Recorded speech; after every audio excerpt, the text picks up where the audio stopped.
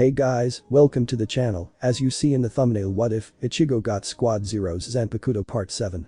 Before I start, please do support for more awesome content and subscribe my channel and like this video. Go support and follow the AEthereal Devastation for writing that awesome fanfic, and also make sure to comment on this story, link in the description. Let's start this video. So, what are you doing tomorrow? Kitsune asks as we sit around the campfire. I returned at roughly 9 at night and found a second meal waiting for me, which proved welcome after exerting my newly healed wounds. Smashing another storehouse or 4, killing some garrisons, the usual, I reply. It's roughly an hour now after my return, and by wordless agreement we're killing time with conversation while Unohana, Amaterasu, and Chisum hold their own conversation.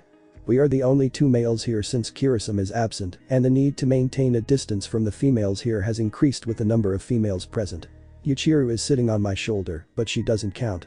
She's too young to join in the conversation the other three are having, and our mutual desire to find a good fight makes Yuichiro's gender a minor detail, easily dismissed, for myself and Kitsune.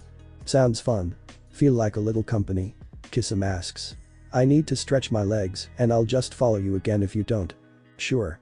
Yuichiro, you want to go looking for a fight alone tomorrow, or you want to come as well? I ask, and Yuichiro tilts her head, considering. I'll go with you, Ichi-chan, she chirps. I'm going to use Shikai and get in a fight, she continues, and I nod, a grin making itself known.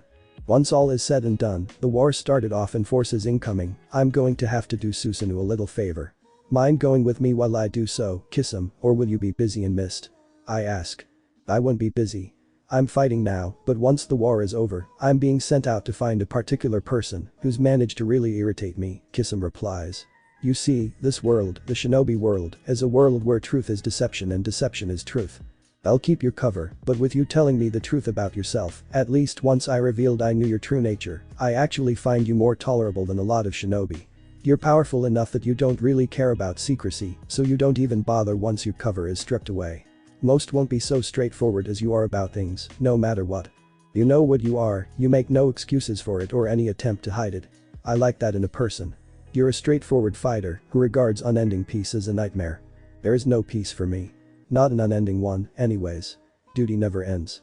There are always enemies to face, I reply. True. I think we'll get along well, and when I die, if I become a Shinigami, I'll be honored to serve under you, Kitsune declares. Now, there any chance of getting you to go and interrupt that conversation among the females? He asks. The fire is still going, so we don't have to end this little chat, and I never did tell you about how I turned from substitute Shinigami to true Shinigami, did I? I ask. No, you didn't, Kitsune answers, sitting straighter as I prepare to tell the tale. The difference between a substitute and a true Shinigami is simple. A substitute forms their Zanpakuto from their soul, like true Shinigami do, but it isn't the fully separate thing a true Shinigami's Zanpakuto is. It's merely the pattern his soul has been given. It's told that this is how his soul should look, and so it looks that way. Same goes for if a substitute gained hollow powers. His soul would have the pattern of basic hollow abilities imprinted, like regeneration, zero, etc., and that's that. He'd have a pattern for his powers to take imprinted onto his soul. For true Shinigami, that pattern is natural, I tell him. We don't need outside powers to form the pattern. I get it. Removing the unnatural pattern from a substitute is simple. You're just restoring what was originally there, not rewriting the pattern of the substitute soul all over again, Kitsune says. Correct. Also, substitutes are rarely strong enough to achieve Bankai. The human soul just isn't made to sustain that much power output, not while it's still a living soul. That's why no living person who isn't of Shinigami blood or a substitute can use Kidme. Their souls just aren't made for it. Kidme is an art belonging to the dead. We can mimic your ninjutsu, use it ourselves, but that's because we once lived and had spiritual energy. All have physical energy while living. But those who advance to Shinigami will always have at least a flicker of spiritual energy as well. That's the combination necessary for ninjutsu, and when we die, our spiritual energy strengthens. But, unlike all other souls, those with spiritual energy can still interact with the living, and so our physical energy is retained as well, I tell him. So you actually have chakra, or can create it at least, Kitsune realizes. Correct. I have to actively mix the two energies to create chakra, unlike you who does it unconsciously, but I can do it. And my physical energy can still increase, even as my spiritual energy does. I retain some living capabilities from the nature of my existence. However, those capabilities are limited, I explain, somewhat irritated by the work it takes to use ninjutsu. Got it. But how did a substitute become a true Shinigami? Kitsune returns to our original topic, apparently still curious. I bonded with a true Zanpakuto, or rather multiple of them. I had Shinigami blood already. Becoming a substitute was starting to tip me towards becoming a Shinigami, but it would have been slow. Bonding with a true Zanpakuto tipped me over the edge, and I changed into what I am now. An immortal being retaining some mortal qualities rather than being a mortal being with some immortal qualities. That honestly changed my view of the world a lot, and it's still affecting me, completing what I am becoming. Shinigami, once our natures are set, change very, very slowly, over decades or centuries if we change at all, I inform Kitsune. I see. Now, how about the full story? Kitsune asks, and I decide to indulge him, beginning with a tale of how the rash human I was became a substitute and started my transformation into a full-blown Shinigami, the tale continuing until the fire burns out, about halfway through my substitute days. I stand once I find a point to stop after the fire burns out and head for my tent, seeing that the females have already taken tents for themselves, though Amaterasu's appears to be a palace on the inside when I check, filled with luxuries, several doors visible to travel deeper into the palace. No doubt the opening to the tent is actually a gateway into Amaterasu's palace. I decide against entering and instead head to my own tent, preparing to sleep. You'll hear the rest of the tale in time, Kitsune. Just as I will hear yours. Now, get some sleep, I tell him over his requests for me to continue my tale of my days as a substitute. I enter my tent a few moments later and take my own advice, lying on my bedroll and entering a half-sleep state. Spoils of war is beginning to change me. Several desirable physical abilities were present in the Thousand Suns and Space Wolves when I fought them, and the noble phantasm claimed some of them on my behalf. Now, one of the new organs grown within my body, found useful and acquired for me, slowly becoming ready for use, my catalepsian node, begins to work, switching off parts of my brain in sequence so they can rest while I still remain aware enough to act if needed. The next morning. Well, it's time to go, I suppose. Kitsune asks directly after breakfast. Correct. We have storehouses to liberate the supplies from before we burn the buildings, I answer. Yuichiro grasps my shoulder firmly, clutching to my armor. Also, I recovered Shibuki. I don't have much use for it myself, I have Kidden for explosions and other blades for cutting. Hiramekure, I can use. The Kibas, I can use. Any other blades I grab can be had by others with my blessing, I tell him, handing him Shibuki. I have precisely zero use for this sword, especially as the explosions are produced by a second component rather than something native to the sword, which I can't produce. Without explosive tags, the sword is useless. I can't make, and have little interest in learning how to make, explosive tags. I am going to have to avoid fighting at my full power for a while, as the healing process also sped up the growth of some of my new organs. Most are still growing, and the catalepsian node, the furthest along, won't finish growing for a year or more. My body is still adapting to them and wasn't expecting the change, so I am somewhat off balance. The growth was sped by the healing, when I shouldn't have been able to tap into the catalepsian node for another 6 months at least. Some organs that should be connecting them, which were useless without certain therapies or training, aren't growing and make things even harder to adapt to. I need a healthy power reserve to keep my body working properly until it adapts because of this. I've already had to unseal my limiter to 10% from my usual 2% to maintain that. Almost half my power is consumed by keeping my body active now, which is irritating. Refilling my reserves by means other than food and sleep has its own unique troubles, as was demonstrated to my detriment yesterday. To use my abilities as a Quincy to gather power or manipulate time to restore my power takes a certain spark of power that's already there, which nearly killed me yesterday because I couldn't gather power to fuel my regeneration. My blades being sealed didn't help much either, and refilling my reserves with time manipulation or my Quincy abilities takes complete focus on my task, which I can't usually afford. I haven't had time to train with Baragon's abilities yet, and converting Reishi to Riryoku ambient power to personal power is hard, time-consuming, and require I already have substantial power available to begin the process. Time manipulation is less costly, but it takes me a while to set up, and I can't control time in any other way while I do so. Ichigo-san, are you really going to insist on getting into multiple fights today?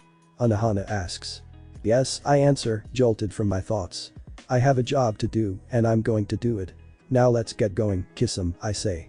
I plan to exert my Quincy abilities a bit today and use Resurrection. After all, I currently don't have to worry about anyone not in the know seeing me at work, I tell her. I don't have much chance to use my more impressive abilities since I have a cover to worry about. If I encounter an enemy who is a valid target for Resurrection, I'll use it at least once I've secured the area against accidentally harming those outside the battlefield with my Reiatsu.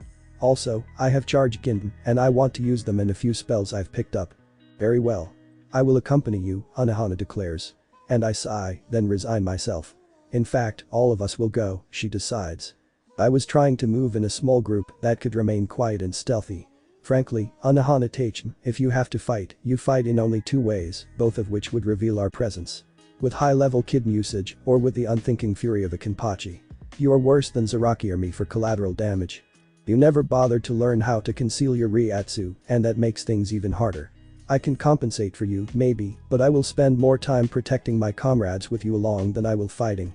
You have a worse record for collateral damage in the form of dead comrades and innocents than all the other Kenpachi put together, I snarl, trying to get through to her. Isam is now looking at Unohana warily, one hand on Samehada's hilt. Protecting multiple people from you is not something I have any desire to try. Even with Amaterasu's help, I'll still take a severe beating from your stray attacks, and calming you down, I growl, and Unohana seems to shrink. I cannot trust you on the battlefield, and you trying to bring others in who can't survive your rampages is sadly typical of your misplaced confidence in healing. You cannot restore life that is not there, I tell her through clenched teeth. I think I will avoid this little outing, Chisum says, backing away from Unohana. I may be able to reverse time to undo death or wounds, or reject the wounding and death in the first place, but I am unfamiliar with doing both of those. My ability to heal anyone besides myself is limited, and frankly I don't like the idea of moving in a team with you when the rest of the team is not able to move fast enough to stay out of your way, I tell her firmly. I understand, Yamamoto Teichin. Would it make you more content if I agree to stay a full kilometer from any fighting, conceal myself while you fight to avoid being drawn into fights with patrols, and if I am drawn into a fight somehow, only defend myself and call for aid? Or perhaps Chisum-san would agree to stay with me? Unohana attempts a compromise. Fine. All of us are going. However, you are to keep to those terms, Unohana Teichin, I growl, resigned. I can restrain her, Ichigo. I am strong enough, and I have more authority than she does, Amaterasu says. I nod gratefully in response for the suggestion, then grab Kisum and Chisum, vanishing into Shunpo. Unohana and Amaterasu follow me, Amaterasu mimicking the technique, appearing in a flash of flames. Shunshin works, but it's much slower than Shunpo. I want to get this done quickly. Shortly, we have arrived at the first storehouse. Okay, let's make this quick, I order, releasing my passengers. I'll deal with this one. The patrol is coming, Kisum says, muffled sounds coming from the living sword on his back. Chisum, with me. It's a patrol in force. Feels like 10 Chunin and 4 times that in Chunin. Good chance for you to get some experience in larger battles, Kisum says, and moves off to deal with the patrol, Chisum following. I ready my bow, cross flipping into my hand, and the immense bow appearing, even as a bow made of gold appears in Amaterasu's hands, string bearing an arrow formed from sunlight, black fire blazing on the head. Spirit arrows of black energy appear on my bow. This storehouse follows the pattern of the others, but there are more ninja here. A good 20 enemies. Who are acting as sentries at the door. Amaterasu and I cautiously raise our bows, but Amaterasu somehow gives herself away. My bow snaps into position and fires, but too late. A stone wall intercepts my arrow, even as Amaterasu brings her bow up and releases her arrow. Another stone wall intercepts this arrow, and then the walls fall, revealing that kunai launchers of the type usually used in puppets are deployed. The launchers start firing, and I snarl, meeting them with arrows, several appearing on the string and being fired at a time.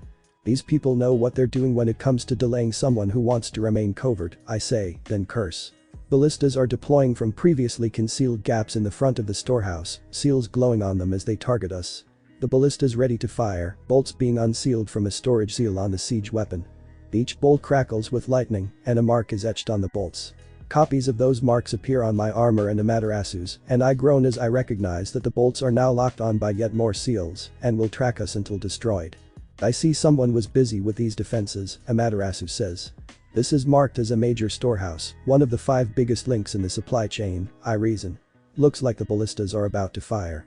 This is going to suck, I growl, making sure the enemy can hear my words. The kunai launchers cease as I hear laughter from the storehouse, and I trade my bow for several gintam, holding them between my fingers, ready to throw. The weapons fire, and I grin. Not, I continue my previous statement, equally loudly. The 9 forked roads carry the fury of the heavens. Sturm. I roar, and from the 9 gintam in my hands, 9 lightning bolts roar out, splitting into 9 forks. The first 27 spend their wrath destroying the ballista's projectiles, shards of metal flying from where they meet. Each piece of the metal ballista bolts has a high-level explosion seal on it, enough to do severe damage to whatever hits. Each of those seals is meant to destroy buildings and ships. There are hundreds on each bolt, amplifying each other's explosions. Those would have hurt if they hit. However, there are still 54 lightning bolts left, and I pick targets for them. The bolts suddenly change course, 6 smashing apart the door to the storehouse, the others striking and killing the 8 in the guardhouse, meant to stop attackers on the storehouse. 12 left. I replace the Gintm in the rope pocket I drew them from, advancing. So, it will be close quarters combat? Amaterasu asks. Not if I can help it, I snarl, and draw Sanbonzakura. Chire, Sanbonzakura, I say, the blade dissolving, blossoms swirling around me as I advance. Stay out of my way in this fight. I can't separate myself from you without dying, which would be inconvenient for me. However, I don't know you too well yet and don't really trust your combat capabilities. Your flames are what hurt me yesterday, not your blade, I tell her. We can't afford flames in here, not until the supplies are liberated. Sanbonzakura will do its work here. I'm capable of directing the blossoms as I see fit and I can sense where the enemy is. We'll advance, as I need to be fairly close, but we're not getting so close that they can attack us before Sanbonzakura kills them, I say as we enter the guardhouse, and I kneel as I begin concentrating carefully, Sanbonzakura's hilt tilting ever so slightly as I direct the tiny blades. Over the next half hour, I kill the 12 remaining guards. Hisam and Chisum finish their fight in that time and join us as we advance into the storehouse, both having minor wounds that won't require attention until we return to camp. Well, our fight went well, Kisum says as we advance into the warehouse, him in the lead, then he stops suddenly, Amaterasu almost crashing into him. He advances a moment later with a casual push from me, through the door connecting guardhouse to storehouse, and I enter and look myself. This place has been built into the ground, I immediately notice. There is a giant pit dug into the ground, several levels of stairs descending into the pit. Immense shelves loaded with other materials besides food, including sealing paper, ink, armor, weapons, scrolls marked as carrying information for instructing shinobi, wood and stone for ship and building repairs, as well as food, of course. Where the stairs stop at each level, bridges extend from the walls, allowing people to get at the supplies. The entire pit has a 2-meter wide platform around the edge at the top, railing keeping people from falling in. We send it all to the rebellion, I say, and prepare the transport kitten. I haven't seen this much in the way of resources just lying around since I saw the village at war, Kisum breathes. How many like this are there? He asks in shock. This is enough to supply the rebellion for 3 years, minimum. If we maintain current rationing of all resources, that nearly triples. And Yugura has enough that he can afford such a small guard as a mere 20 shinobi on it. He says incredulously. Apparently so, I answer, somewhat shocked myself, but controlling my reaction as I invoke the kitten. In a flash, the storehouse is empty. However, there were decent Templars defenses, and the patrols were likely out in force here often, just in case. Still, keeping so much in only one place is not the best idea, I say, and Kisum nods, still in shock. Let's go, Chisum says, and Kisum marshals himself, our group turning and leaving. Ichigo-kun, once this mission is complete, may we spend some time getting to know each other? Amaterasu asks. Also, I wish for you to instruct me on combat, so you might trust me to guard your back in battle. Very well, I say. It's a reasonable request, and if we're bound together unbreakably, might as well get to know each other. And she does need training in physical combat. What are your objectives? Amaterasu asks, and I get out my map of Kiri's main island to show her. There are 6 fortresses and 12 storehouses. The storehouses need their supplies liberated, and then the storehouses need to be destroyed. Alternatively, the supplies could be destroyed as well, but it is preferable to take them ourselves. The fortresses and objectives now marked in black on this map have already been dealt with, I say, and she closes her eyes. I feel a flare of divine power from her and look at her curiously as she opens her eyes. Moving things from one place to another is well within the capabilities of any god or goddess. Those supplies are with your rebellion. I traced where you sent the supplies from here and moved the supplies from the other storehouses there as well, Amaterasu explains. I use the kitten for temporary astral projection, which I used to communicate with Mei when I started my mission, to check and confirm her words. What about the destruction of the storehouses? I ask. I moved their garrisons into the lake near Kiri. And I manifested my flames within the buildings. They are gone. I am also calling down meteors upon the fortresses. If you have no objection, I will move the monks out of the way, as I prefer not to kill worshippers if avoidable, Amaterasu says. Put them with the prisoners the rebellion has right now, I say. Or with the supplies you moved to the rebellion. Very well, Amaterasu says. I am also withdrawing my favor from Yugura by setting his tower in Kiri on fire. The flames will be doused soon, but they are very clearly mine, she says. In the distance I see meteors about to impact the fortresses I was prepared to target. The meteors are small, but they will strike with enough force to leave only rubble behind. Apparently, Amaterasu, as goddess of the sun and the universe, may call down orbital bombardment from meteors at will apparently. I mentally log it as a useful ability. I can do something similar with Kidm, but there is nowhere near as much widespread destructive power behind the technique. That Kidm is an army killer, not a fortress destroyer. Black fire surrounds the meteors, immense dust clouds mixed with those flames rising from the point of impact moments later. Well, it looks like I'm out of targets, I say, growling in resignation. I had hoped for more fighting before something happened that removed the fortresses from a list of targets for me. Could you not select more? Anohana asks. Anohana Tachem, you really need to learn strategy, I complain. You are powerful, I don't deny that.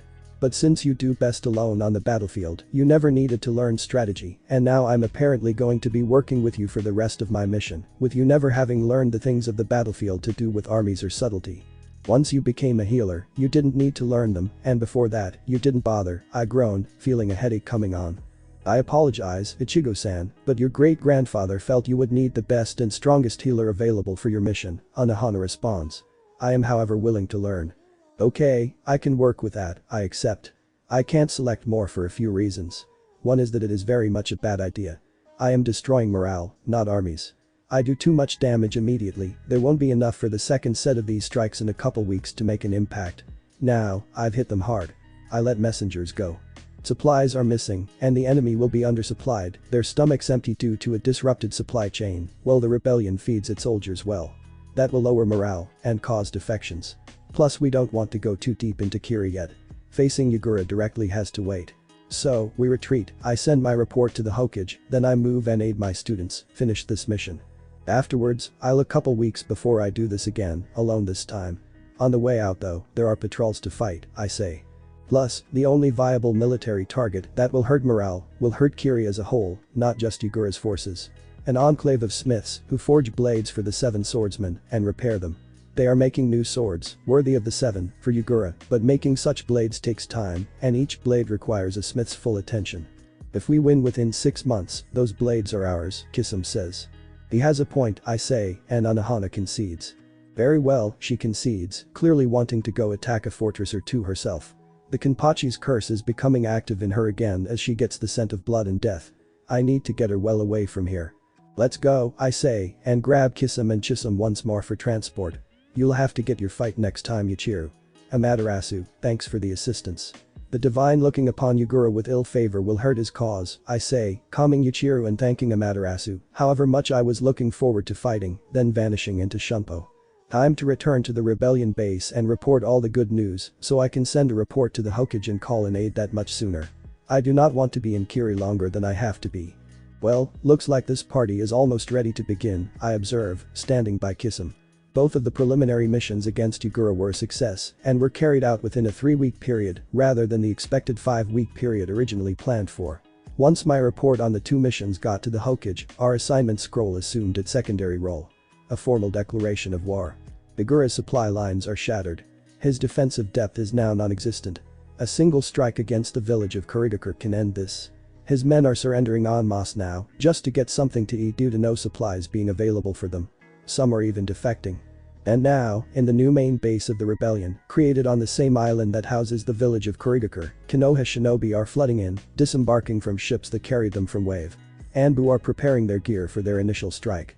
They will be engaging Yagura's patrols along with Konoha Chunin and taking down the 3 fortresses that will prevent a direct attack on Kiri by virtue of being positioned to be an anvil to Yagura's hammer in the coming battle. The Anbu will be fighting hard soon, and it seems the Hokage insisted on them at least having the practice if not the experience to manage in those fights. Yeah. Your Daimum's troops are disembarking as well, I see, Kitsune replies. Yagura still has a lot of soldiers. With Konoha's forces, we'll still be outnumbered 3-1, but we have 2 major advantages. One is Naruto. Apparently, rumors have already spread about him throughout Yagura's forces, and he's been accorded a lot of fear from the captives. They actually believe he's Madara and Hashirama, reincarnated in the same being, with the powers of an Uzumaki Fuinjutsu master, and full control of the strongest Bijk of them all again. That little incident with the Kyubi was certainly amusing for me, anyways, I inform Kitsune, remembering when I got the Kyubi to get along with Naruto. How did you get the Kyubi in line, anyways? Kitsune inquires, evidently curious. That's to show you, I say, and activate a kid I created myself, meant to pull others into a memory. A moment later, we're standing in what appears to be a sewer. Ahead of us, I see myself, an armored giant, growing even faster now that I've gotten around to eating the proper diet to maintain my new organs. Nearly 275 centimeters and broad across the shoulders. My armor has been adapted by Amaterasu to continue fitting, a minor exercise of divine power which I'm still trying to figure out so I can do it myself, with minimal success. Beside him walks Naruto, growing now that he is eating properly and building muscle structure himself, though nowhere near as quickly as I am. So, this is your memory? Kitsune asks. Indeed. We cannot interact with anything. Now, follow, I order, and walk ahead, slipping soundlessly through the water. Shortly afterwards, we find a large chamber, the majority of it sealed off by an immense pair of gates, which are held shut by a piece of paper. Behind the gates, an immense fox is lying down, and a single red eye opens, regarding my past self and Naruto. The eye first looks at Naruto, and the fox seems to nod in approval, though the motion is slight. The fox itself was complete, both yin and yang reunited the day before it was brought to heel. Its other half was not hard to find, chained within the realm of death of this world, Yomi, as it was. Cleansing it of the accumulated malice and taint of 9,000 years, from the day of its birth when the Sage of Six Paths created it to the time I retrieved it, was trickier. Then I had to cleanse the other half as well, so yin and yang would remain in balance. All told, the process took 3 days of constant work, during which neither Naruto or I slept. Then the fox looks at me, or rather the memory version of me, and yelps as it scrambles to its feet and rushes to curl up in the back of its cage. Well, that was funny, Kitsune says once he stops laughing. The Kyubi running from little old you. Who would have thought? He says, apparently now considering my powers an everyday thing. I'll have to remind him of how powerful I am later, I suppose. Kyubi, we request audience, Naruto calls, apparently losing patience with the beast trying to hide from me. And not while he is here. How do you manage being around him? He is death. He is destruction. He is wrath and ruin and war. Even you blind humans should be able to see what he is. Kyubi screams hysterically. Naruto was told what I am, who I am, and my mission shortly before we started the process to reunite the Kyubi. He didn't really mind the deception about my true identity, especially since I'm now technically telling the truth. When asked, he replied that so far as he was concerned, one primordial god isn't much different from another. Both could crush him underfoot without even noticing, so he's not going to question such a being. You have my word that I am here to do you no harm. Indeed, I come bearing an offer that may benefit us both, my memory self calmly replies to the Kyubi. Of course I know what he is, Naruto answers the Kyubi a moment later.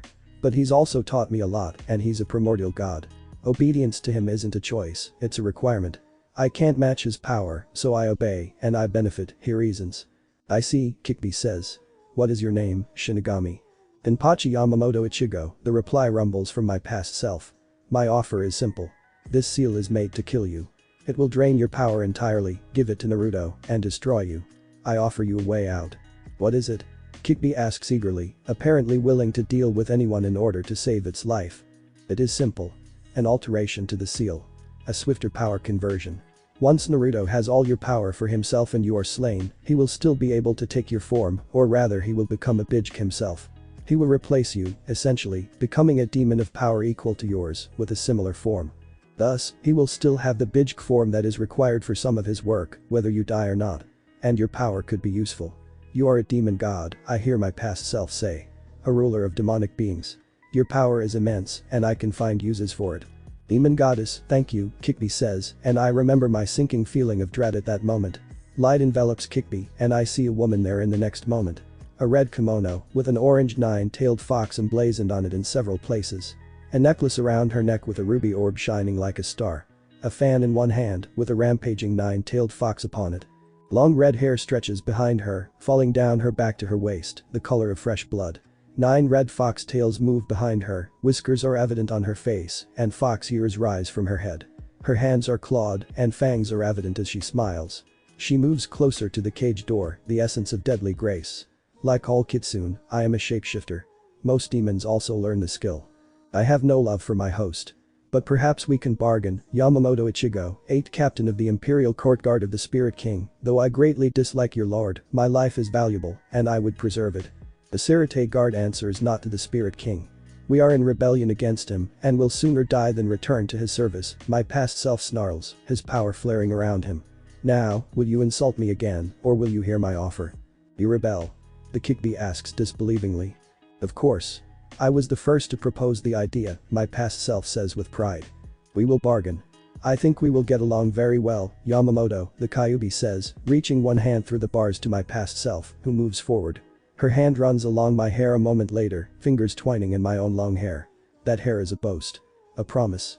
It says that if an enemy tries to grab my hair and use it against me, I will be fast enough and strong enough to kill them, no matter who they may be, in a heartbeat. It declares my utter confidence as a warrior, my pride in my skills. It is a declaration of contempt for those who face me, saying they'll never touch me. A challenge, plain and simple. I shift uneasily as the Kyubi touches my hair. Why do you perform this action? My past self asks warily, hand twitching as if to go for a blade. So similar to my own, the Kyubi says quietly. You are powerful indeed, and I find I like your confidence, your pride, and of course your choice in hair color. What is your offer? My hair is natural, my past self says, laughing slightly at the Kyubi statement. My offer is simple. The seal is able to be modified by any Shinigami. It is the divine authority of one of my kind that holds the gate shut, reinforcing the intent of the maker of the seal. I will modify what the seal does. It is no mortal power that holds you, but rather an immortal's will embedded into this seal. So, I will override that will, and pour my power into the seal, which will convert it to power for Naruto. He will still have his own demonic form, similar to your form as a giant fox. He will have power equal to yours. I will be able to release you once he has reached that point. However, you will not run free. Instead, you will fight alongside me as a comrade. You were created without the ability to grow stronger. I can give you that, my past self says. Nature had good choice in hair color for you, then, the Kyubi begins. Gods and demons alike cannot break their word once given. So, do you give your word that you can give me the ability to grow stronger, free me, and give me my life? My host will become a Kitsune himself if you can free me, as the seal is meant to transform him. If he is going to have a demonic form like mine without me, he will of course become a Kitsune. If you give me your word that you can free me and make sure I live through the process, and grant me the ability to grow strong, I swear to serve you for all time. I swear, my past self says without hesitation. I am justifiably confident in my might, and my past self lets his right hand fall to a blade by his side. Tenkai. Turn the sun dark, Tensa Shigetsu, is the command that growls from my past self. Heaven Chain, Death Moon, all the stages of release are available to me now that I have harmonized with my Zanpakuto. It is simply a matter of becoming strong enough to survive using their power. That is the limiter now on my strength. The black katana I draw from my side burns with pure darkness. A moment later, an immense black scythe blade is in one of the hands of my past self, gleaming darkly. Two chains stretch from the blade, one connecting to my gauntlet, the other to the blade in my past self's right hand. The sword blade is also chained to the gauntlet of my armor, and is similar to my sword in Bankai. However, this blade is even longer, nearly half again its length in Bankai, and subsequently broader. Tenkai changes Zangetsu. He becomes not just a compression type blade, but a weapon that is meant for heavy combat.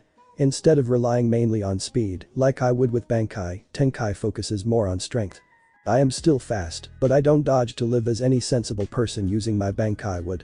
My armor has changed as well, turning fully black, Haori and robes replaced by a coat woven from black iron, similar to my coat from Bankai. Spikes protrude from my armor, horns with serrated blades on the inside edge, adorning the side of my helm, one pair pointing up, the other pair pointing forward. Chains wind around my armor, glowing feebly gold as the shadows wrap around my armored form, the light dulling and flickering, the chains winding around me, attempting to bind me. The shadows consume the chains bit by bit, the links turning black, tiny serrations appearing along the edges of the links, the attempts to bind me ceasing. This Tenkai takes a bit to be ready for battle, given those chains, but it can be compensated for. My iron coat, the edges woven from sword blades who have their tips poking out along the edge, flaps in an invisible wind, the chains moving to simply wrap in an intricate pattern around my body, not binding me, but simply keeping their presence evident. Impressive, the Kyubi says. Tensa Shigetsu, Kakugatsu no Daichidankai. Shinsiji Shib, I command, and the scythe sweeps out. A narrow crescent of silver light flashes from it towards the cage, followed immediately by a roaring wave of absolute darkness. Heaven Chain Death Moon, first phase of the Black Moon. Death Newborn, the silver light, the light of the young moon, just leaving the new moon phase, is the cutting force of the strike, slicing through the bars with ease, the cut smashed wider by the brute force of the following darkness. A moment later, the cage is repaired, and the Kyubi glares at the person who appears in front of the cage. He looks like Naruto, albeit older, still blonde, blue-eyed, and with less muscle. Also more flamboyant in color choice. Doubtless the Yondaime Hokage. Who are you? The new arrival asks my past self. Denpachi Yamamoto Ichigo, of the Sarate Guard, Shinigami Captain, Namikaze Minato, my past self replies. Your son, here with me as you can see, has requested my assistance with the matter of the Kyubi. I have reached a bargain with her that she is irrevocably bound to and trade for her life and freedom, while still leaving Naruto with the power you intended. I will carry it out, so stand aside, my memory self growls, raising his immense scythe blade, the blade a full 2 meters in length and thirsty for blood. A single chain from his armor suddenly moves, lashing out at Namikaze, who barely dodges. Naruto? Namikaze asks as he looks at the person he landed in front of when he jumped to dodge the lashing chain, apparently not noticing him until he practically landed on top of him. Indeed, Hokage-sama, Naruto replies, bowing. I have indeed requested Yamamoto Teichim's assistance. Should you persist in standing in his way, I will join my blade with his. Naruto, the Hokage breathes quietly. How long has it been? Did Sarutobi tell you your ancestry? No. My instructor in the Black Operations Division assisted me in discovering my heritage. I am currently 12 and currently assisting in the civil war in Kiri, going to the aid of the Bloodline faction, father, Naruto answers. Black Ops? Namikaze asks in shock. Correct. Sandaime-sama desired that I be familiar with the darkest parts of the shinobi world. I possess my Manjikam and am well practiced with its abilities now that my eyes were replaced to give me the Manjikam's permanent form, Naruto explains. I am on the road to become Hokage. I have the respect of the shinobi. The Nidaime's reforms will soon be repealed. I will be leading the main force in combat when the battle with the Mizukage comes, earning respect on the battlefield and making my reputation. Good, Namikaze says. A bit bloodier a path than I ever wanted to see you walk, but if you're on the path to be Hokage, to protect Konoha, I don't have a right to say a word in protest. Who trained you? Yamamoto Teichim taught me all I needed to learn for the Black Operations Division, as my Junin sensei while in deep cover among Konoha's own, Naruto replies. Thank you, then, Yamamoto Teichim, for looking after my son, Namikaze says. I will step aside and allow you to deal with the Kyubi. I simply aided him in discovering his true potential, my past self answers, having simply watched the exchange between father and son. Speak with your father, Naruto. You will not get this chance again for many years. It will take time to alter the seal correctly. I merely desired to get the attention of its guardian so he could not intervene, he says, then raises a hand glowing black, blade firmly clutched in it, towards the gates, the paper seal flaring the same color as my past self rises into the air, beginning his work. The seal expands before him, many different kanji revealing themselves. Old kanji vanish or shift position as new ones appear, the seal rotating slowly, every kanji glowing black. Eventually, the job is done, and Naruto and his father watch as the seal is restored to the form of a paper tag. Then my past self flares with power, the seal pulsing. Pipes appear along the sewer walls, one running with red energy, the other with blue, the red energy flowing into the blue pipes and turning blue, then the red starts to be replaced with black. Another pulse follows, and more red energy turns black. Slowly, the entire red pipe is filled with black energy, the gates to the seal starting to creak open as the Kyubi's power is assumed to have been taken, the cage made unnecessary. The Kyubi is held back still though, by a slowly weakening barrier of blue energy. Bit by bit, the two sets of pipes merge, the black energy turning blue. Once it finishes, the gate is fully open, the energy barrier gone. Freedom is yours. Your life is yours. And now, we will begin the work of helping you grow stronger in the outside world. You can leave this realm within Naruto's mind now, correct? My past self asks, sealing and sheathing Zangetsu, the immense power of Tenkai, no longer needed to match the output of the 9 tails. But that Tenkai, the more power I use, the more my power is raised by the magnification effect. I am stronger now than when I released Tenkai in the first place, in that moment. Correct, Kyubi says, and tackles my past self, clutching onto his armor in a hug. He barely stumbles back a step rather than falling as Kyubi clearly wanted. Let's go and have some fun, she says cheerfully, and my previous feeling of dread is confirmed. I'll see you when we're both dead, Naruto, Namikaze says, and ruffles Naruto's hair as he fades. You've made me very proud. We will meet again then, father, Naruto says, showing the last vestiges of his innocence as he hugs his father, then he snaps to attention as his father finishes fading and I turn, Kyubi still clutching onto my past self. There's work to be done, Naruto, I say. Hi, Teichim, Naruto replies. Shall we be about it? He asks and my past self nods. With that, I end the kid, myself and kiss him returning to our own bodies in current time, a few seconds after the kid was invoked. You really have the worst luck dealing with women, or the best, depending on how some people might see it, Kisum says, laughing quietly. I punch him in the gut indignantly. My luck is good. It's my noble phantasm that's the problem, I maintain fervently. True, I suppose. But imagine yourself with this problem a century from now if things go at their current rate, Kitsune says, and I blanch, then start cursing whatever actions embedded that noble phantasm into my legend and made it an irremovable part of me, continuing at length. I am also firmly resolved to find another Grail War to get rid of that noble phantasm. The process is simple. Find a Grail War. Win a Grail War. Purify the Grail. Make the wish. A simple foolproof plan. Below us, the bustle of an army preparing for battle continues. Let's get down there and prepare for battle ourselves, I say. We stand on the crest of a hill rising above the camp, trees all around us. The camp is ringed on 3 sides by hills, and its back is to the sea, in the form of a cove where the transport ships carrying yet more resources and shinobi are landing. Agreed. Missing this fight would be inadvisable, to say the least, Kitsune answers. By the way, you never told me who managed to irritate you to the point where rather than oversee your clan as it settles back into the village, you're going hunting for him, I say.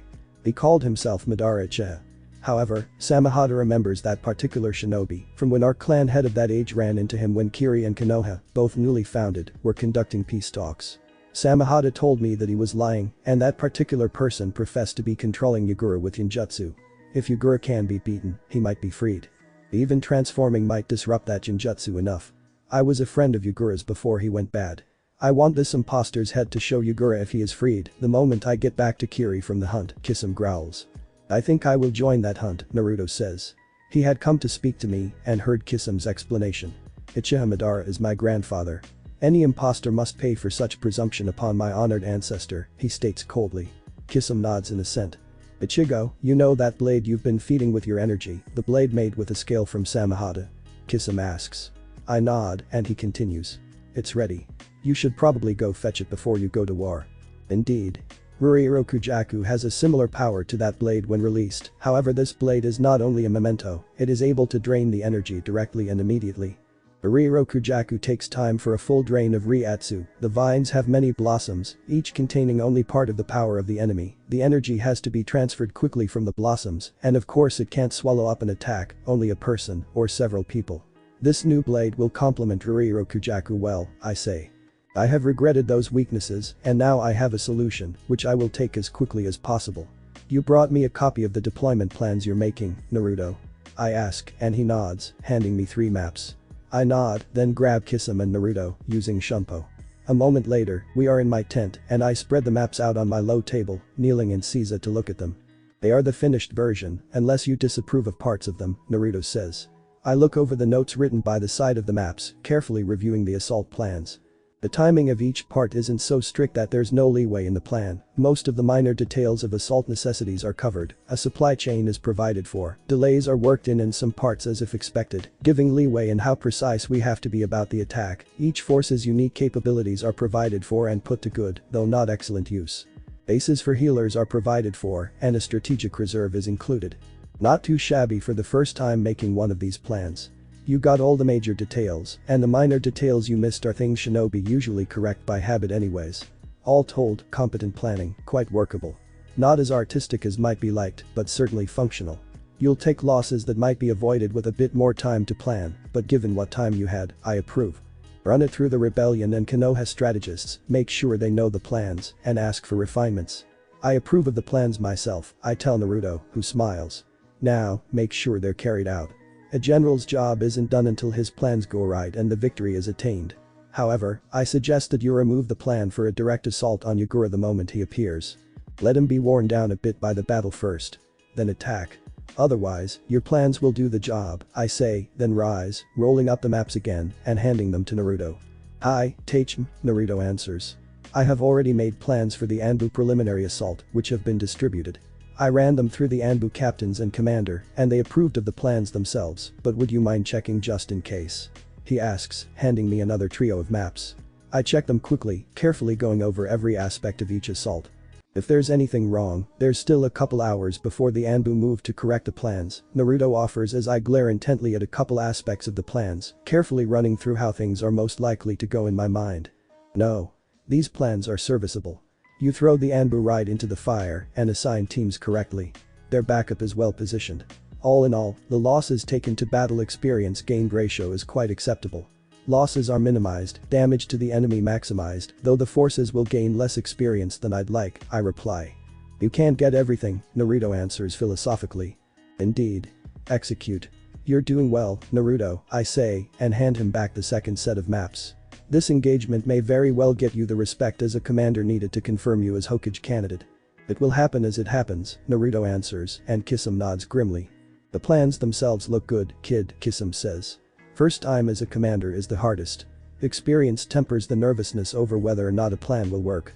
They look good enough that I'll entrust you with getting us back Kurigakure, or at least with the planning for that. Thank you, Naruto says at this unexpected vote of confidence. I'll see you both later then, Kitsune says, leaving to start getting his clan filled in on the plans. Naruto heads for the tent where the other commanders are gathering, and I decide to head somewhere remote and practice with my lesser used blades, away from prying eyes. Creating a kid to render an area completely isolated, with no one being able to enter it or sense anything going on inside, with sight and sound from within the area also obscured, has been proving difficult, and I'm still trying to figure out how to exercise power in the manner of a divine being, rather than that of a spirit with divinity. There are sadly substantial differences. I vanish, heading away to begin my training. 2 days until we meet Yura in the field. I intend to be ready. Stand ready, I instruct the soldiers I am currently monitoring.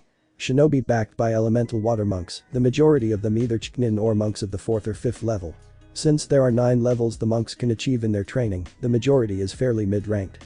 There's about 200 in the group, 3/4 of them the mid-ranking troops, the others Chunin, Anbu, or monks at the 7th or 8th level who are acting as squad leaders, with a few acting independently of squads. Looks like the battle is currently about to begin. The Anbu and Chunin hit the initial defenses of the enemy yesterday, went into the fire, and came out with a 14% loss ratio in dead or wounded, unable to participate in this battle. The rest have been assigned to the initial assault and should hit momentarily, I say, then nod as I see fire element ninjutsu strike at Yugura's forces from a spot in the woods about a kilometer away, more following from other places within a 2-kilometer range, striking at Yugura's center, no point where our forces are attacking from being closer to my force than half a kilometer. My own force is poised to meet Yugura's left flank, and all of us are currently taking advantage of the woods near Kurigakure. Yugura, apparently suspecting that our assault would come after yesterday, has mustered his army. Walls of water rise to stop the fire jutsu, and earth jutsu respond. The Uchiha copied many earth ninjutsu when we fought Iwa, and at least basic earth attack ninjutsu are common among the Chunin and Chunin. Earth spears pierce through the water walls raised by Kurigakure shinobi, and few remaining water element monks, and the water walls drop in several places as their creators die, more fire jutsu being launched through the new gaps. However, the enemy is not idle. Water whips lash out over long range, destroying a swath of trees, and 3 of the Chunin squads, who took advantage of the created gaps in the water wall to launch fire element ninjutsu are killed, their energy signatures vanishing, as immense water whips crush everything in the stand on trees where they hit. I tense, hand falling to Kyoka Sujetsu, which is prepared just in case so I can fight all out if need be, and conceal evidence later. "Come out, bloodline freaks," one of the Kiri shinobi calls. He flips through hand seals, and a water dragon, apparently a standard attack jutsu here, forms from one of the strategically placed lakes bordering the battlefield.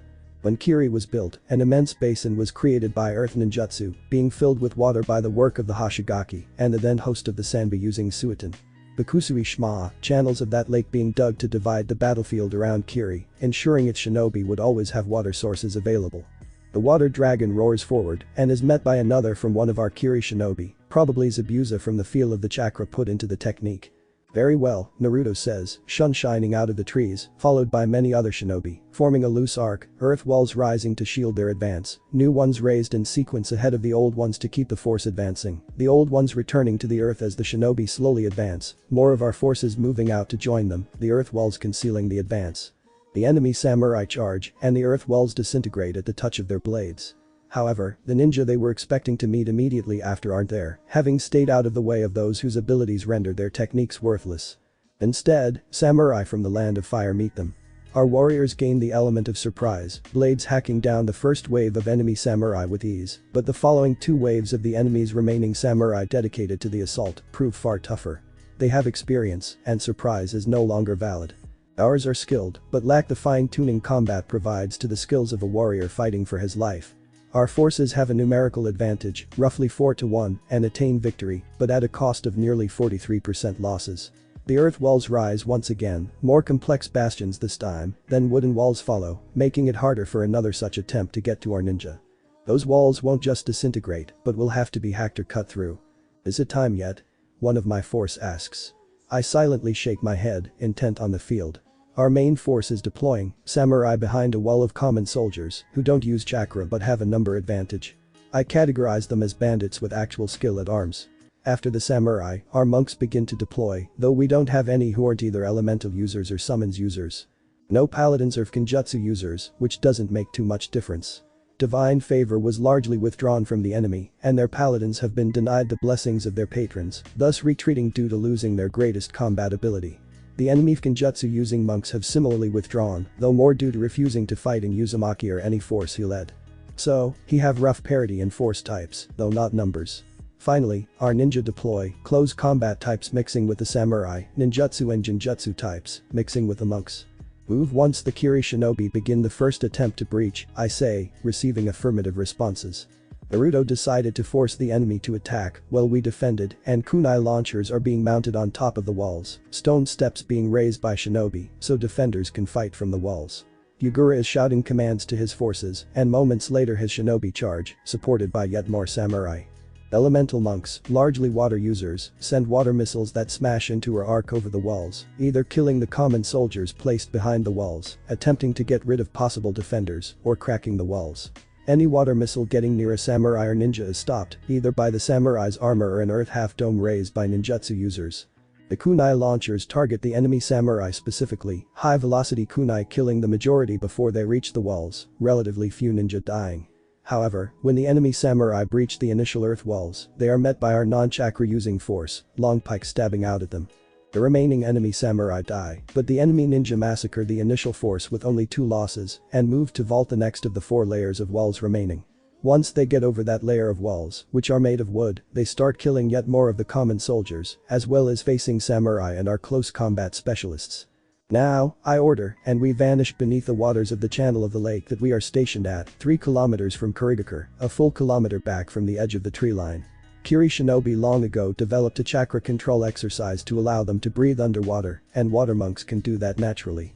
And my entire force is composed of either water monks or bloodline shinobi, and I don't need to breathe myself. Almost 500 meters beneath the water, my force moves unnoticed, chakra signatures carefully masked. When we reach the designated point, we begin surfacing until barely 40 meters underwater, and my shinobi begin hand seals. Suiten. Daibakufu no jutsu, they say quietly, bubbles floating from their mouths. Above us, an immense wall of water forms, then crashes down on the left flank of the enemy, smashing them. The enemy shinobi, not expecting it, were unable to protect themselves. The samurai were simply crushed by the water falling on them, even though no chakra was present to empower that water. Momentum had taken over. The enemy water monks survive however, and that would be inconvenient. Budakero, Kyoka Sujetsu, I say, drawing the blade. Reality fractures, and I rewrite it in a fashion more pleasing. The enemy water monks now believe they're in a desert, the sun beating down, every sense telling them there's no water for hundreds of kilometers. They panic, desperately calling to their element, churning it into a frenzy. Unable to sense their true surroundings, they call predators from their hiding. Crocodiles, who normally have better sense than to try anything with a chakra user, can't resist the siren call.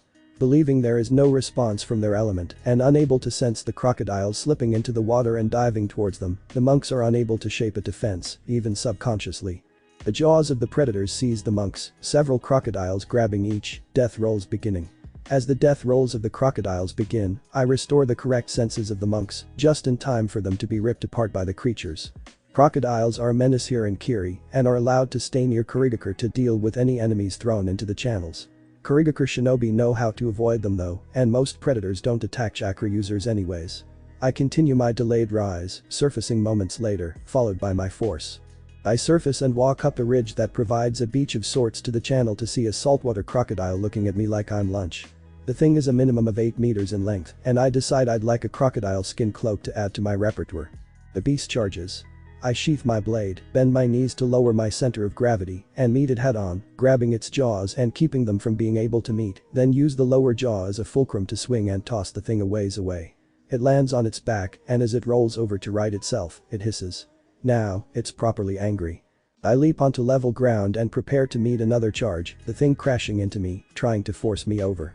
I simply wrap my arms around its midsection and start trying to crush it, the tail smashing into me and forcing me to let go. I snarl as the beast attacks again, having apparently decided I'm an opponent rather than food.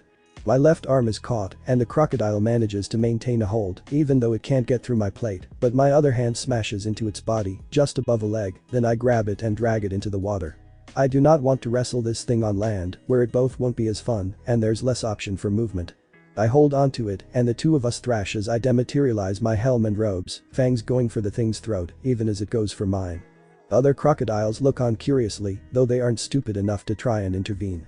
Eventually, we finally reach a conclusion, my fangs finding a vulnerable point and ripping its throat out. Grabbing onto the tail of my prize, I head for the surface. I made sure the crocodile was always allowed to surface whenever it needed to breathe, then resumed the fight. You just wrestled a crocodile in the water and won, one of my four says disbelievingly. They are gathered out of the way of the counter-assault on the enemy main force, having done their job catching the left flank by surprise and wiping it out. What were you thinking? He asks a moment later and I shake my head, water flying from my hair. That it looked like it wanted dinner and I wanted to show that I'm not on the menu. That a crocodile skin cloak would look really nice with my Haori. The idea that the fight would be fun, and yes, it was fun. Finally, the fact that I had nothing else to do and fighting a crocodile in the water sounded like a great cure for boredom. Anyone know how to cook crocodile? I ask curiously. You're insane, one of the other shinobi breathes. Insanity makes you stronger, I snap back. As he backs away from me, I bring up examples. Orochimaru is one example. Plus any decent ARS rank shinobi. The little quirks all shinobi develop are insanity, in a way, I lecture. True. At least you have control of yourself, yet another shinobi says philosophically. They ease, now reassured that I won't slaughter them for fun. Now, shall we go greet Yugura-san? I ask, drawing the pair of tiger claws I had tied to my belt, fitting them onto my gauntlets, and securing them as my helm materializes. I'm in the mood for turtle today, I growl, grinning widely behind my helm. Go right ahead, we're going to follow once we make sure every enemy here is dead, okay? One of my four says. I nod and vanish into the mist, reappearing on the edge of the enemy main force. Several shinobi notice my appearance and I attack, the tiger claws now on my gauntlets and the claws attached to my boots, which were there from the beginning, make my punches and kicks rip into the enemy, the long thin blades on my hands piercing through defenses, while the claws on my feet are largely used for disembowelments. Here, Yugura-chan. I call out, gleefully slaughtering my way towards where I see the Mizukage, in the thick of the enemy forces, surrounded by a personal guard. He answers my challenge, turning towards me and sending a blast of water at me. I casually smash it apart with a backhand and release the tiger claws from my gauntlets as I return them to my belt. Not going to work. I shout, almost as if advising Yugura on how to fight me. Yugura draws his staff and charges me, and I note the looks of my opponent as I draw a pair of blades, setting them against each other, even as a dome of water is raised around us, seals being deployed. Yugura hates anyone seeing his fights, so he has all sense of them obscured, so no one can see how he fights. I smirk, as now I can go all out if I want. Prepare to die, Yugura says, halting about 50 meters from me. Ana K's Midarit, Kashinaki, Tenk Midarit, Tenmawarao, Kaiten Kumkatsu, I say, and the blades in my hands become an immense pair of scimitars, fitting in size to me, rather than to their other wielder, Shunsui. I feel hundreds of deaths occurring outside, and know that I'll have to get this done quickly, so I can do my real job, ensuring souls pass on correctly. Oshingoma, I say, and send the spinning wind blades towards Yugura, who spins his staff to block the blades, dispersing them with ease, a cyclone of water blasting towards me from the spinning staff a moment later. Naruto is beginning his transformation, I sense. 9 minutes to take his demonic form for the first time, then I can switch with him. I slice apart the cyclone and charge, staff meeting blades in a flurry of blows. A decent swordsman, I suppose, Yugura says. I see I won't defeat you with Kaiten Kumkatsu, I reply and leap back, sealing the blades, sheathing them, and drawing another. 8 minutes left. Surpass all others, Hage no Hashi, I command, and the katana I drew turns into a long Nadachi, ready for battle. Yugura charges, and I grin. Hage no Hashi is not as advocate with any flashy kitten techniques. It merely has one purpose. To have a wielder better than any other sword user. Thus, it has many techniques, but they are solely sword techniques. Rickinson, I say, stepping out of Yugura's way and spinning, turning the blade at the last moment so the flat touches the back of his neck, leaping back from the retaliation Yugura attempts. I will kill you. Yugura shrieks, charging again, hair cut by the momentum from my strike separating from him. Ken, I say, and my blade lashes out. Tsubame Geshi remade, 10 strikes at locations of my choice, rather than 3 at predetermined locations. All 3 performed in a single moment, 10 blades existing at once, in truth 1 blade in many places. 2 strikes lightly slice across Yugura's upper arms. 2 more across his upper legs. The next 4 open very slight cuts on his lower arms and lower legs. Another slices his sash away, and the last cuts a line across his shirt, causing it to fall open.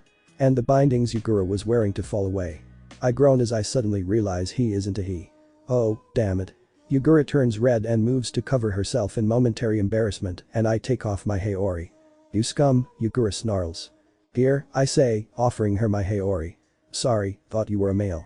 Now, you mind returning to our battle? I ask hopefully, praying this will turn into a fight again. What? Yugura asks. I offer my haori pointedly, and she snatches it, wrapping the haori around herself and securing it with the strap that holds her staff when she isn't using it. You are kind to allow me my modesty, warrior, she says formally. There's a protocol to this. I am Kenpachi Yamamoto Ichigo, captain of the 8th Division of the Serite Guard, I say, introducing myself. A Shinigami? Assigned to Konoha? Yugura asks, and I nod. Deep cover, tracking rogues who are known to have had a member forcibly summoned by their yondaime. I'm hoping for it to happen again. Just got caught up in things with this, trying to build up Konoha. War is coming, and it needs to be strong, I explain. Why have you introduced yourself? Yugura asks quietly. Manners. You introduce yourself to your opponent, so if you kill them, they die knowing who killed them, I explain. Ah.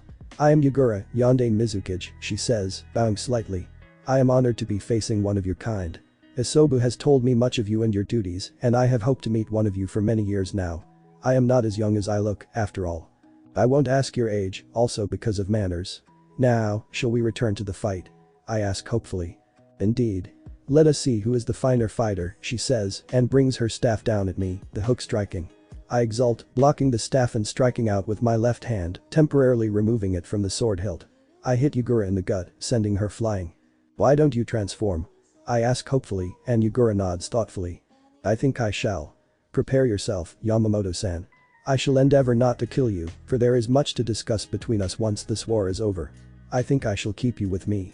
I don't have many friends, only followers. I think of friends as those I can trust, and both of the friends I once had are now dead. So, you shall replace them, Yugura thinks out loud, then transforms in a flash of light, a giant turtle with 3 shrimp-like tails appearing. It has only one working eye, a gray shell, and red skin that appears to be muscle. I grin at the power the turtle is exuding, and ready my sword. I charge, and swing my blade with enough strength to extend the cut of my sword through air pressure. 9 lives, I say, and 9 shallow cuts are visible on the Sanbi a moment later, my blade running through the sequence of cuts that form the technique, which beheaded the Hydra. Air pressure made it possible to use them on such an immense target, and I swiftly flow into its advanced version. The 100 shooting heads, I say, using the advanced technique, which killed the dragon Laden. The 100 cut strike, shallowly slicing into the shell of the immense turtle, air pressure not proving enough. The second technique I used from further away than 9 lives, so I could see and thus strike at more of my foe. However, I was too far away to do any useful damage. The blast of water erupts from the Sanbi's mouth, and I vanish into Shunpo, the sequence of useless sword technique, an easily avoided attack, continuing for the remaining 6 minutes. Then, through the water of the dome we're fighting in, I see an immense 9-tailed fox, this one clearly male, leaping for the Sanbi. It crashes into it, and the 2 demons, one a former host and one a transformed host, wrestle, the Kyubi winning the match on land, the Sanbi winning whenever it gets the match into the water for a bit. This looks like it will go on for a while, so I go fetch the crocodile I killed, console those already dead using Shunpo to get to them and see the fighting beginning to die down, our side winning, and return to the water dome, sitting down and beginning to skin the crocodile, whistling as I do so. Naruto doesn't have Kyubi's experience with fighting as a demon, so he has to resort to wrestling. Yugura, unable to use her experience with fighting as a demon while wrestling, is trying to get to longer range and failing. Eventually, power wins over experience, and Yugura falls from the sky, her demon form fading. My form flickers, and I reappear standing, catching Yugura in my arms in midair, deciding not to let her die as she would have on impact. I flicker again, and reappear next to Naruto, who has returned to his humanoid form. His spiky mane of red-orange hair is now natural for him, reaching to mid-back, fox ears sticking up through it. His eyes around his eye and no Manjikam Sharingan are pure red now, no more whites in them, a black ring around the rim of his Sharingan. 9 fox tails wave behind him, and whiskers are clear on his face. He still wears the black combat uniform I originally gave him, moving swiftly over the short grass. Kill her, he suggests, and I shake my head. No, I think she can be saved. After all, it is not hard to sense that she is in a Sharingan Genjutsu, I reply. Naruto sighs and moves forward as Yugura's eyes open. She shrinks from Naruto's eyes, which look at her intently. He sighs, and his Sharingan starts spinning as he looks into Yagura's eyes. "Tsukiyomi," he says, and a moment later Yagura turns and clings to me, beginning to weep. "She's your problem now, sensei. I managed to keep her from suiciding in response to the removed Genjutsu, and as a bit of vengeance for no doubt sticking me with the explanation of this mess, made her imprint on you. She's immortal, her mother was a demon of the same breed as the Sanbi, her father a pure human.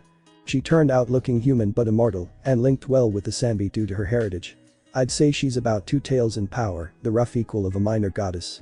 Once she reaches 3 tails, which I think she'll do in a year or so, the Sanbi can be safely unsealed. Her heritage will become more evident then. However, she'll need someone to help her cope with what she did well controlled. I'll explain how she was controlled and get the people who want to kill her anyways talk down if you'll do that," Naruto says. "Deal," I reply, cursing luck as I dematerialize my armor. Yagura clutches onto me even, and I lift her quietly as the dome of water falls. Victory is very clearly attained, and I will have a duty to do once I can get Yagura to let go of me. There are still souls to Kanso, after all.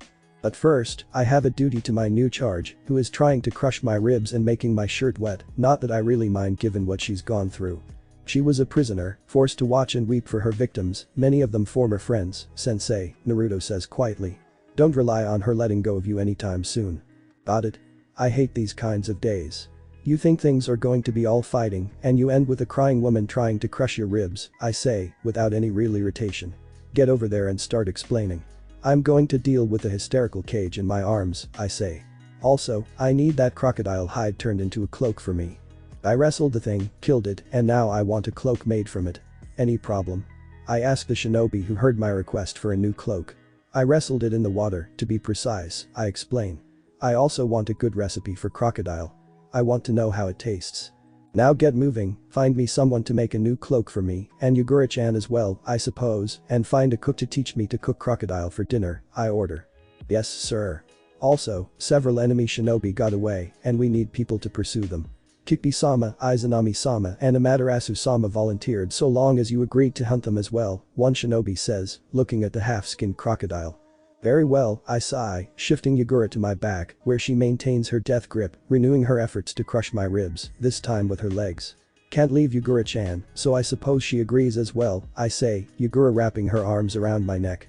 Try not to strangle me, Yagura-chan, I ask lightly, and flicker into Shunpo, meeting Kikbi, Amaterasu and Izanami at the edge of the sea. We see several ships heading away, loaded with enemy escapees. I run across the water, drawing Kyoka Sujetsu with one hand as I leap high into the air, the light reflecting off my blade, drawing the attention of the enemy. Budakero, Kyoka Sujetsu, I order, and reality yet again fractures. I quietly alter things slightly for the enemy, making them believe that their ships are moving when they are actually standing still, their anchors not yet drawn up. I land, sheathe Kyoka Sujetsu but don't seal it, and continue racing towards the ships, Amaterasu, Izanami, Kikbi, and Yagura accompanying me, Yagura still clutching onto me. I'll have to guard my back with slightly more attention than I normally do, so I leave my armor astralized. We leap as one onto the ships, Amaterasu and Izanami armed with swords, Kikbi with a battle fan similar to those Sunagakur shinobi use, me drawing Hage no Hashi, and Yagura grabbing her staff which is hanging on her back with one hand, apparently able to sense we're about to be fighting. Let's get this done, Kikbi says as I seal Kyoka Sujetsu, releasing the illusion. The enemy scrambles to fight us, but it's too late. We form into a group and drive through the enemy, methodically killing each of the 15 ships trying to flee, not splitting up, but rather finishing each ship, then moving on. We catch the last ship 10 kilometers from the shore, and the battle is a short, bloody, desperate affair. Well, I suppose I can't hold a grudge against you for nearly killing me anymore, I say to Amaterasu. As a Kenpachi, I am bound to obey the protocol of the 11th Division, and part of that is that once you've shed blood alongside someone, you're best friends for life, I say, and Yagura raises her head from my shoulder. She had stopped a few blows that were coming at me and killed a couple enemies herself, and I nod in confirmation. Yes, that means you as well, Yagura-chan. You won't be able to get rid of me, I tell her, and she clutches onto me even harder. Though since I appreciate having intact ribs, loosening the grip of your legs would be much appreciated, I say, wishing my third lung had grown in already, along with my ribsage fusing and strengthening. Sadly, my ribs are still unfused and breakable, and I don't have 3 lungs worth of air, which makes Yagura's grip around my neck inconvenient. She loosens it a moment later, and finally stops crying, being thankfully calm all the way back to shore, though I maintain a conversation with her. Job done. I call to Naruto when we reach the shore. He, Mei, Hiruzen, and Kitsune are all there waiting for me, the Sandaime having come to oversee the battle, but declining to fight on account of age. Excellent, Naruto says. I am pleased to inform you that I am confirmed as Sandaime Sama's successor, he states calmly, bowing. I owe this realization of my childhood dream to you, sensei. Thank you for putting so much effort into my training. Even once I am Hokage, I will not slack off, he confirms. Good, I reply. Are those who are coming to Konoha selected? I ask Mei. Indeed. A dozen from each clan, all ready and eager to settle in Konoha, perfectly willing to vote to repeal the Nidaime's reforms, Mei replies, grinning widely as the Sandaime sighs in resignation. So it's true. Yugura is female, Kitsune says.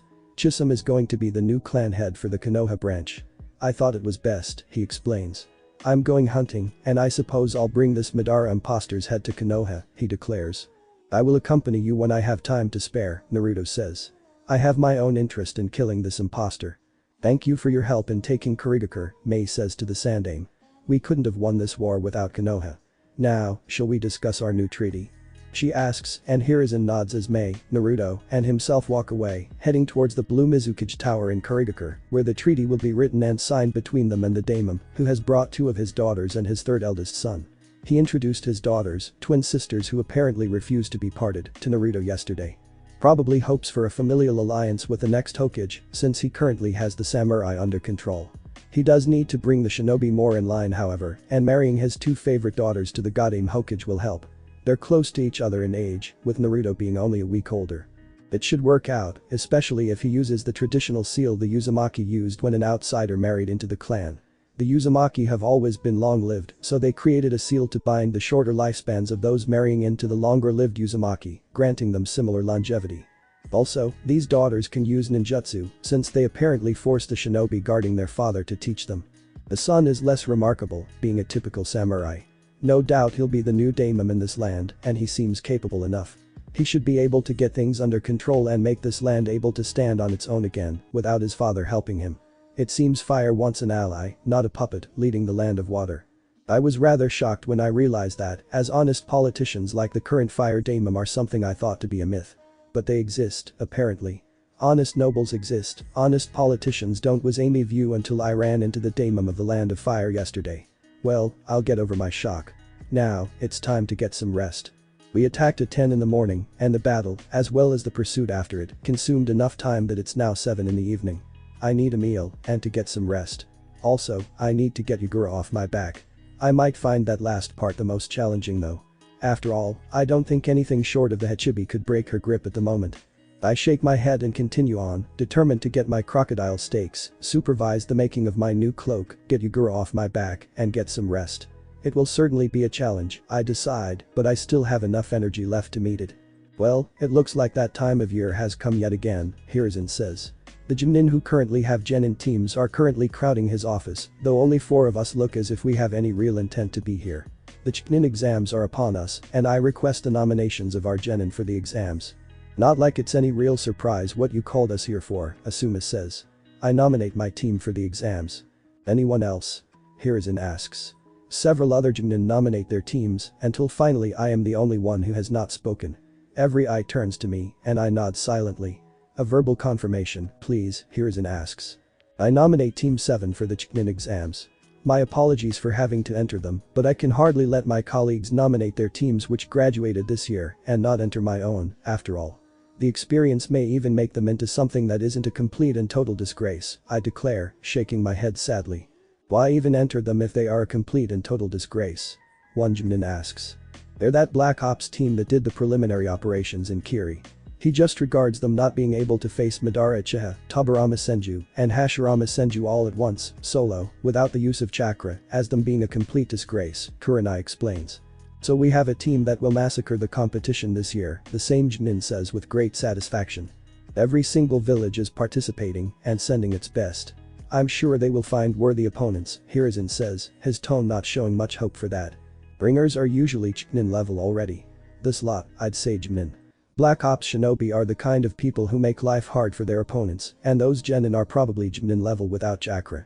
Honestly, they should have just been given battlefield promotions and get things in order that way. Promotions are guaranteed in this exam, I take it.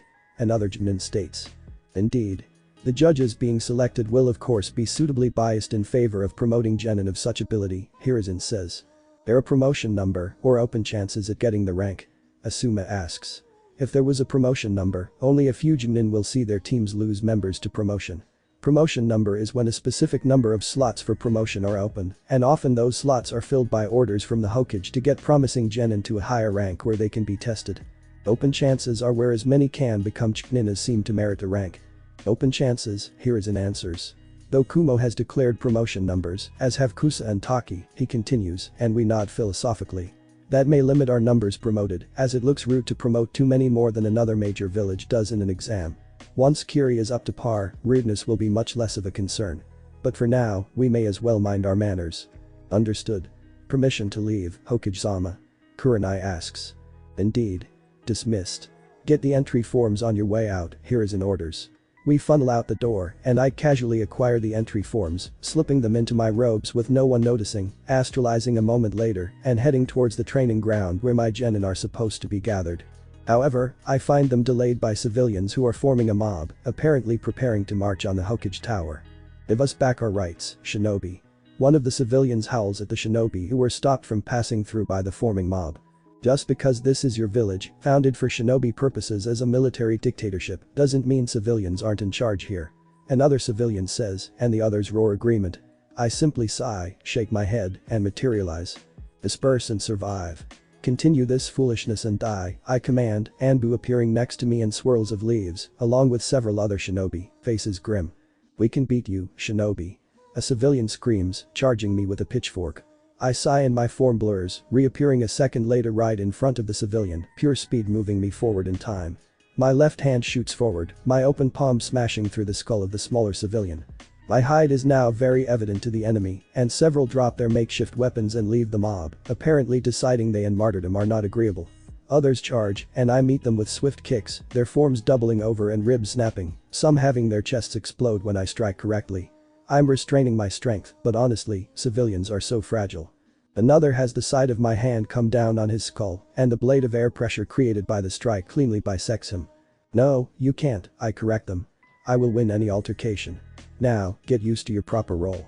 Or, as Hokage-sama commanded, we will simply get rid of you the bloody way, one Anbu says. The daimon has already said he is quite willing to send entirely new civilians here to replace you, and these ones will be grateful for the increase in rights they get here in Konoha, which is the ninja village, according to civilians the most rights. And civilians here have the most freedom in the entire land of fire, he growls. Even with the repeal of the Nidame's reforms. Now be quiet and be grateful for what you have, before you make a purge necessary, he requests, but the civilians aren't listening. I raise my hands as the Anbu draw blades. So be it, I growl. You chose this fate. At them. One civilian, Haruno's father from his looks, shouts, and the mob charges. Kill them, Naruto orders. As confirmed successor of the Sandame, I hereby confirm Sandame-sama's orders. Kill them all, allow no escapees once they break. I, Godame-sama, an aging Chunin says. I simply move, raw speed taking me among the mob, my hands and feet lashing out, shattering bones and crushing organs. These scum are unworthy of using a blade. The Anbu join me only a second later, starting from the forefront of the mob though, and I thus have space to work in. Considering, I decide to try something, and draw Hage no Hashi very slightly. Some of its techniques can technically be applied to any weapon, after all. Surpass all others, Hage no Hashi, I whisper, and the blade flashes as it releases.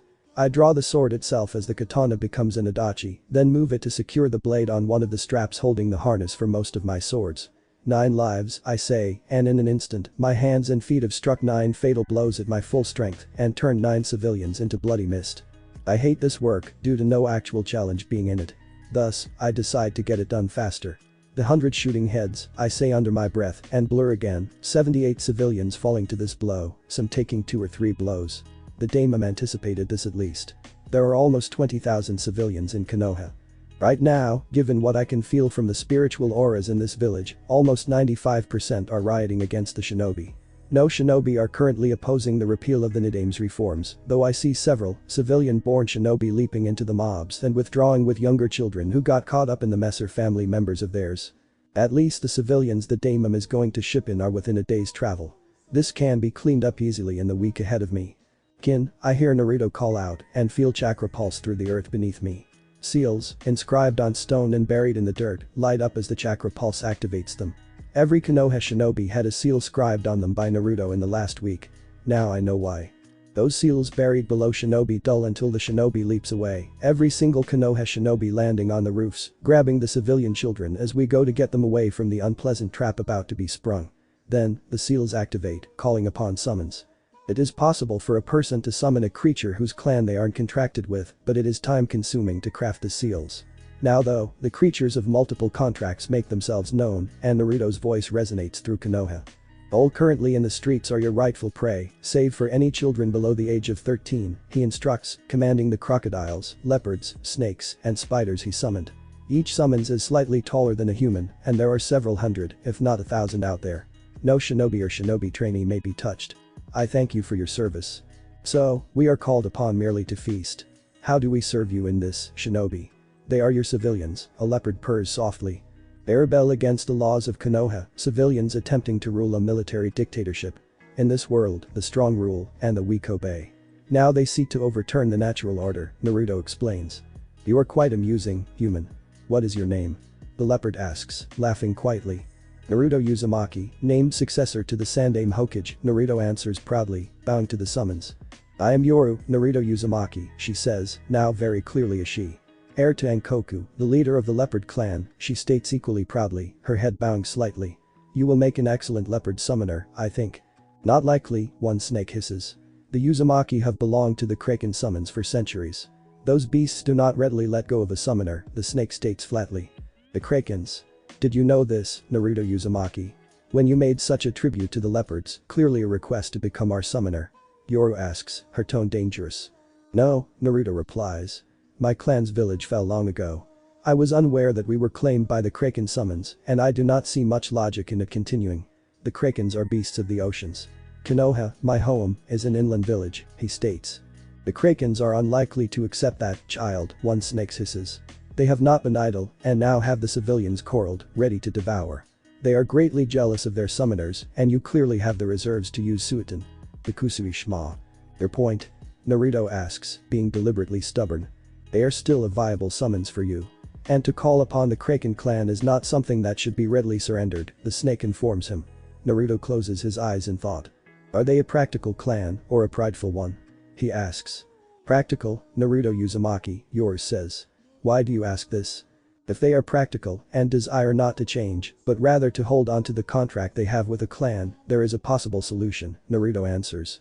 I am of the Black Operations Division, and a Kraken summons is quite large and visible, entirely different from what the summons of a Black Ops member should be, he explains. I see. So you desire to sign multiple contracts, Yoru figures out. Indeed. There are signs of invasion from foreign countries on the horizon, and as Hokage, I must think of the good of Konoha. I cannot afford to only be able to use my summons near the sea without a massive expenditure of chakra, Naruto states. They would accept that argument, one of the nearby crocodiles states. They do not like change. To avoid it and keep their contract with the Uzumaki, I think they would do a great deal. Accepting multiple summons is a small thing for them. They have done it before. However, you would be required to sign their contract first and request it of them. Very well. If representatives of your clan would remain once you have dealt with these rebels, I would appreciate it, Naruto says. I look forward to working with you, Naruto Uzumaki, yours says, and starts the slaughter, leaping for a civilian. 2 hours later, all is done. We have moved outside the walls of Konoha and gather around an immense lake swiftly made with applications of Doton Jutsu and Suiton. Bakusui Shma. In the center of the lake, Naruto finishes a seal and pulses chakra into it, leaping back. The lake proves large enough for our new guest, what Naruto said would be a mid-level member of the Kraken clan, but he has minimal room to move towards the shore. Beneath the water, obscured by depth, his main body remains unseen to me. Then, he rockets upward, revealing that body, tentacles erupting from the water, creating massive waves around him, splashing several as he settles, half out of the water. Then Uzumaki calls, and the clan answers, to renew the old pact, he says. Why have we not been called for years? I take a moment to observe the creature. A broad main body, appearing something like an arrowhead that's been made broader and round, the skin very clearly sturdy. The hard shell over a soft body, craters the size of a house in its immense form, which is almost 800 meters in height for the main body alone, tentacles not counted, I estimate.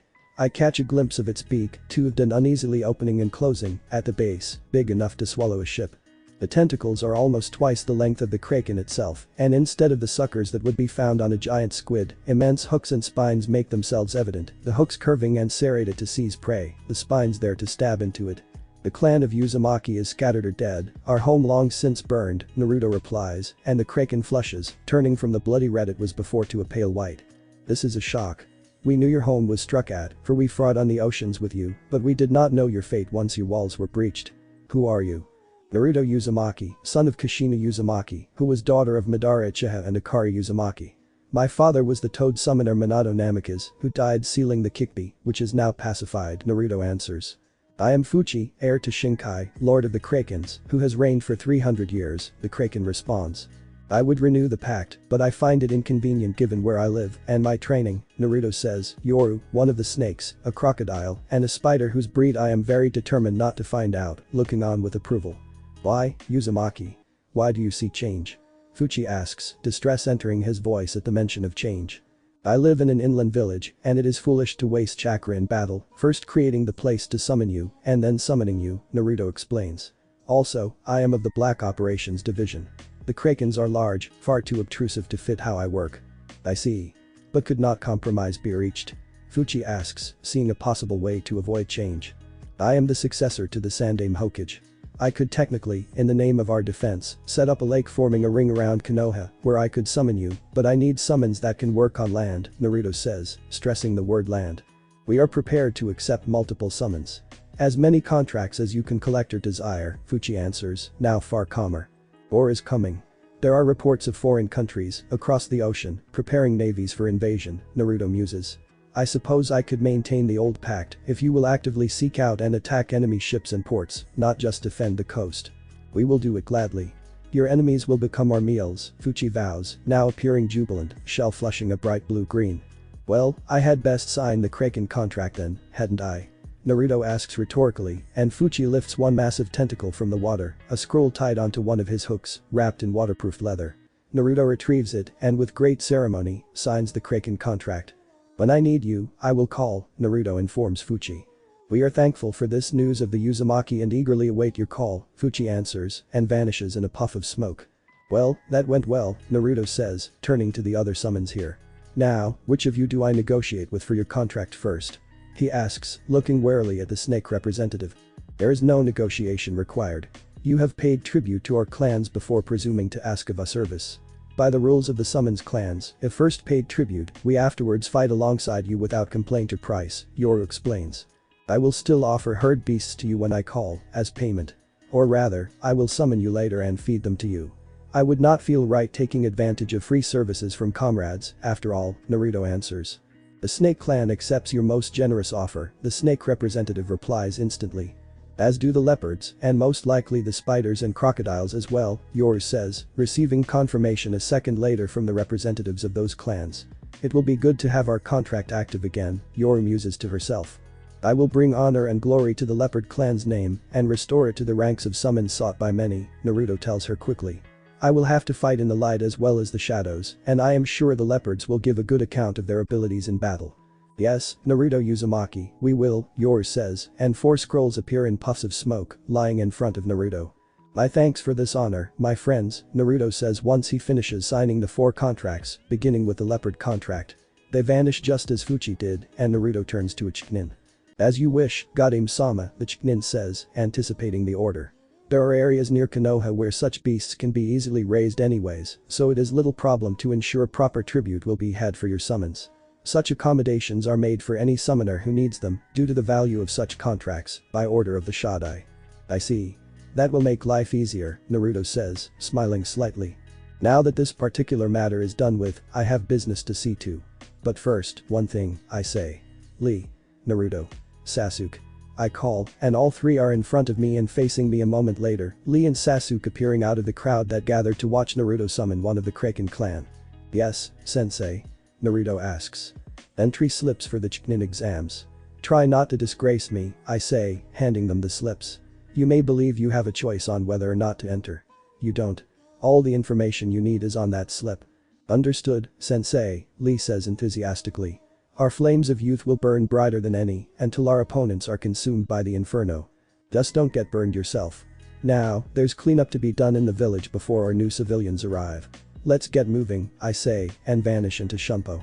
2 days later, our new civilians are settling in, unknowing of the power civilians used to have here. The souls of the old civilians have undergone Konso, Konoha is back to running smoothly, and I am able to relax. I'm talking with Izumo at the gate when 2 women, one being dragged by the other, appear out of the trees. Both shinobi, I can clearly sense. I then recognize both from pictures I've seen, and snarl. Why do they have to be making things complicated now? If Kitsune tries to reinstitute the Nidame's reforms, then we'll have a fine mess on our hands. I casually draw Hage no Hashi, just in case I have to simplify things. Is it true? Kitsune demands of Kotetsu once she reaches the gate, grabbing him by his vest with one hand. Is what true? He gasps out, struggling for breath, since her other hand is around his throat. Has Sensei repealed the reforms of my great uncle? Kitsune asks, and Kotetsu points at me, indicating that I'm the one to ask rather than him, because he's just a Chunin who obeys orders and makes it his business not to know things, I interpret. Yes, it's true, I say as I rise from the seat I had by the right side of the gate, towering over Tsunade. Tsunade-sama, you might not want to pick a fight with him, her aide says. I dimly remember her name as Shizune. A skilled user of poisons. She won't be much trouble for me to deal with if it comes to that. HMPH, I'm stronger, Tsunade says. He might be a Chunin, but I can beat him. I have reach. I have more recent combat experience. I'm in better shape and I am armed, I reply, readying for battle. Also, I'm more agile than you are. Don't assume this armor means I'm slow. He's right, Tsunade-sama. He has the advantage, Shizune says. Let's just get back to why we're here. Fine. We'll settle this later, whoever you are, Tsunade says, and I summon Aim no Nuhoko as Izumo nudges her. Tsunade-sama, you just challenged Izanagi no Mikoto, he tells her grimly. As in the god himself. He apparently has some interest he's looking after in Konoha or something. I don't know, and I'm not going to ask. Oh, Tsunade says, now looking at me with significantly more trepidation. I stuck my foot in my mouth, didn't I? She asks, and Shizune nods. My apologies, Izanagi-sama. Now, have my great uncle's reforms really been repealed? Yes, I say, and Tsunade nods, a smile breaking out on her face. Yes. She shouts, dragging Shizune into an impromptu dance. Finally, Sensei sees sense and gets rid of those idiotic reforms. No more dealing with civilians trying to force me to become a broodmare and restore the Senju clan. I see, I state, amused. Are you returning to Konoha then? I don't have much choice, do I?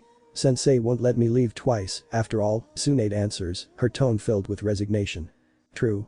And you'll be needed here soon anyways, I say, then turn. This little event has truly ruined my day, and possibly my plans. Tsunade is far too likely to make a bid for Godame, rather than let it go to Naruto. Has Sensei named a successor, or will I be able to fulfill the dreams of Dan and Nawaki in their place? Tsunade asks. He has named a successor. Naruto Uzumaki of the Black Operations Division, who commanded the assault of the military of the Land of Fire upon Kurigakure. A former Jinchuriki, now a nine-tailed Kitsune himself, and well respected among the shinobi, Izumo replies. He's young, Tsunade answers. I left the village not long after he's born. He's too young for the role. Maybe when he's 20 or so, but not this early. I'll present myself as an alternative, and Sensei will take advantage of the chance, she states assuredly. No, he won't, I reply, turning to face her again. Naruto has earned a lot of respect from his fellow shinobi. Spy reports in foreign lands are telling us war is coming, and he is the one currently about to marry 2 of the daemon's daughters, directly after the Chunin exams. He will ascend to the rank of Hokage the minute after he is presented with his Chunin vest. He's learning fast, and is trusted as a battlefield commander. The Hokage isn't foolish enough to change his successor now, not for someone whose legend commands respect, not her directly. Naruto commands respect as a battlefield commander, Black Ops member, and the current master of the Kraken, Leopard, Spider, and Crocodile contracts, I inform her. He also holds the Snake contract, having used them to help dispose of a mob. I believe he intends to redeem them. They are an asset to Konoha, after all. He is more valuable than you, and has more room to grow, Tsunade-san. He proved himself as a student of mine, bears Mokuton and the Iron no Manjikam Sharingan, and is advancing rapidly in Kenjutsu. You will not be allowed to replace him. Jiraiya might have a chance. But there is no one else who would, and Dan's backs him. I see, Tsunade says.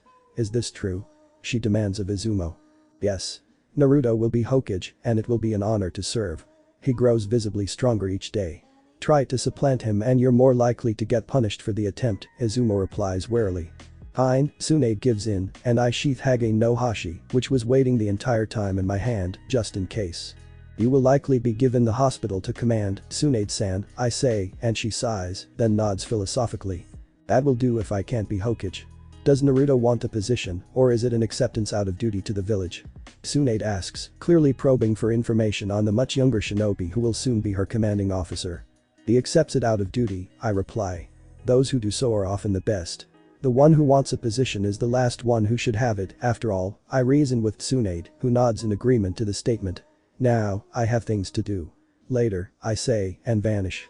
Well, he's certainly not one to waste words, Tsunade observes as I reappear on a nearby rooftop. Indeed. He is being placed as proctor for the first stage of the Chunin exams in 12 days, and he has a lot to do. But he's not exactly one to waste words at any time. If he's talking to you, expect his words to be a blunt observation, unless he sought you out to talk with. When it's just a normal conversation between friends, he's actually rather easy to get along with, Kitetsu answers. Well, I suppose I should get to know him, Tsunade muses. We're comrades now, after all. He goes by the name Ichigo Yamamoto. First tip for dealing with him is that you should never forget you are dealing with a god. He is powerful, and he doesn't hesitate to use his power. He doesn't show signs of irritation easily, so be on your guard, Kitetsu advises.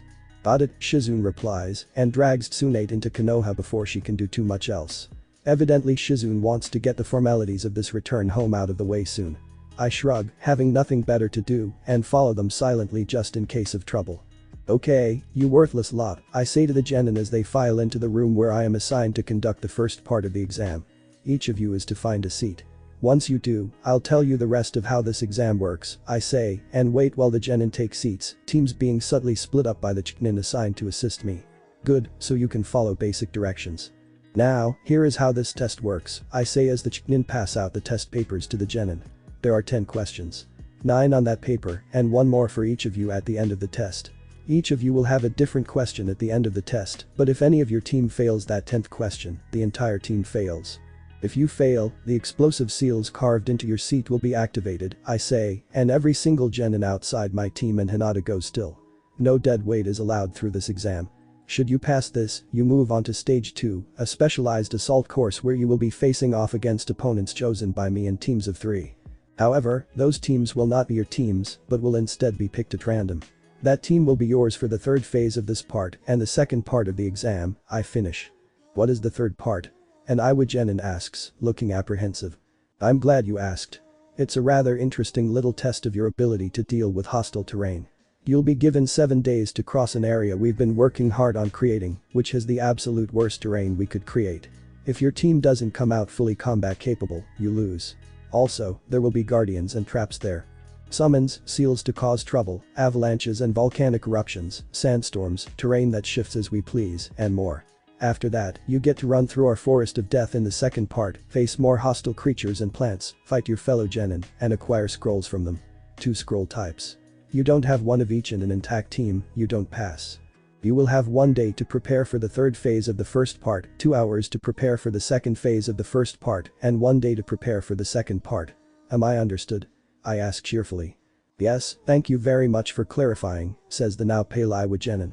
Don't worry, my genin team has run through the terrain challenge multiple times. They're in the exam, so if you get them in your team, survival will probably be simple. We're toning the second and third parts down significantly from what I usually put them through, after all, I'm Muse. Really, Tachem? Naruto asks, and his other teammates raise their hands to indicate themselves. Can we at least have you try and keep things interesting for us? Fine, I say. But it'll be teams of 9 in that case, I say, and every genin lets out a sigh of relief as I nod to Naruto for helping me execute my plan. Thank the gods, one Kumo Kanoichi breathes. I don't think B could get through that kind of monstrosity without damage in a team of 3, no matter who the 3 were, she continues. Yujido Nai, container of the 2 tails, I recognize. I read the files on every one of these genin. Okay, begin, I say. Oh, and if you're wounded when you come out of any of the tests, you'll be thrown to the Kraken summons Konoha recently acquired as a sacrifice, I say, and all the genin curse. Weakness is not accepted. Welcome to hell, genin. I hope you enjoy your stay, I continue, and laugh coldly. 45 minutes later, I rise from my seat and lift a scroll containing questions from the Academy first year exam. Well, we're all dead, Kuritsuchi of Iwa says. He is probably going to give us questions as impossible as those that were on that test. Well, let's get started, I say, and ask the questions. 15 minutes later, a lot of relieved to be alive genin are sitting in shock in their chairs as I laugh. Just so you know, I didn't feel like reducing your numbers here. No, that will be done in later parts, I say, and grab the other scroll that was on my desk. Otherwise, I would have asked questions from this Konoha's standard Chunin exam, I tell them, and I am suddenly struggling to keep my ribs intact as Yujito Nai tries to crush them. Thank you so much for letting us live, she says, clearly expressing the sentiments of the genin. I really can't thank you enough for letting us live this little bit longer, she babbles, clearly overcome by the joy of being granted a stay of execution. Go and get ready for the assault course. My genin know where it is, I say. 2 hours later, they are all outside the walls of Konoha, looking at the 15 kilometers of assault course they're about to go through. 810 genin were sent. 90 teams of 9, which are swiftly selected at random. I pay attention to Naruto's team assignment as he gets no other Konoha shinobi on his team. Sasuke and Lee do, so they'll be fine, most likely. Naruto Uzumaki, Yujito Nai, Kuritsuchi of Iwa, Sabaku no Gaara, Sabaku no Tamari, FK of Taki, Mei Kagaya, Haku of Kiri, the team is set. Well, I say once the teams are decided. It looks like we have an even team number, so which team faces which in the assault course will be chosen at random. The job of the opposition is to slow the other team down and try to keep them from completing the course. Perfect, one Kusa Kunoichi curses, looking at the course. The entire thing is a monstrosity, consisting of obstacles, among them an immense tower that was once a redwood, which has to be climbed through tree walking, and should the climber lose control, they fall into the water below and draw the attention of the crocodiles waiting there. Just to make things even more fun, the tower is rotating at random speeds, chakra-resistant seals are clearly engraved in it, and rods are punching out from the tree, again at random, to hit any climber and force them to fall.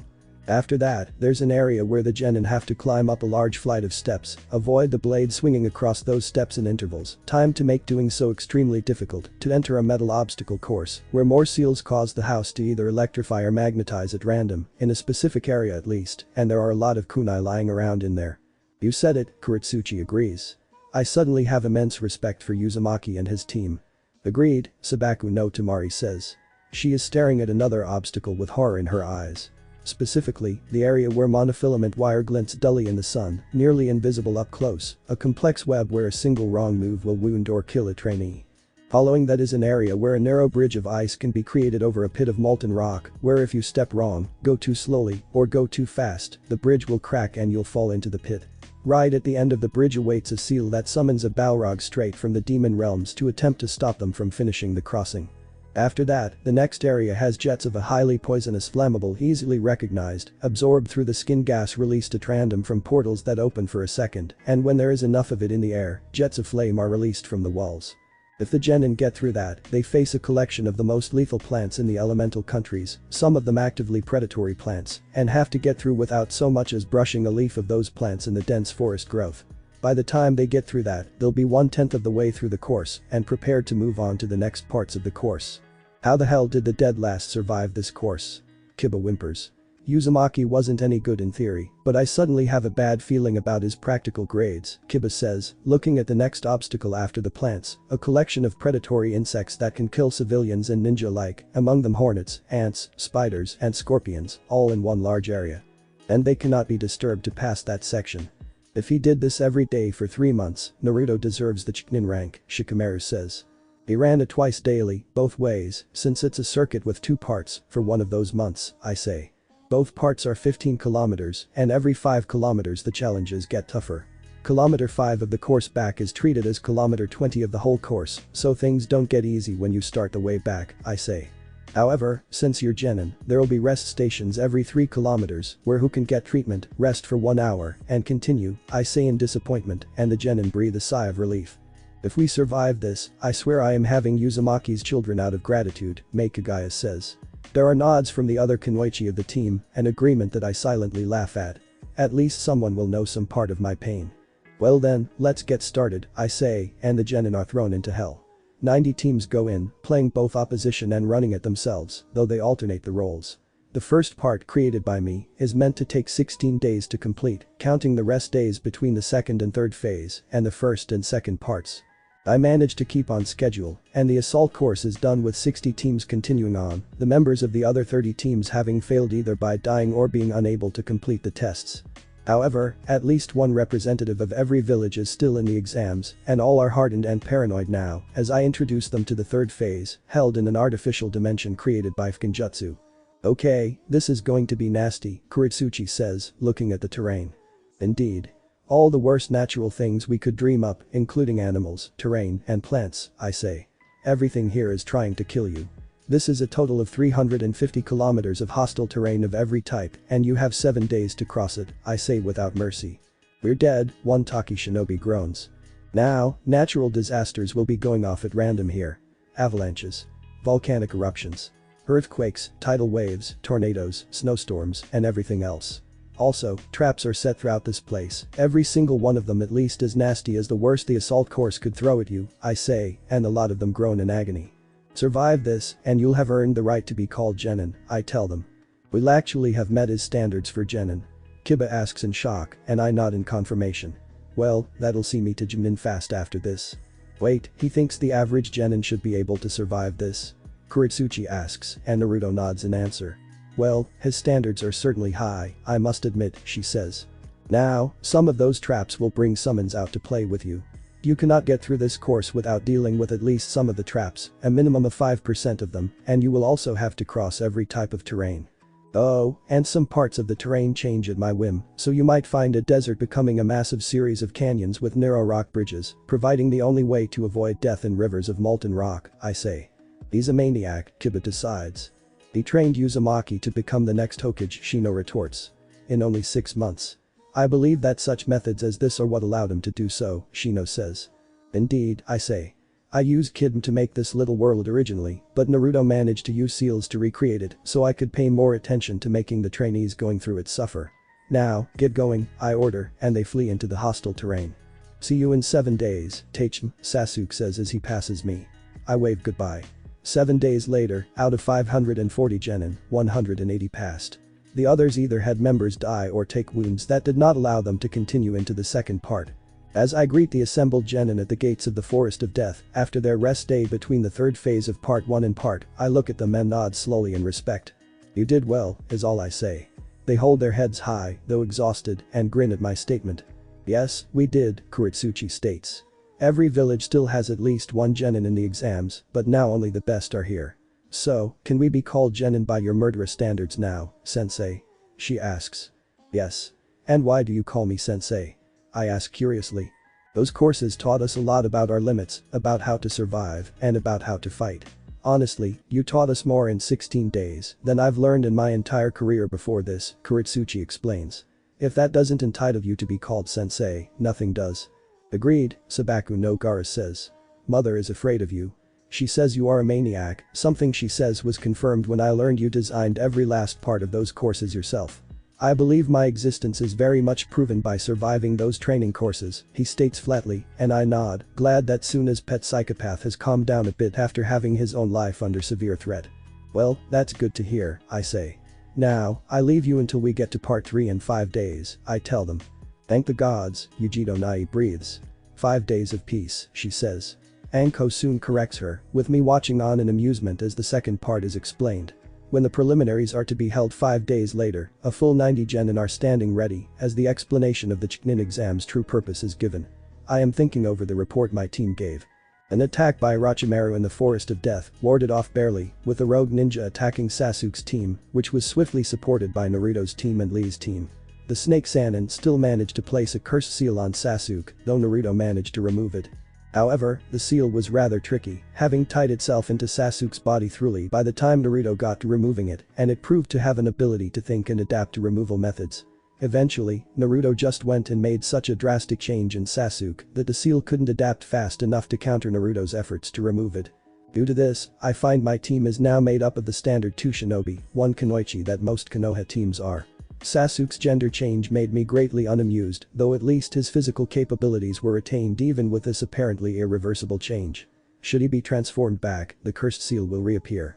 Okay, now we have preliminaries, I say once the Hokage finishes speaking. To keep the fights from getting too long on the day of the final tournament, right? Kuretsuchi asks, and I nod in answer. Yes. We have 90. We need 30. Are there any who wish to drop out now? I ask, and everyone shakes their head.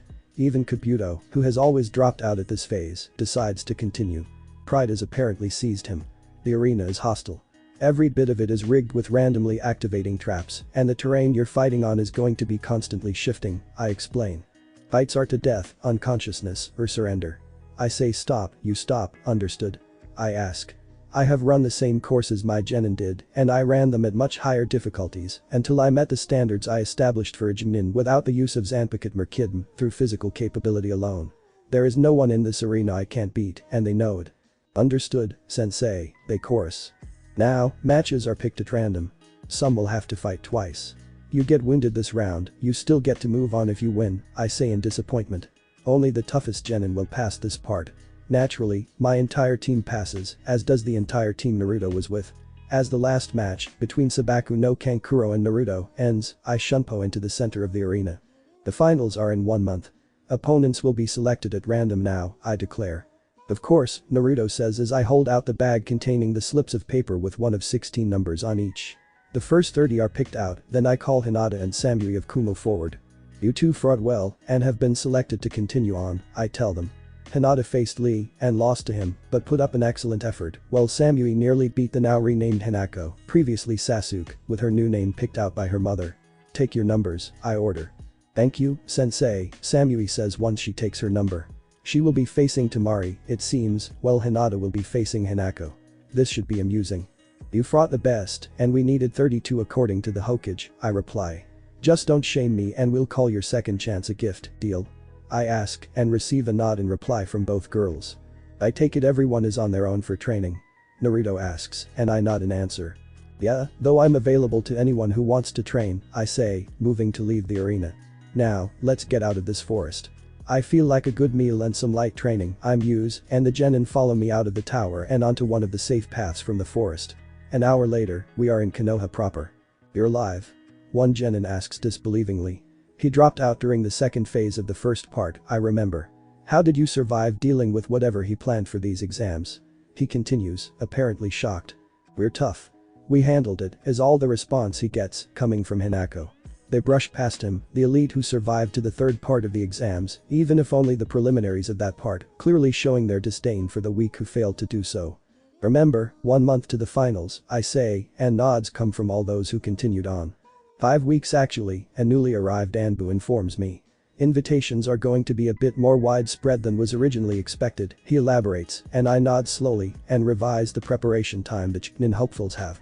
Okay, you lot have 5 weeks, so I expect you all to be that much better prepared, I say. My genin were responsible for seeing to it that a lot of others got through the third phase of part 1, helping even those outside their team. The others are still nowhere near where my genin are in terms of power, as was proven by Hinako only having trouble due to her unexpected gender change, and Naruto beating his opponent with ease. Lee, facing off against Hinata, had slight trouble, but he managed to win through superior experience levels. The genin nod in answer and disperse as I wander off to amuse myself for 5 weeks. Eventually, the day comes, and all the daimons in cages are gathered, as well as many other dignitaries, crowding the immense stands of the stadium. First match. Hinata Haika against Hinako Uchiha, the proctor for the exam calls as I sit down beside the Hokage. The stadium is of course of the same type as the one during the preliminaries. Hinata races forward, preparing to attack Hinako, and that fact reveals itself. Oh, perfect, Hinako groans. A narrow pit opened in the floor, Hinata's foot falling in, along with the rest of her right leg. Hinata wrenches her leg out just in time to avoid the flames that jet out of the pit, and Hinako ducks as a monofilament wire suddenly lashes out at her chest height. Sensei, Hinata curses. Kaiten. Nkakuk no jutsu, Hinako says as she breathes out a massive fireball, rolling away as spikes suddenly shoot up from the floor beneath her, ending up on a rapidly sinking platform of the battlefield, which she leaps away from, as monofilament wires suddenly lash across the area she occupied. Hinata counters with a water wall drawn from the trenches filled with water I set up to ring the battlefield as a just-in-case variable. Suiton. Surikton, Hinata declares. Hinako blocks it with an earth wall, which she leaps over to engage Hinata into jutsu. Well, this is certainly interesting, the Kazekage says, watching the fight intently. And Uchiha engaging a Haika into jutsu, where the Haika hold the advantage, rather than using ninjutsu. Suiton, Hinata begins, then falls into Hinako's trap. A web of monofilament wires lashing out, triggered by kunai Hinako through, the delay necessary to do so giving Hinata time to start the use of ninjutsu. Hinata is trapped within them, unable to move without having the wires cut her to shreds. Winner, Hinako Uchiha, the proctor declares. The other fights continue in good order until the final four, consisting of my team and Yujito Nai. As the proctor opens his mouth to begin the first match between Hinako and Lee, feathers begin floating through the air and I feel Jinjutsu trying to affect me. Many in the arena go to sleep under the influence of the Jinjutsu and others who don't throw off costumes, revealing themselves to be shinobi of Suna and the new Odo, Orochimaru's village. I snarl at this apparent invasion and race to intercept the enemy shinobi as they move to begin killing off the sleeping shinobi and civilians. Behind me, a barrier goes up around the Hokage box and the Kazekage reveals that he is actually Orochimaru, apparently impersonating the Kazekage. Konoha trash. One Odo shinobi shouts and I bury a throwing knife in his skull. Snake summons at the walls. An Anbu calls and I curse virulently. Things will just have to go on without me for a while.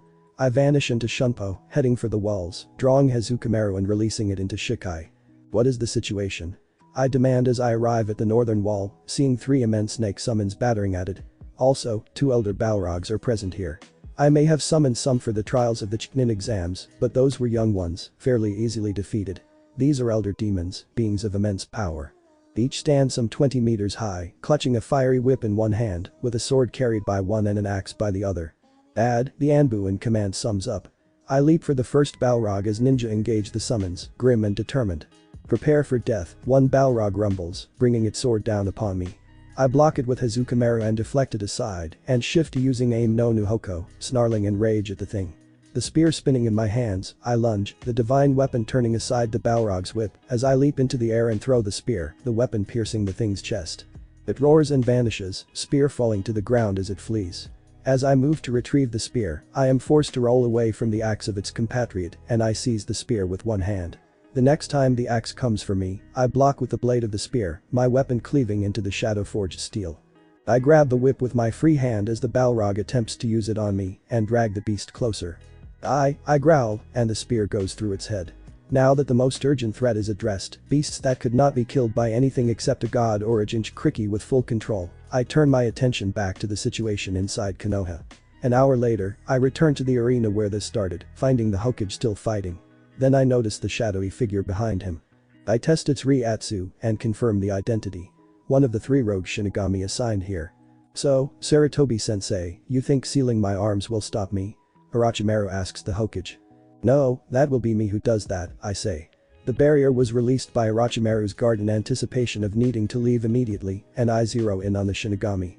One moment first, so I can deal with a small problem, I say. You mean a large problem, 2 other voices says as Reiatsu signatures flourish behind me, the hidden Shinigami revealing themselves. No, I really don't, I say as I draw Senbonsakura. Bankai. Chire, Senbonsakura Kageashi, I command, and spin to face the 2 newly revealed Shinigami. All 3 are on punishment detail here, and only the other one has Shikai. These 2 make a creditable effort, but the tide of blossoms overwhelms them. Murder, Karasu, the last of the 3 declares. Who are you? He asks as I turn to him.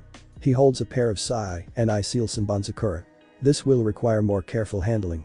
Exerting my Reiatsu, I keep Orochimaru from fleeing as I bind him with a kidon. He'll be a problem for later. Denpachi Yamamoto Ichigo, Tachima the 8, I reply in Sarate battle cant, the language Shinigami used to transmit orders when open speech or hand signals are not an option. He curses as I unseal Nejibana. He blocks my first blow, sai forming an X to keep the trident blade from cutting into his head, and he stabs at me, a sai burying itself in my gut as he leaps away. I draw the sai out and toss it aside, focusing on my opponent. You may be a Tachima, but you can't beat Karasu's ability, the rogue says. Every time Karasu strikes you, 1/100th of your strength is sealed away. Even with Bankai, you won't be able to beat me, as Karasu can also sap the strength from elemental attacks from Kidm type Zanpakuto and Kidm as well. I start laughing as I realize precisely how outclassed he is. I actually worried he may have something like Soifan's ability, but since he doesn't, he's dead. Oh really? I ask and initiate a spiritual freeze, as well as using the Kidm I developed with the help of Anohana, Amaterasu, Izanami, and Naruto to hide this battle from all senses, to keep the area within the spiritual freeze blacked out to anyone not inside it. Well, I suppose it's time to unseal to full power then, I say, and deactivate the seals, my power rising to 99% of my full strength as I seal Nejibana and draw a new sword. Oh, damn it all, the rogue says, paling. Don't worry, I'm not coming near you. This full release of my power is just to ensure you don't get any ideas about sealing my strength fast enough to beat me, I say. He can actually be dangerous to me, given that a full quarter of my Ryatsu is taken up by sustaining the changes to my body now.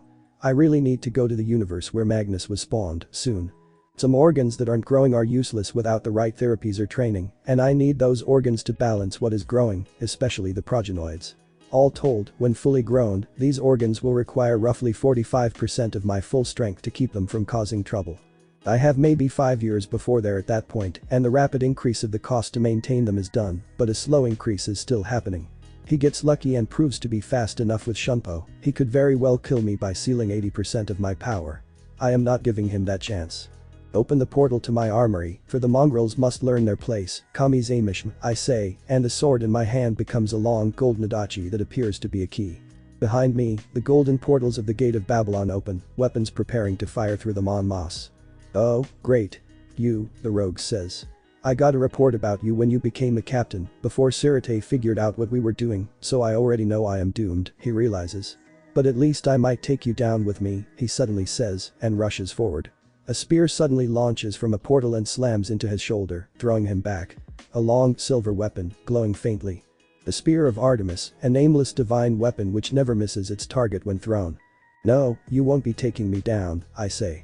A sword bigger than I am launches from another portal, slicing away his right arm, frost spreading from the wound and beginning to encase him. The Sword of Thrym, which when it strikes, encases the enemy in ice, both within and without, freezing both their blood from the inside and their flesh from the outside. You'll never even touch me, I say, and a wall of steel descends upon him. I thank you for keeping my soul from being devoured, Hiruzen says a moment later. I did my duty. You assumed I was Izanagi. Technically, I am, as I currently hold the position of Izanagi no Mikoto, but in truth I am the Shinigami, I say as I walk over to where he lies dying and lift him onto his feet.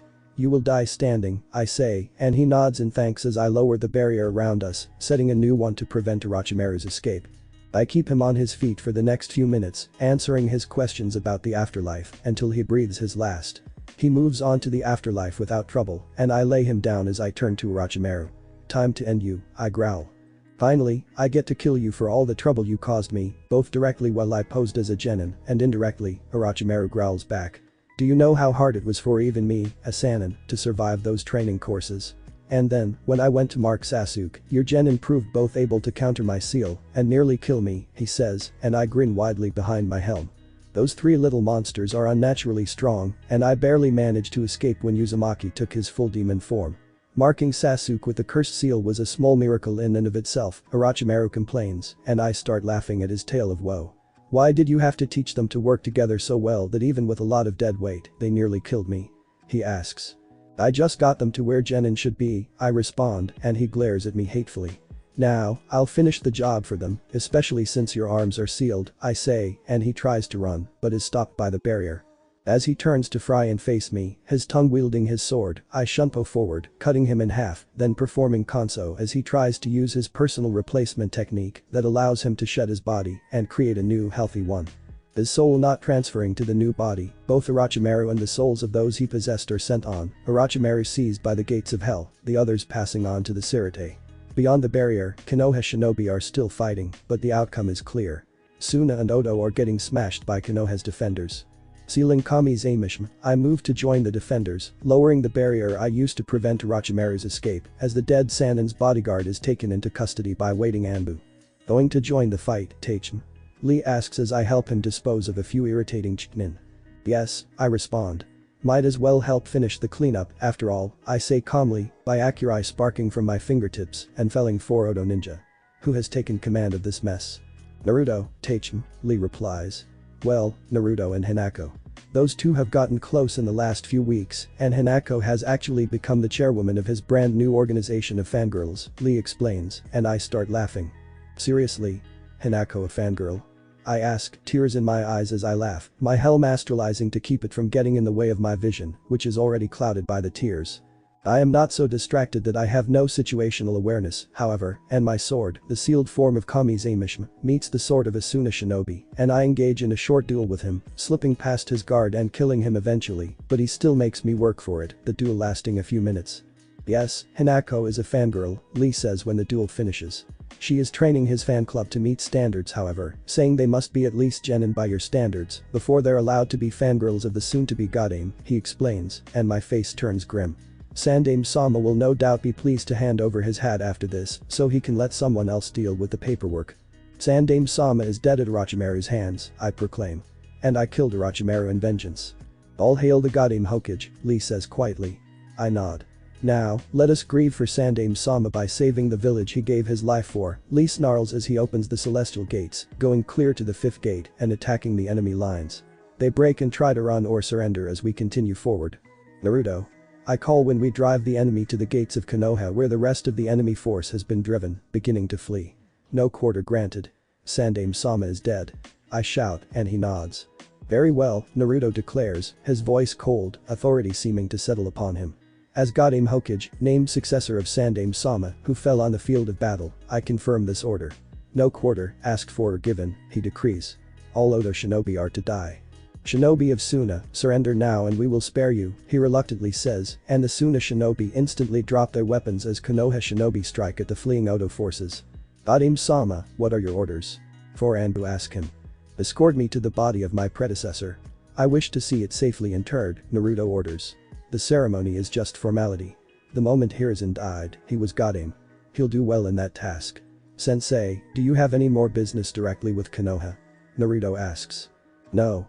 I will aid Konoha, but the majority of my work here is done, and the rest of the preparations for the coming trouble can be done by you, with a little advice from me, I say reluctantly, and Naruto nods in understanding. You are released from any obligation to Konoha. I thank you for your service, Naruto says quietly. It was a pleasure to learn from you, and I will take your advice as it is given, so as to prepare appropriately for the coming troubles, he agrees. I nod and vanish into Shunpo, reappearing among the Odo shinobi and slaying several in a flurry of flashing steel, then vanish again, going to retrieve Unohana, Yuichiro, Amaterasu, Izanami, and Yugura. We'll be hunting other immortals from now on, and hopefully getting the job done quickly. The mission can extend for 10 years at maximum, but it is technically an assignment to hunt the rogue Shinigami and immortals. If it takes less time to find and kill them, I can return early. But for now, my mission is done in Konoha. Soon, I will begin the hunt, but I will leave Konoha after Hiruzen's funeral. He deserves that much, at least, and I do have to give Naruto certain advice to prepare for the future. Where are we beginning the hunt? Unohana asks. And who are we hunting? I was given a list of souls who need to be collected before I left the Sirte, I respond to her second question. Haiden, Kakuzu, and Obito Uchiha are the 3 attempted immortals currently out there, with Akasuna no Sasori tentatively identified as still being valid for continuing life. Who do we target first? Unohana inquires. The funeral of the Sandaime ended yesterday, and we are heading towards Iwa to begin the search for our enemies. Our group consists of myself, Unohana, Yuichiro, Yugura, Kikbi, Amaterasu, and Izanami, all of us being ready for combat at any moment. Now that I can drop the facade of being Izanagi no Mikoto, as only Konoha shinobi knew of that, and some Kiri shinobi of Kisum's clan who Kisum helped me explain things to, I am able to access my full abilities and mean for this to be over with as soon as possible. Obito Uchiha. Records indicate that he'll run if we don't get him first, and we're going to have to smash him with the first hit. He can partially enter the spirit realm, turning insubstantial to mundane weapons, though not ours, so killing him will be no trouble once we find him. He can also teleport himself through another dimension, but his ability to turn insubstantial doesn't work like he thinks it does, in other words transporting him into that dimension. He is mostly a one-trick pony, so he'll be easiest to take. Haiden, I can't help with. He's the avatar of another god, or holds that power at least, and I can't engage the disciple of another god unless first attacked due to what this world has made me, I tell her. His abilities? Yugura asks, nodding in resignation at me having to stay out of the fight with Haiden. He can't die. He can be ripped to shreds, but so long as Kanso isn't performed, he cannot die. Also, if he gets a drop of your blood, any wounds he suffers, you suffer. And Kanso is going to be difficult to use. He's taken out 7 Shinigami who tried to kill him since he became Jashin's avatar, I growl. So, he knows what Kanso is and is fast enough to avoid it? Unohana asks, and I nod. Kanso must be precisely struck, otherwise it won't work. Haiden, unless dismembered without any of us taking any wounds, will be a very tricky opponent. I, Amaterasu, Kyubi, Izanami, and possibly Yagura are all bound by the ancient laws upon demon gods and heavenly gods, making us unable to attack someone like Haiden without being first attacked. It will be difficult. Honestly, I don't think any of us but Yuichiro can engage him. She's still young enough in terms of divine age to not be considered a full god. If she can't, we'll need to enlist mortals. He won't accept a provocation to attack, Haiden is smart enough for that, I say despairingly. Lieutenants and captains for the most part can't face Haiden, but anyone less isn't good enough to beat him. Perhaps we should just enlist mortals from the start? Amaterasu asks. There are cults for myself, Izanami, and the Shinigami at least. I have cultists as well, and still have enough pull among demons, even after Hashirama bound me to call upon them, though as a divine avatar, Haiden will go through most demons I could call upon easily, Kyubi complains. Kitsune clans. Are there any in the mortal world that would help? I ask. If not, I'll figure out how to assume divine aspect and just command my cultists to attack Haiden, I sigh. You're not far from beginning to figure out divine power, Ichigo, Amaterasu says. The problem is that you need to figure out demonic power as well. The Shinigami is both a heavenly god and a demon god, which means you have quite a bit of learning to do. I suggest that we save the issue of Haiden for a few years. He travels with Kakuzu, who all of us can fight, and who we can kill without breaking any divine laws, but those two can't do much damage on their own. Obito is the problem, I say. Perhaps leave those two alone entirely, and grant them formal sanction to exist. Anohana asks. Honestly, that's the solution I'm instructed to use if I can't find some other way, I reveal. It's not like the two can destroy the world, or even want to. They won't disrupt the balance, so sanctioning their existence and granting them rights to immortality might be simplest. I'll grant them immortality myself if we can avoid having to deal with Jashin. Last time one of his avatars was indirectly ended by a divine hand, he responded by turning all his priests into avatars and sending them on crusade, Amaterasu complains. It took 30 years to get him to calm down and halt the crusade. Okay, that's our solution until further notice, I decide, making a political decision. It also gets me out of here sooner, hopefully. Let's just get to Iwa so we can begin hunting this Obito, Yagura says, then looks suspicious all of a sudden. This Obito one Sharingan eye, wears a mask? She asks. Yes, I respond, and she snarls. He's the one who manipulated me to start the bloodline purge in Kiri, she growls, and I break into a feral smile, as I begin to ready for combat, reserves being woken, Ginten being prepared, Zanpakuto spirits stirring from their slumbers as we approach Iwa. Halt. I hear the pair of Chunin guarding the gates call as we appear not 10 meters from them, Shunpo doing its work, usable for all of us, due to none of our number being human or hollows. Names. One of them questions as we walk up to the gate, then I hear something very unwelcome. Sensei. A female squeals. The sound of a fangirl, but not just any fangirl. The standard competent fangirl, Mark VE, the best on the market. Competent in battle, disdains the traditional fangirl, and finds a single warrior to idolize, fixing on the best out there. I even recognize the voice. Kuritsuchi, which means this is a very bad situation. The black-haired missile connects with me, grabbing onto my armor. Did you come to whip Iwa into shape? She asks hopefully. I'm on a hunt for a very irritating shinobi, goes by the name of Tobira Obito Uchiha, I say. Well, I might be able to get grandfather to help you if you got more Iwa shinobi into proper shape, Kuritsuchi responds. My old sparring partners and training courses have become so boring since I went through the courses you created, she says, and I sigh. Fine, I can spend a few months using this as a base of operations, I suppose, I give in. He'll be affiliated with an organization by the name of Akatsuki, I elaborate, and her face lights up. There are actually a couple of Akatsuki members here, she says, and begins to pull me towards the Tsuchikage Tower. I notice that entire mountains were carved into statues of the 3 Tsuchikages so far, and asks about them. Each mountain like that is also a tomb for the Tsuchikage depicts, Kuritsuchi explains, seeming glad to get me interested in anything about Iwa. They're buried at the peak, behind a lot of traps. I see. Well, that's one way to keep the dead from being desecrated, I comment, rather amused. The mountains function somewhat like pyramids, it seems. Yeah, it is. Now, let's hope the Akatsuki members aren't going to be irritated about you asking them questions. They're S-class ninja after all, Kuritsuchi chastises. I reach to my divine power, which though I may have trouble directing it, I have no trouble summoning. I think we'll manage, I say as I see the 2 Akatsuki members. Haiden and Kakuzu. Haiden's head snaps up the moment we enter the square in front of the Tsuchikage Tower and focuses on our group quickly. Nothing wrong with his sensing ability, it seems. A few moments later, we meet with the two, Kakuzu speaking to Lunoki about some contract. What brings 5 gods and 2 demon gods, even if 2 of that party are only minor divinities, here to Iowa? Hayden asks. Not much, I reply. A minor irritation for me in the form of 1 soul I can't personally collect, but no other real problems, I say, looking directly at him, and he clearly gets the point. I'm not looking for trouble, Shinigami-sama, Hayden says. You can have this heathen Kakuzu though, he offers. I'm thinking of just giving you both true immortality so I can keep you out of my way, I'm Yuz, and Kakuzu takes an interest while Kuritsuchi begins to show signs of life, clearly shocked by my true identity. We both win that way, me in not having the trouble arranging your demise, and Jashin's reaction would cause, you in not dying, I say. Hayden nods slowly as he considers things, and I continue. Of course, I need any information you have on someone called Toby. Deal. Kakuzu shouts. We'll leave and summon him here for you. We can do that, he tells me, and I grin and nod. Very well, Amaterasu says, and the two light up gold for a moment. Suddenly, I draw Sanbon and cut off Kakuzu's head, then a moment later his head flashes gold and reappears where it should be. Is that enough proof? Amaterasu asks. Yes, Kakuzu says, knowing when not to press his luck. He gets out a small circular item, and I signal for everyone to move back. A moment after the circular item hits the ground, Obito appears and finds a sword through him, anchoring him firmly to this realm and preventing teleportation. Well, it appears the Shinigami finally came to claim me, Obito says. However, before I die, I'd just like you to know that your waiting this long has made my plans possible even without me. The Edo Tensei seals I set up will activate in 4 years precisely, and it cannot be damaged until then.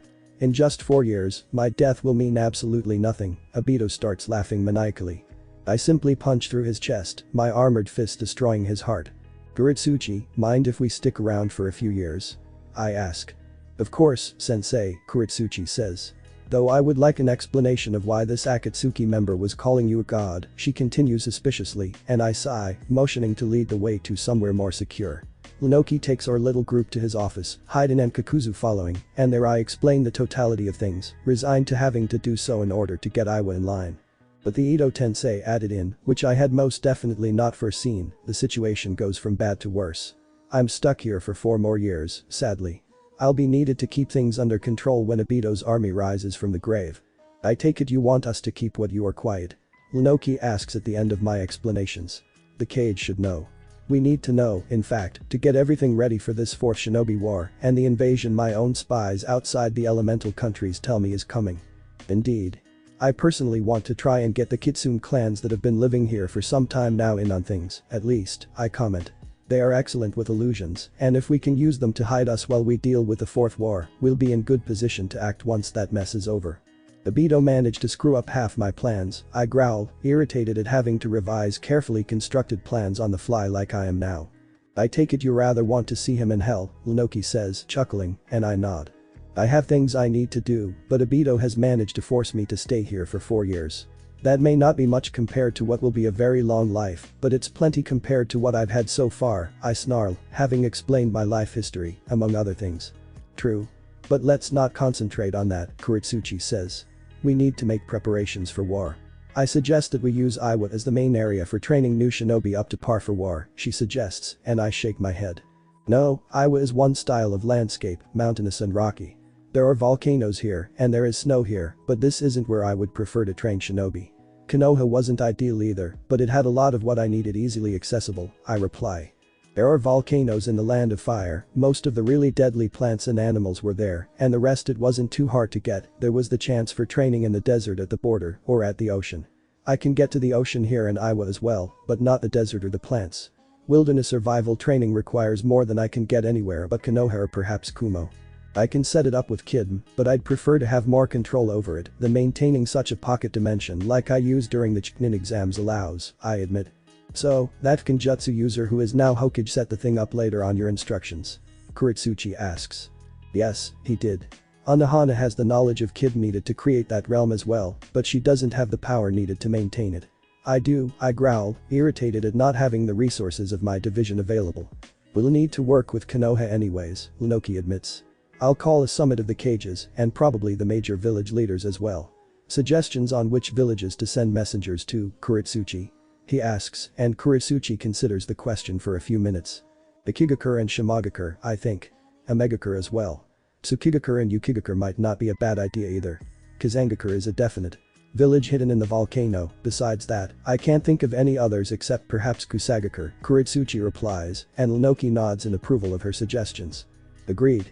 Those minor villages are nonetheless powerful enough to be worth calling for, Lunoki answers. Then call for them and let's be done with it, I say, frustrated. I absolutely despise being in this world. No clear enemy to kill straight off, no way to quickly call whoever you need to get something done, and of course, the tiny fact that everyone here acts so inefficiently. No single overall ruler who can get things done quickly, which is extremely troublesome for me. Ah, I see the impatience of someone used to serving in a military under one command, Lunoki says amusedly. Yes, you do, Anahana says. The same irritation that is in me is in her tone as well. She doesn't leave the Sirite much and is used to things being done when she wants them done. I'll call for them and set the date of the summit for 9 months from now, Lunoki says. That will be 1 year after the start of the most recent Chunin exams and should be plenty of time for them to make the arrangements. In the meantime, I'll see if the Hokage wouldn't be willing to set up Genjutsu-based training areas for you, along with replicas of that rather nasty obstacle course of yours, here in Iowa. Better yet, he could make them so you can seal them into a scroll or some other item when they aren't in use, he suggests. That would be useful, I say, resigning myself to spending a while doing nothing of real use until Naruto can get here. I'll add my seal to your request, so he knows who the work is for, I offer, and Lunoki nods as he begins writing the summit invitations. I'll arrange for rooms for you, Lunoki says, and I nod in thanks as I turn to leave the room. Kuritsuchi, mind showing them some of the finer points of Iowa? He asks and receives enthusiastic assent. Perfect, just perfect, I mentally groan. 4 years stuck here. 9 months later. Welcome to the summit of the Cage and Village Leaders, one of the Chunin at the door says. I am currently sitting in one of the chairs specially built to hold my weight, which is now increased immensely by the heavier bones and muscles I am developing. Naturally, given that I have started to see the worst aspects of the job here, I am immensely irritated. I didn't have to deal with hollows while in deep cover, but now that I've emerged into the light and begun exerting both my divine and demonic abilities as Amaterasu, Kikbi, Yugura, and Izanami have been teaching me to do, I can't go a full hour without having to deal with a cluster of the things. Souls need to be dealt with constantly, and that work is taking me not only everywhere in this country, but across the ocean to other countries to deal with them, and at least 4 wars are going on in this world on a large scale. The gates to the realms of demons are wide open, and once I left the elemental countries for the first time while in this world, at least 3 major demon attacks were attempted, which I had to deal with. My thanks for your welcome, Naruto replies to the Chunin as he and his guards enter, the first of many. Naruto, I say, allowing my black mood to lapse for a moment.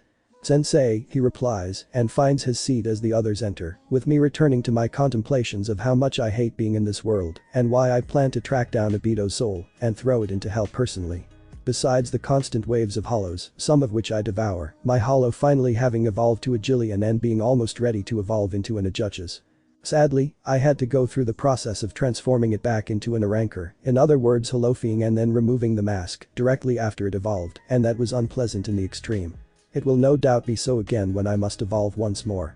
Shall we get started with the business that led me to call you all to Iowa? Lunoki asks, and the others around the table, every one of the people called having answered the call, nod in assent, and Lunoki begins the explanation. I pay attention and add my comments when necessary, the assembled shinobi leaders taking almost 6 hours to convince of everything. So, we have 3 years.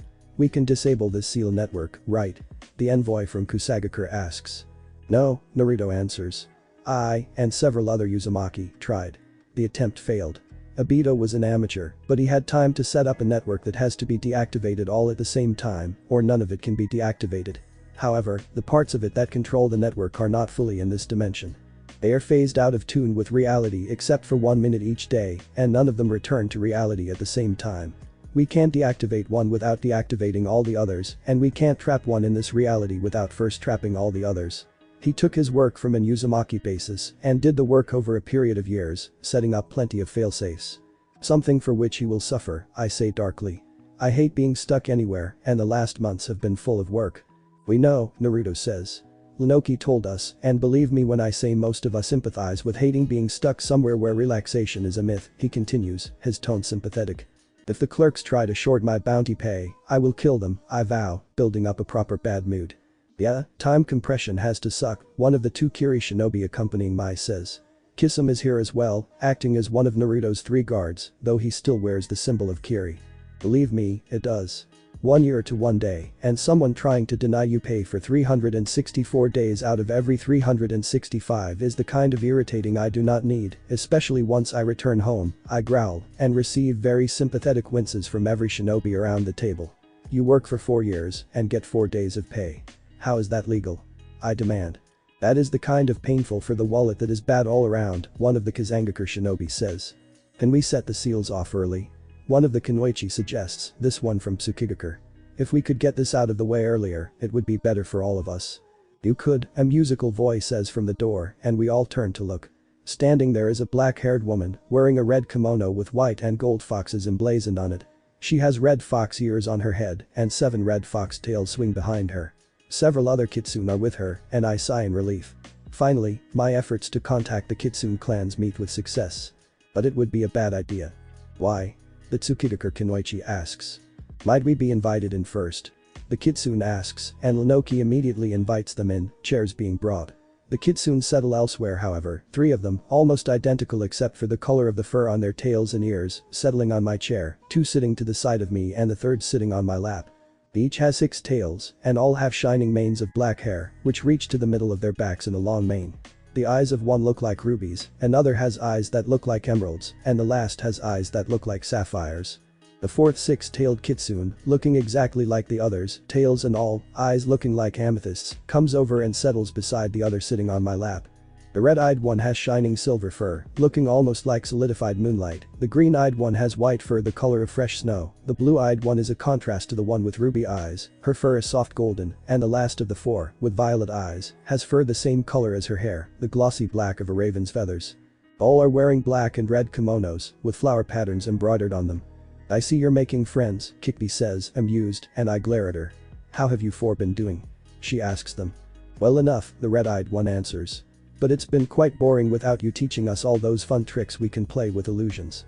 Ichigo, meet 4 troublemakers I help tutor in the use of illusions, Kikbi says, and points them out in turn as she gives their names.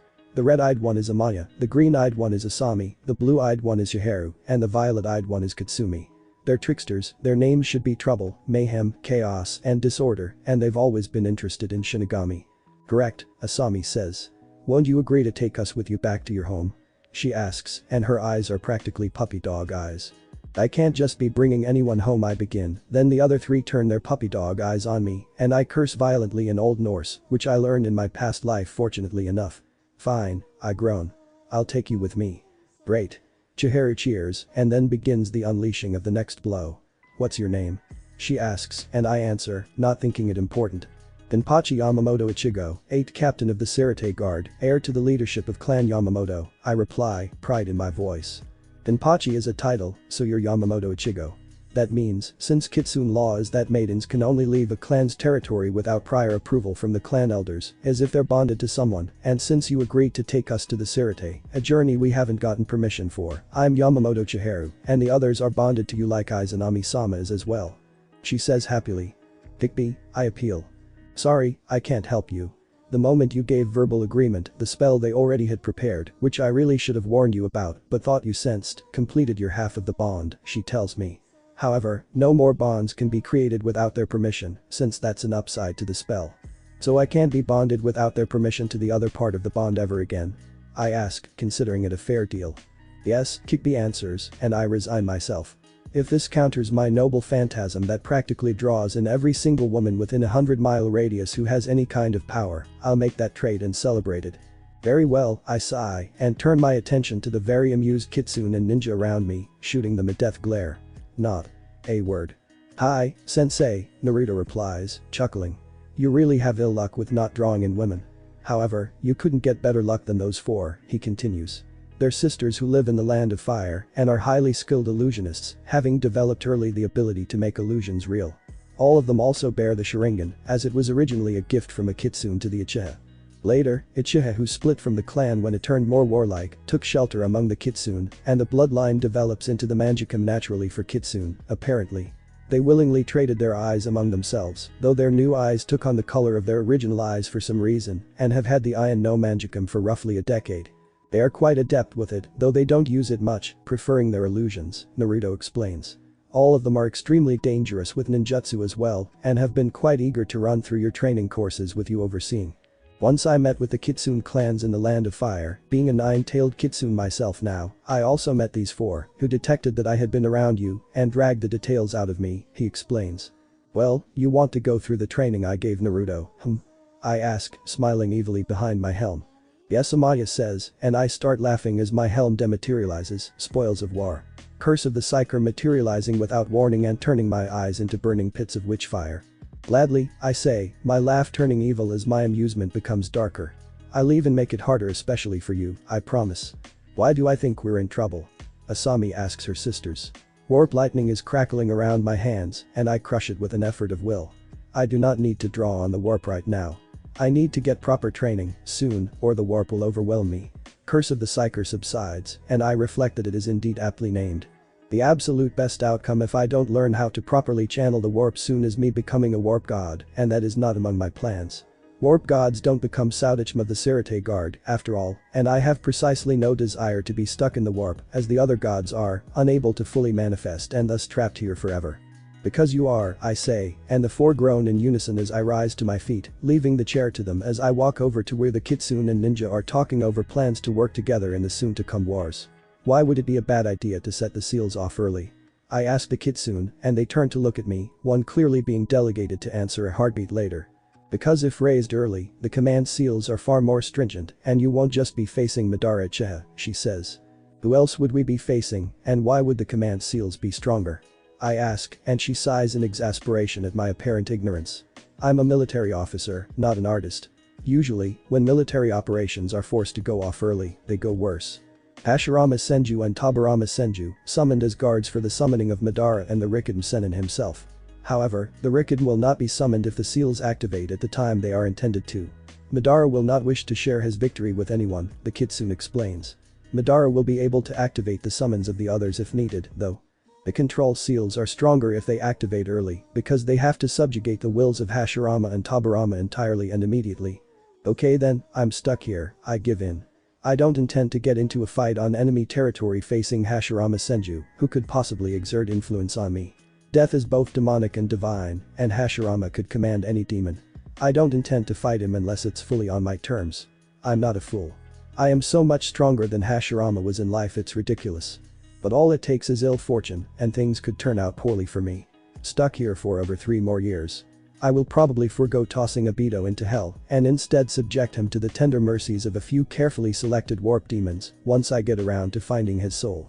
Sorry, sensei, Naruto says. I'll manage, I respond, and turn my attention to the maps that have been set up. Now, how are the Edo Tensei arrays powering the resurrection? Clones of some mutant clone of Hashirama Senju Madara apparently made, Naruto says. Flesh and blood, they live, and with the seal set up on them to keep them in stasis until the resurrection seals activate, killing one causes it to burst into spores that become 100 more and have the same seal activate on them, allowing even more resurrections. Perfect, I groan. Obito just had to think of almost everything. Still, at least fighting Madara might be fun. Prepare for battle, I hear as I draw Kaiten Kayakatsu. All the sites where Edo Tensei is going to activate have been identified, and those who will resurrect have been identified, allowing the cages to select counters for those ninja and place them in the correct areas. I have been assigned to assist in the takedown of several ninja from the Age of the Warring Clans, who were of the Kagaya and Uchiha clans. The group operated as a unit during those wars, made of exiles from both clans, the Kagaya guarding the Uchiha from being engaged into jutsu, while the Uchiha provided ninjutsu and jinjutsu support. I'll be dealing with the Kagaya, and hopefully they'll make things interesting. 4 years on this dirtball have been 4 too many, and I can't wait to be back home. Training the ninja has been a source of some amusement for me, but the constant hollow attacks, demons getting above themselves, having to ensure my plans go off on schedule, sending souls on, and more, have been wearing at me, especially since my last student, Konan, formerly of the Akatsuki, who joined us alongside her friend Nagato when they heard of Madara's soon-to-be resurrection. Got as tough as she could from my training. Ready, Ichigo? Yuichiro asks, jumping down from my shoulder. I nod and enter Shikai without a word. Of course. I could wish I wasn't so damned large, but I'll manage, I say. I am still growing, my osmodula not going to stop until I have the proper implants to finish the set of added organs, and I tower over everyone else at 325 centimeters. Curse of the Psyker has grown stronger, but I am learning how to contain it to some degree. Naming that particular ability wasn't hard with the knowledge I retained from the Grail War about Magnus's universe, and I've been working in the use of warp lightning to my swordsmanship. I thank the experiences of my previous life as Kain, regained when Nijabana bonded with me again, for the ability to be able to adapt my swordsmanship to my new height and the use of warp lightning. Idm has also become a bit more evident in my fighting, and I round my abilities out with Quincy archery and Reishi manipulation, hollow powers gained from my now Ajucha's level hollow, which is preparing to evolve, my divine powers, and my demonic powers. I finally grasped the latter too, and they have proved quite useful. Well, it seems we have a welcoming committee, one of the risen warriors says as they step out of their coffins, and I focus on them rather than my own thoughts. All are clad in the armor of their era, swords at their sides, and also carry combat knives alongside their swords. Indeed, I reply, and select my targets. Shall we get this party started? Naturally, he replies, and they attack. The two Kagaya I picked as targets charge at me, drawing their swords as matching swords of bone are created through the use of their bloodline. So, 2 foes, 4 attacks from them. Easily manageable. I meet the first 2 swords, which are trying to cut into my side, with a raised leg, catching the blades in the knee joint on my armor, and then wrench the blades from their wielder's hands as my leg snaps forward, delivering a kick to the chest of his comrade, who flies back and rolls to end up still on his feet, even as the first one creates new swords. The original 2 snapped as the joint they were caught in flexed with the movement of my leg. I spin and meet the 2 swords with a sweeping blow from the longer of my blades, catching them and forcing them aside as the shorter blade forces a Konso, hilt slamming through the resurrected warrior's head, who dissolves into dust, a body slumping into the dirt. The other charges again, and by Akurai sear through his legs as I shunpo forward, his head flying off as I pass him. I turn and see his head dissolve into dust and reform on his body, as he rolls over in the dirt where his body slumped to, and sends a barrage of finger bullets at me, with them shattering on my armor. "I already," he hisses as he leaps back up and is met with a long sword ripping through his body, bisecting him lengthways, the blade flipping just as I reach his forehead and the hilt striking, delivering Konso. He dissolves as well, and I turn my attention elsewhere. "Need a hand?" I ask as I join one of the fights. 2 of our ninjutsu specialists are dueling with 3 of the Uchiha and also trying to keep a pair of the Kagaya off of them and not having much success. I intercept the Kagaya, long sword clashing against their blades and shearing through them effortlessly, the blade following through in its horizontal sweep and cleaving through their bodies moments after. Naturally, they reform, and I meet them with bolts of warp lightning. As they convulse, I deliver Konso and begin a duel of my own with a ninjutsu specialist. "You won't win. I am an Uchiha," he says arrogantly, unleashing a fire dragon, which I casually destroy with a sweep of my blade, the air pressure from the strike causing the fire to dissipate. Wrath born of 1,000 years, vengeance from the lost. Retribution that knows no end, rage without bounds. All destroying fire, blaze of the hells, endless devastation. Had 152, Jigoku no Ion no Han, eternal flame of hell, I command, and a lance of black flame screams from 2 outstretched fingers. It strikes my foe, and the lance explodes into 100 more darts of flame, which pass harmlessly through the living and strike the resurrected dead, taking solid hold on the resurrected bodies, burning them to ash even as they reform, beginning what will be an eternal process if I don't bother to use Konso, as seals won't take hold on them with these flames. "I believe I just won," I say to my burning opponent, and a scream of agony is his answer to my comment. "At this Konso done and let's move on," one of the shinobi says, and I roll my eyes as I comply. "Very well," I reply, sending each of the resurrected warriors back to the afterlife in turn. "Time to move on to our next opponents," I say a few minutes later, as I finish with the last of the enemy. The others nod, and we split up, moving to different postings. "Madara is about to make his appearance," Naruto says as I arrive at their position, Madara being my next opponent, should things go wrong. All of the Kage, Nagato, Konan, Hanako, and Kakuzu are there, Kakuzu being displeased with Madara's plans. After all, if the Eye of the Moon plan we found out about from Obito's notes works, that would be the end of money as a meaningful concept. "I see. Good luck," I say, and shunpo away, prepared to watch. If things go wrong, I will step in. If not, I will be ready for other foes. "I see I have my greatest enemies prepared already," Madara says as he steps out of his coffin. His answer is a lava element projectile Rasengan to the face, Naruto having figured out only 2 years ago how to wield elements outside the conventional 5. "Hello, grandfather," Naruto says as Madara's head reforms. His Ion no Manjikam Sharingan is blazing as he looks at Madara. "I see," Madara says as he gazes at Naruto. "So, I succeeded in sending my daughter forward in time. Where is Kushina, by the way, grandson?" he inquires, and Naruto grimaces. "Dead. Killed by Obito," he replies, and Madara snarls. "I see. I will resurrect her once I have beaten these others then, he comments, and blurs forward at speeds Naruto cannot hope to keep up with, knocking his grandson out. That should keep you safely out of the way while I see to the others. Soon, we'll be back together. You, me, Izuna, Kushina, and Akari all together.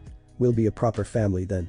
But now, I will deal with those who would prevent that, Madara says, then light blazes around him as a massive Susanoo, similar to Naruto's perfect Susanoo, so likely Madara's perfect Susanoo, appears. I won't be wasting time with you. Now die, he commands, and the sword of Susanoo's avatar comes crashing down. I think not, Kakuzu says, beginning a blitz of elemental ninjutsu. All 5 elements, plus multiple combined elements, see use, flawless high-level ninjutsu being cast simultaneously in mere heartbeats. 3 minutes later, Kakuzu's barrage ceases, and he falls back to recover his chakra with the aid of Tsunade and several other medics. Not bad, Madara says as the smoke clears. Several cracks are visible in his Susanoo, and he nods approvingly as they seal themselves. Impossible. Hinako shouts, disbelieving. Quite possible, actually, Madara says. Hinako is currently tending to Naruto, and he nods approvingly once more after a moment's consideration. I see my grandson has found a good Uchiha girl to settle down with. I approve, he comments, then unleashes a massive torrent of flame upon the marshaled cages, which is met by a powerful water wall. The flames boil through the water, but they are delayed long enough to let the cages get out of the way. Things continue in much the same way for the next 3 hours, a game of cat and mouse, with Madara eventually pinning down the cages and their allies. Naruto and Hinako are contained within a barrier Madara created in the name of keeping his legacy safe, which means there is only one person capable of stopping him right now. Even as I move to intervene though, a summoning circle beside Madara's coffin flares, and 3 more appear in the dirt slowly, forming a ring around Madara's coffin and growing to a larger size, drawing nature chakra into them. The circles flare brightly, forcing me to close my eyes, then 4 truly massive, 10-tailed beasts appear. The nature chakra empowered lesser Bijk, as the 9 we are familiar with are the most powerful of their respective hierarchies. Kyubi, for example, is the strongest 9-tailed demon, even though there are others. The Rikidm Sennin created them that way from the strongest of the Jbai, and meant for them to hold other demons back from this world, acting as guardians. But these 4 won't be pushovers. Well, it looks like I'll have to wait to deal with you, Madara, I say as I arrive in a flash of Shunpo, drawing Fenris. Before me stands a 10-tailed wolf, a 10-tailed dragon, a 10-tailed ape, and finally a 10-tailed Balrog, though in this case extra sets of wings substitute for tails. Each one is a demon god, on par with a major god in the general hierarchy of things. Average demons are on par with minor kami, or spirits. The minor nobility, such as barons and counts, are on par with major kami. Major nobility, specifically lords, dukes, and archdukes, are on par with minor gods, and demon gods are on par with major gods. These 4 will be a challenge indeed. No, you won't, Madara says icily as he leaps to stand alongside me. I didn't plan to bring these creatures forth. Obito did, judging from the seal work that created these beasts. A failsafe, I think, he tells me, and I glance questioningly at him. If he wasn't around to enact the Eye of the Moon plan, then these beasts would take vengeance for him. There are 16 of these summoning arrays, which means we have our work cut out for us. We? I ask curiously. I don't feel like destroying the world. I just want to erase my loss to Hashirama. However, if I beat these creatures, that will prove I'm better than my old rival. So, the sooner we get started, the sooner I can find a few criminals, sacrifice them to resurrect my family, and ensure my grandson is doing well, Madara states. Besides, him apparently becoming Hokage erases my bitterness over not getting the position. My descendant getting it is sufficient. Understood. Don't get in my way, some of the attacks I'm going to use are wide area attacks. Can Hashirama, Tobirama, or the Rikidm Sennin be resurrected to aid us now, or are those arrays impossible to activate? I inquire grimly. 16 major god equivalents are going to be hard to deal with, as fighting just one major god nearly ended in my death. That may have been a few years ago, but my practice with divine and demonic power is quickly rendered moot as suppressor seals activate across the country, preventing anyone from using anything but personal, human power. That means no sage techniques from Naruto or Jiraiya, no divine power from me, no demonic power from me either, as the suppressor seals are especially targeting those to prevent intervention by gods, other demons, urgent Kriki, and of course no summons, as they may be called by human power, but they use their own strength to fight. I can activate them, but it will take me a few minutes, Madara says, and I growl. Obito was far too through for my liking with how he set things up to burn the world. I have my Ryatsu, and that's it, sadly. Very well. I'll buy you time, I respond, and release my blade. Consume the world with endless fire, wake the volcanoes with your howl. stir the beasts of the oceans to rise from the depths, and drown the land under rising waters. Hinol Kami, I chant, and Fenris erupts into a blaze of flame, becoming twin weapons, my armor changing as the blade releases. A moment later, I am clad in iron war plate similar to that Bjorn was clad in when our battle began, except for the tiny fact that it is glowing white with heat, a wolf hide providing me with a cloak and another hanging at my belt, both wolf hides on fire, their red color visible through the flames, the fires not consuming them. And double-headed axe is at the ready in my right hand, the massive twin crescent blades having edges glowing white with heat, fire dancing on the blades. In my other hand is a sword that appears to be made from black stone, crudely hewn from a mountain, but cracks in the blade reveals glowing veins of molten stone within.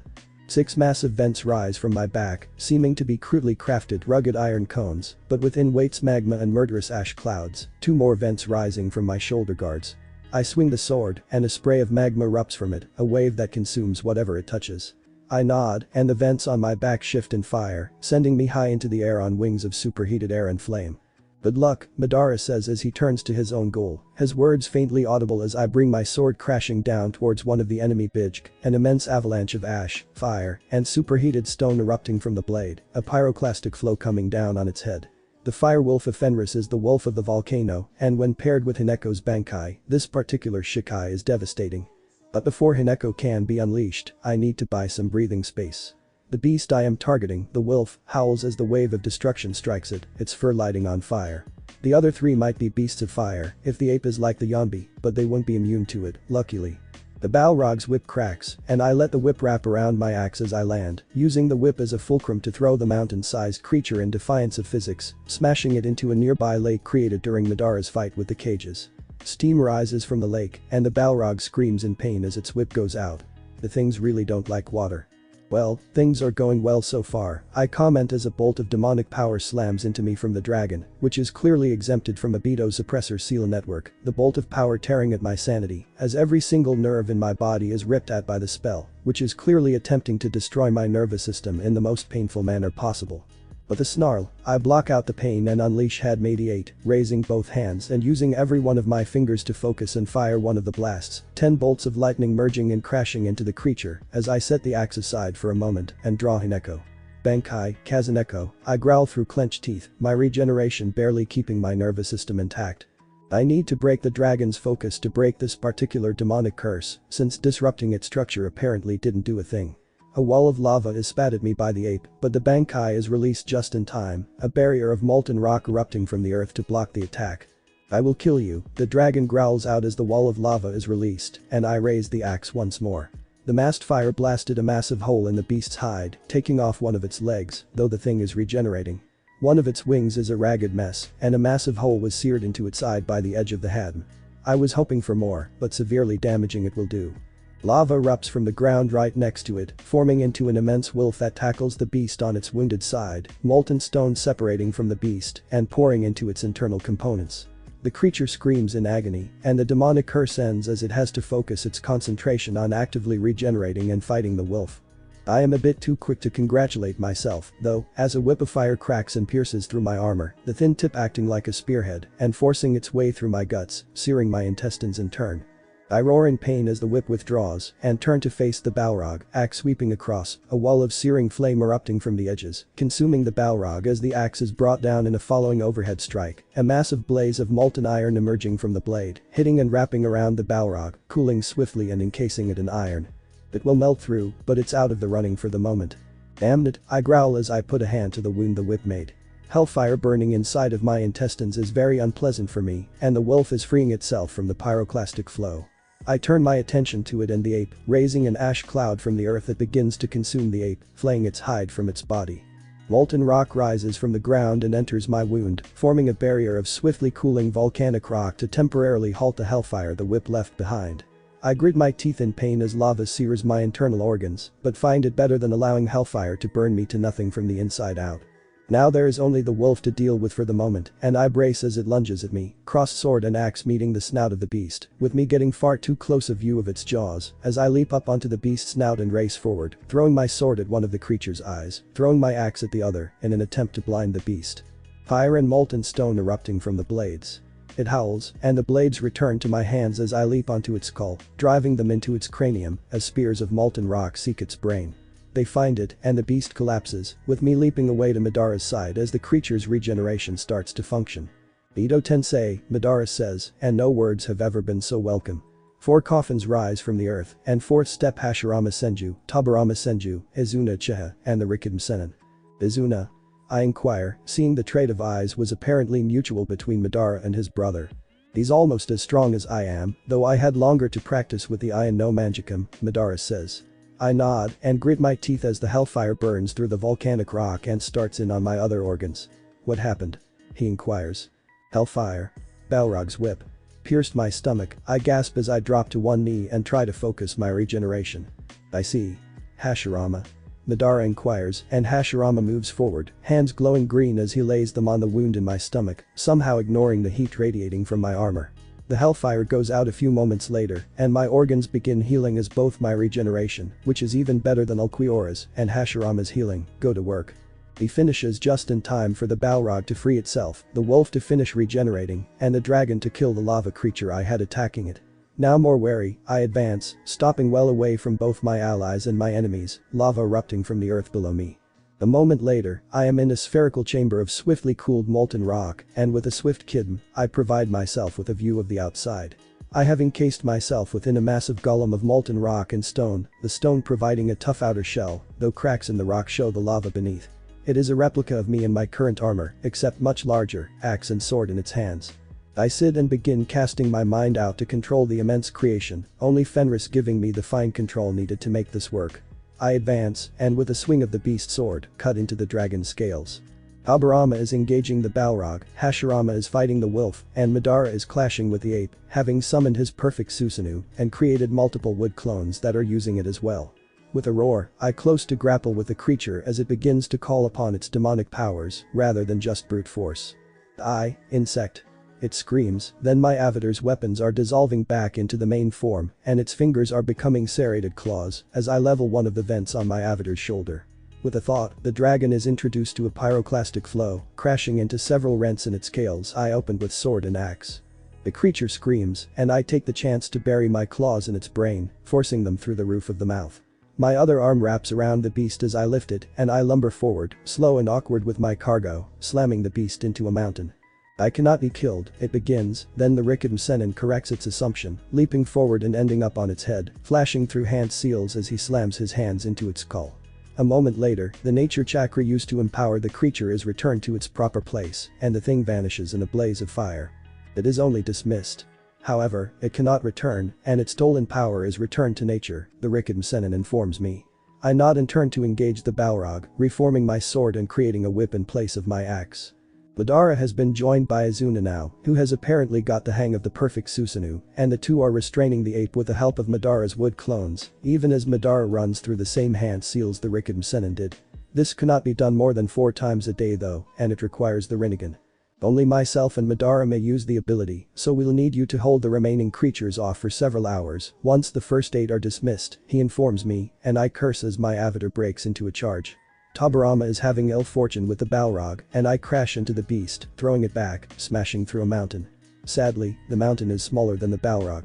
"Should I leave this one to you, then, and fight the 4 rising in the north?" Tabarama asks. 2 of those are sea beasts, according to what Hashirama can sense, and I should be able to delay them. "Do so," I rumble as my whip lashes out to meet the Balrog's whip, molten stone and hellfire tangling.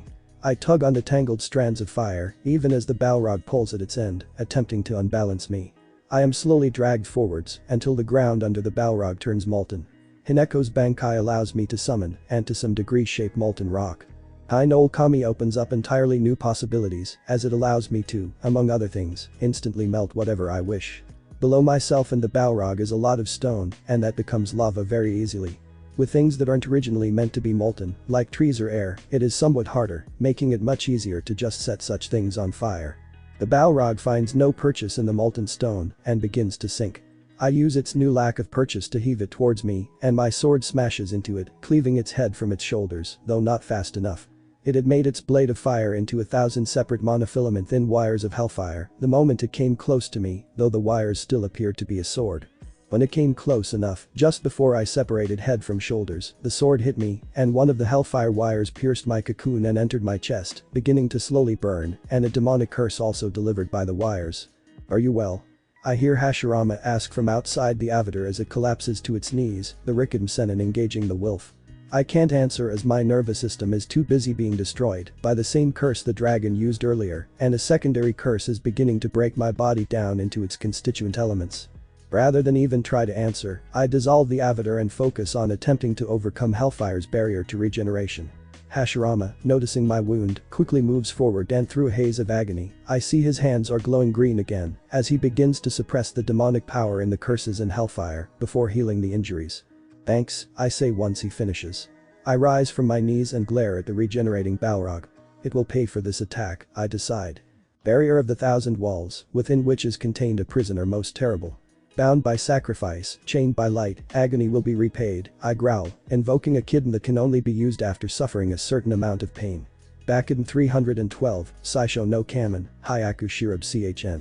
First barrier, 100 silver chains, in the sky, rods of silver light appear over the fallen demon, which has rolled onto its back and is preparing to rise, falling and becoming spears of light which pierce its limbs, pinning it to the ground. Every spear is massive, over 100 meters long and as wide as I am tall, a spherical rod that turns from light into silver, sigils of binding etched onto them.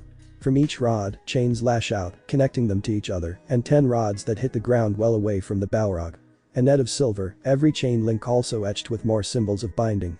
The chains connecting to the rods buried in the Balrog extend from the bottom of the other rods, while the chains connecting to the rods away from the Balrog extend from the top and are far thicker, each chain link being the size of my fists. "That should hold it for some time," Hashirama says with satisfaction. But I'm not done. "Aini no Kabe, Kage no Kabe," I continue. Second wall, golden wall, from the 10 silver rods not buried in the Balrog, 100-meter high walls of golden light extend, connecting them to each other and solidifying, a golden dome, appearing once the walls connect and solidify. Daisen no Shmiki, Yomo sh+ Ru. Third barrier, 4 directions seal, the 4 cardinal points glow in an array around the golden dome, a wall of fire rising from the south, a sandstorm rising in the east, a blizzard of ice rising in the north, and a wall of ice and shadows rising in the west. Now the golden walls begin to glow with symbols of binding, and a circle of red light appears around the prison as I prepare for the fourth part. Daishi no Fukin, Seishiki I order. Fourth seal, final banishment, the circle of red light becomes a dome, then a sphere, lifting from the ground, the Balrog chained within a prison of gold and silver, the 4 directions barrier preventing escape. The red dome flashes with light and vanishes. What happened? Hashirama asks, even as I feel a nature chakra flood back into the world. Apparently this banishment works to undo the grant of power the beasts received as well. Where has it gone? How long will it be gone for? In reverse order, forever, outside reality, and I sealed the creature, I say. That seal banishes a prisoner into the void, outside of reality, into a place where creatures similar to those Lovecraft imagined lurk. I'm sure they'll appreciate the new toy. I see, Hashirama says after a few moments. That kitten was meant to be an ultimate vengeance, and my mood is a lot better now. Good. Now, if you'll excuse me, I apparently have 13 more of those things to fight, now that the 4 here have been dealt with, I say as the Rikidm Sennin finishes off the 10-tailed wolf. I seal my blades and look at the now devastated landscape. Mountains have been reduced to rubble, there are 2 new forests, lakes of molten rock are evident in several places, pyroclastic flows have smashed apart whatever was in their way, fortunately not including the recovering shinobi, who are now looking at Madara with something like relief, and there is a massive lake occupying the spot where half a dozen mountains once stood. You will not be able to defeat the 10-tailed beasts, I hear the Rikidm Sennin telling Naruto as I approach. Even with a Rinnegan, you have to pure human to be capable of that. You are pure demon now, even if you are a Kitsune, who are not necessarily malevolent. And the priestesses of the land of demons banish them? Naruto asks Madara. No. These ones are beyond their abilities. We have 3 people here who can banish them, including the Shinigami, Madara states. For the banishment I used, I have to have suffered a lot of pain first. It banishes them beyond reality, to where things I don't want knowing I exist lurk, I inform him, and he grimaces. I never thought I would feel sorry for a Balrog, he comments. Those are infernal engines of hate and destruction, but I can think of very few things that deserve to be subjected to such attentions. So, 2 people who can banish them, but at least that will only leave us with 7 left, maybe less if you get hurt enough, the Rikidm Sennin says. Correct. I have other ways of temporarily binding them, but nothing strong enough to hold them for long besides the one I used on the Balrog, I inform him. So, we have Tobirama, Izuna, myself, Madara, the Rikiden Sennin, and Hashirama as people able to fight these things, if we don't bring Naruto into it, which I recommend, I say. Correct. 6 of us, 3 more sets of 4. North, south, and west, Madara says. Tobirama and Izuna will take the north. Those 2 should be able to manage, since 2 of the enemy are apparently sea beasts, I offer. Can Izuna create clones capable of using the perfect Susanoo? Yes, Izuna offers. I'll deal with the 2 on land, Tobirama gets the ones in the oceans. Agreed, Tobirama says, and the pair vanish, heading at maximum speed towards the north. Hashirama and Madara take the west. It'll be easier for Hashirama, since there are no trees in the land of wind, where the last 4 are, I continue, the 2 nodding and vanishing in their turn. I'll take the south alone, I complete. And what of me? The Rikiden Sennin inquires. Edibito suppressor seal network down, I growl, and he nods. I need access to all my powers if I'm going to hold off 4 all on my own, and you can only banish 2 more. Holding off 2 for any length of time will not be possible for me without that network being down, I say, and he nods again. I will attend to it. But first, who are you? He inquires. Denpachi Yamamoto Ichigo, 8th captain of the Sirite Guard, I say, and he bows in respect. Yamamoto-sama, he says. He sees my look of surprise as I took my helm off to cast the kid banishing the Balrog and smiles slightly. I am dead and your nobility in the afterlife. It is best that I respect you, correct? He says, and I unwillingly nod. You did many good things in your lifetime. Show me respect if you become a Shinigami and join my division, I respond. As you wish. Hopefully, I will be able to make it to the afterlife rather than being stuck before I get there this time. Being stuck in what you term the Valley of Screams is unpleasant, and though I have been stuck there during the last 3 instances it made itself apparent, I have not been able to move on, my memories staying with me, rather than merging into the Shinenju, he explains. I'll send you on myself then. Enough power behind the console should provide the needed momentum, I decide. Thank you. Now, I believe you have a fight to win. He asks and I nod, vanishing into Shunpo. It still takes nearly half an hour to arrive where my targets are advancing, and I note that they've split up and spread out a bit. Before me is an immense hawk, a scorpion, a snake and a lion, the snake with 10 heads and 10 tails, the hawk with 10 sets of wings, and the other 2 just with 10 tails. Bankai, I whisper, drawing a carefully selected blade. I'll need to conserve Reiatsu for the moment, but I am unsealed to 100% and have been all day. My reserves are high, especially since Hashirama's healing and the rest from combat I got while traveling here helped restore them. I need 35% to keep my Astartes organs from killing me, but I still have 55% of my reserves available. Tense as Zangetsu, I continue and am surrounded by darkness, my robes becoming a black coat much like Zangetsu's, the edges ragged, shadows wrapping around me. I become a mass of billowing darkness and race forward, crashing into the scorpion and flipping it over. Zangetsu's Bankai is actually constantly increasing my Reiatsu, magnifying and compressing, thus enhancing my power. As a result, it consumes no energy, and I will possibly leave this battle with full reserves. Kill him. The lion roars, having been within a kilometer of the scorpion beast. A heartbeat later, it suits action to words even as I race towards it, a blast of searing light catching me and throwing me nearly 30 kilometers, only the shadows protecting me. Ouch, I snarl as I rise from the sand dune that stopped my fall, wrapping shadows around myself once more. Kurijetsu, Kunjun Yami, I growl.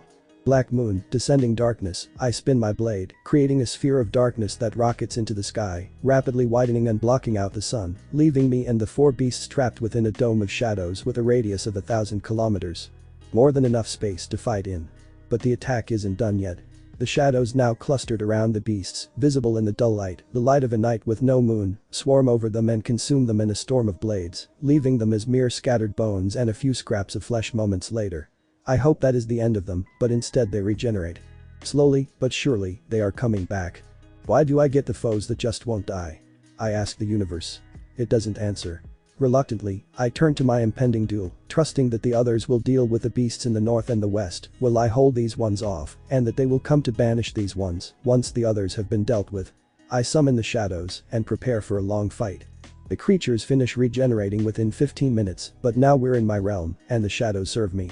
For the next 16 hours, the battle rages, 8 eventually coming to me at roughly 11 in the morning of the next day, just as the lion topples with a lance of darkness through its head, and I turn to engage the other 3.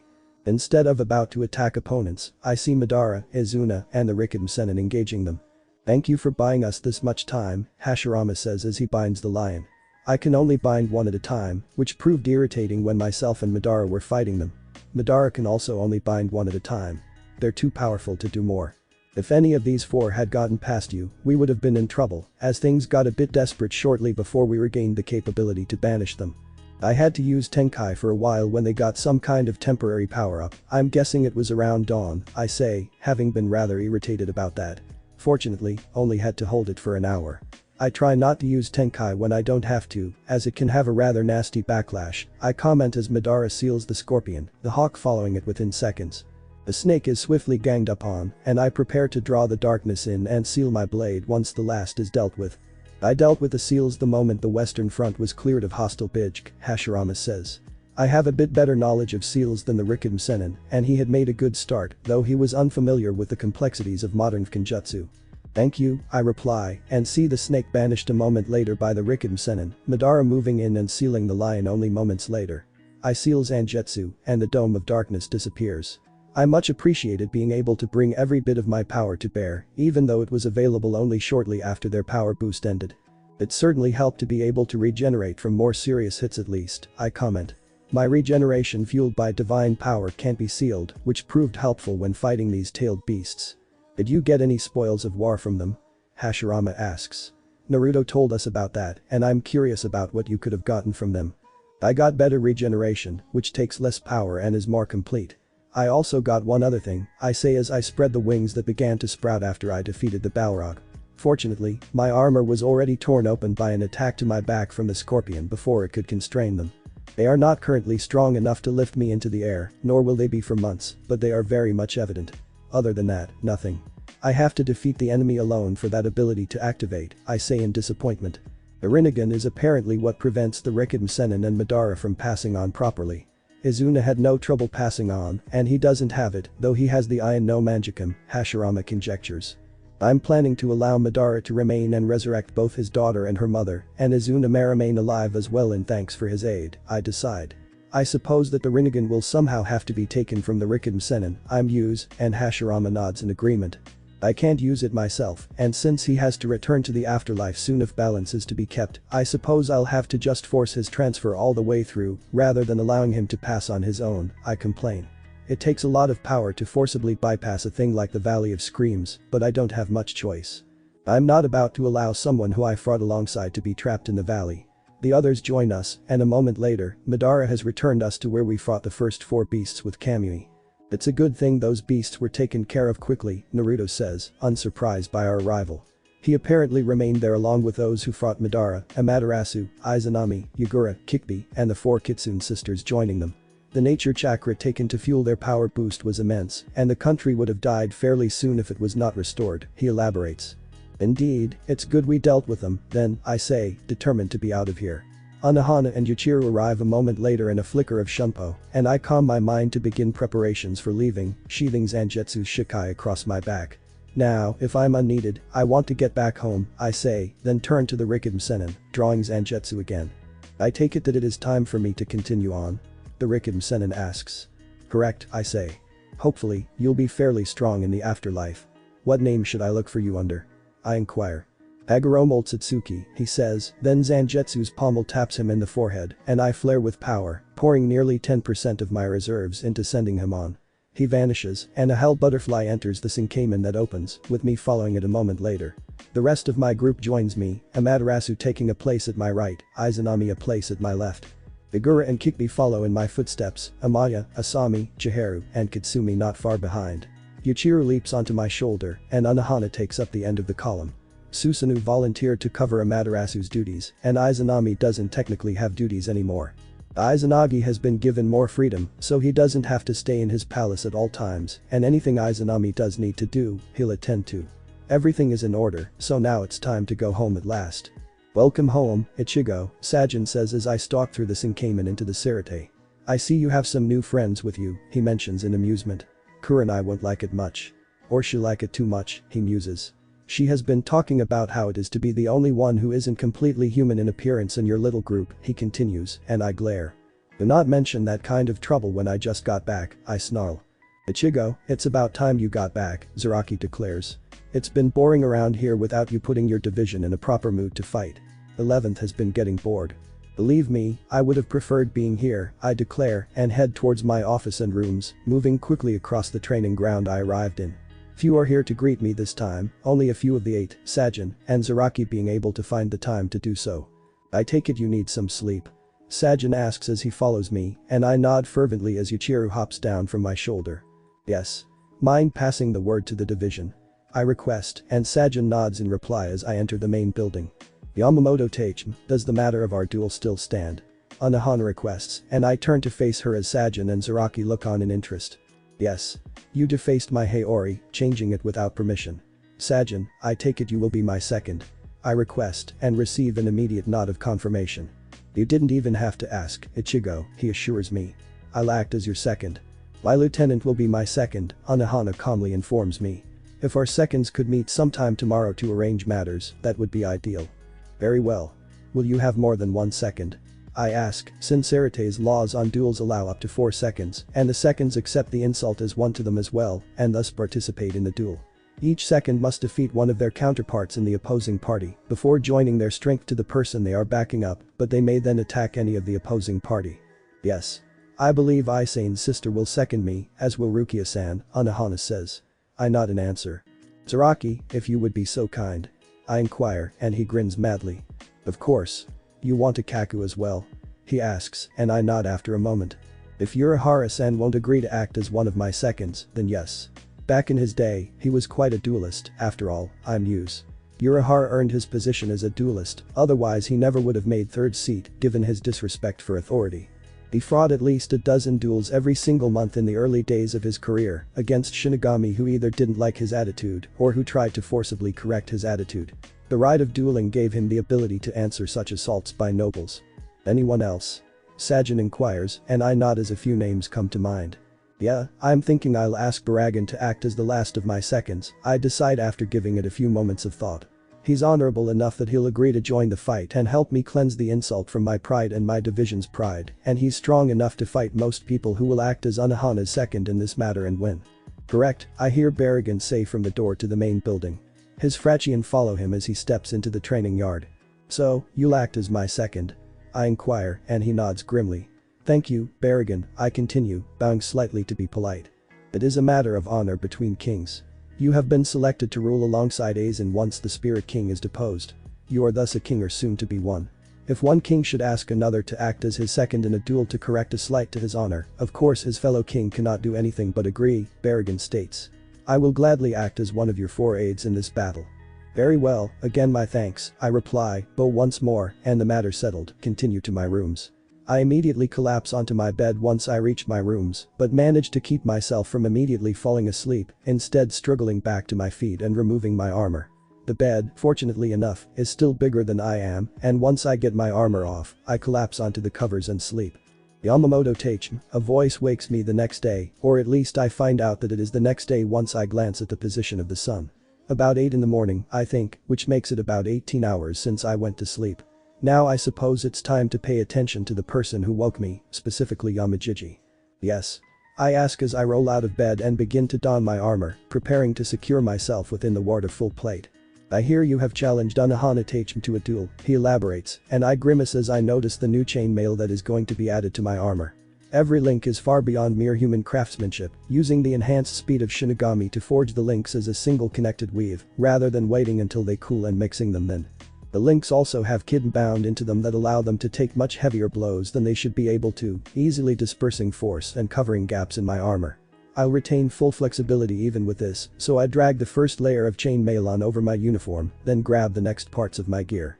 These are pieces of cloth that provide anchors for chainmail over my legs, so I don't leave those unprotected.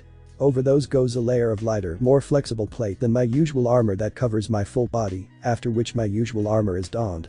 The light plate closes up yet more gaps, gives me another layer of protection, and provides an anchor for the chainmail. It also has a few surprises hidden in it that can't be effectively hidden in my other plate without major modifications, but only minor modifications are needed to let them be deployed through the medium of the light armor. I don my helm, and the kid on my armor makes the minor modifications necessary to let it fit perfectly. My new armor clearly was modified for my height just yesterday, and it is a bit awkward before it adjusts. I shrug on my robes and sling my harness of blades as I spread my new wings out, making sure they remain uncaught by anything. I respond as I stretch my muscles, preparing for the day to come. Why? Yamajiji inquires. She modified my Haori without permission, I respond, and he nods in understanding. In case our Zanpakuto are forcibly sealed or can't be used feasibly in a fight, those noble clans who have perfected the forging arts have created weapons that will harm spirits without being Zanpakuto themselves, so they somewhat lack in the power I'm used to. From my new weapons rack, I carefully select an Naginata, lifting it in one hand with ease, then shift to a two-handed grip. It is now required to carry weapons that aren't Zanpakuto everywhere, and I intend to be fully armed. I shift back to a one-handed grip on the Naginata and select several long combat knives, a few javelins, and finally choose several smaller throwing knives, tucking the knives into my belt and slinging the javelins in my harness. I approve the duel, he says as I prepare to leave and get to work. Pride is a basis for the work of the guard. Uphold it in this duel. I intend to, I respond, stalking out of the room. I have training to get to, and there is no small amount of paperwork to attend to as well. As I head towards my office, I see Urahara speaking with the commanding officers of Combat Teams 73, 82, and 96. Urahara-san, mind acting as one of my seconds in the duel with Unohana? I call as I approach. Not at all. Kamamura told me about it and that you would ask me, and I'm happy to act as a second, he replies. Good. It's to yielding, avoid death, I say, giving the terms Unohana and I agreed on some time ago. Got it? The meeting with Unohana Tachem seconds is an hour from now, so I had best get going. What location do you want? He asks, and I run through possible locations and decide on 3 possibilities. 11th Division Dueling Grounds would be best, I say. But if those don't work, I'll take the dueling arena on the Kichiki Clan grounds or 2nd Division Dueling Grounds, I decide. Every division except 4th maintains dueling grounds just in case, as do all noble clans. There are also arenas in the Rukongai as a just-in-case measure. Isirate's version of the Code Duello, as it is called by the European organizations, you may not duel a member of another division in your own division's arena. The combat divisions have the best arenas, and the captain of the division hosting a duel will judge. First arena can't be used because Yamajiji may be biased in favor of one side or the other, so that leaves 2nd and 11th, or the Kichiki arena, all of which are available to me at need. Very well, I'll try and get the dueling grounds of the 11th. Though how would Zaraki judge? Urahara inquires. It can be delegated to Ikaku in this case under the law, I answer. Kenpachis are rarely good at judging a duel anyways. They are too eager to participate. The judging of the duel would be delegated to Ikaku anyways. What day do you want? Urahara asks next. 3 days from now, I answer after a moment's thought. At moonrise, I continue, deciding on the preferable time. Zangetsu is stronger once the moon rises. Okay, I think we can arrange for that. Unohana isn't much of a duelist, though she's a good fighter. You were a good duelist when you lived as Kain, but how are you now? Urahara inquires. I'm good as a duelist. I have the skill, and I'm not so overcome by the Kenpachi curse that I can't effectively focus on one opponent. Finally, focused application of force is something I'm even better at now, and that's what dueling requires, I reply thoughtfully. Okay then, should go well, Urahara concludes the conversation, and we both move to deal with our duties. Diplomatic duties again, I complain half an hour later as I look over the request sent by Yamajiji. This time, I'll be dealing with the negotiations we're about to open with the Black Watch, the ones responsible for looking after Scotland, who frequently clash with the Emerald Sentinels, responsible for Ireland, the Knights of the Red Dragon, responsible for Wales, and Avalon, responsible for England. The 4 are like cats driven into a murderous frenzy, then sewn up into a bag with each other. The Black Watch never allied with Avalon, even though Scotland allied with England, and has thrown back many an assault on it by the other factions. To whom? Nanao asks, working on her own paperwork. I moved mine to the officers' eating hall, where I could grab a proper meal for the first time in years. Living food just isn't as good for Shinigami as the food of our own realm is. The Black Watch. They're royalists, so likely to support the Spirit King. Support their own king to the end, but if someone tries to impose authority on them from afar, they're likely to get nasty about it. Also have a request to liaison with the Emerald Sentinels, the Spirit Watch, and the Knights of the Red Dragon. The Black Watch has no ambitions beyond its own boundaries, only Avalon does in that area actually, I'm use. The Spirit Watch is made up of the Native Americans who proved spiritually powerfully after death and is stronger than the Death Guard, though fewer in number. The Spirit King is the kind to impose authority on anyone he's working with. When we served him and did joint operations, which always required approval from him, he always insisted we take the lead, Nana muses. She knows the records better than I do, having never been involved in a joint operation in my past life. Got it. If we can get 3 out of 4, I'll be happy to cut Avalon down to size, I decide. If we get 2 out of 4, what then? Momo asks, the officers of my division congregating to debate what we should do to get this to work properly, especially since the division will likely see serious combat here. Avalon has competent soldiers, after all, rather than the trash who served the Death Guard. Depends. Black Watch will set themselves against Avalon no matter what, I say, checking the records provided just in case, nodding as what I guessed from my memories of Yamajiji telling me about other Shinigami organizations is borne out. So will the Emerald Sentinels. If we get Avalon though, the Knights of the Red Dragon will be troublesome. They could swing either way. So, should we avoid trying to get Avalon? Renji asks. Or even alienate them? Avoid getting Avalon, yes. Alienate them, I don't think so, I reply. Not until we're sure about at least the Black Watch and the Emerald Sentinels. After that, if we can provoke Avalon to attack us and reply with significant force, we should get the Knights. Understood, my officers chorus. Now, as for the Spirit Watch, I think we'll be able to work with them. Biggest problem I hear of with them is that their numbers have fallen. Apparently, there's some sort of cult freeing the old foes in the world of the living. Their shamans, back when the Native Americans were strong, managed to bind a lot of spiritual creatures, and I think getting something of their culture back would be good. The living world is beginning to align itself as the spirit world does, I say grimly. As the spirit world goes to war, so too does the living world, usually with the same alliances if factions are fighting. But how big this war is going to be, I won't be surprised if the living are set back to the Bronze Age or so.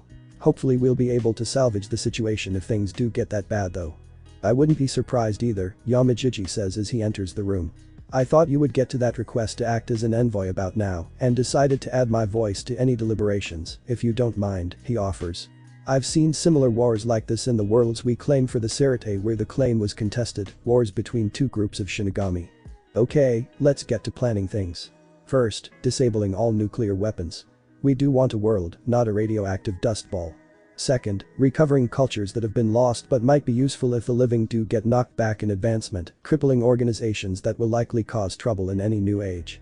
And being ready to take out those who would return the living world to its current state.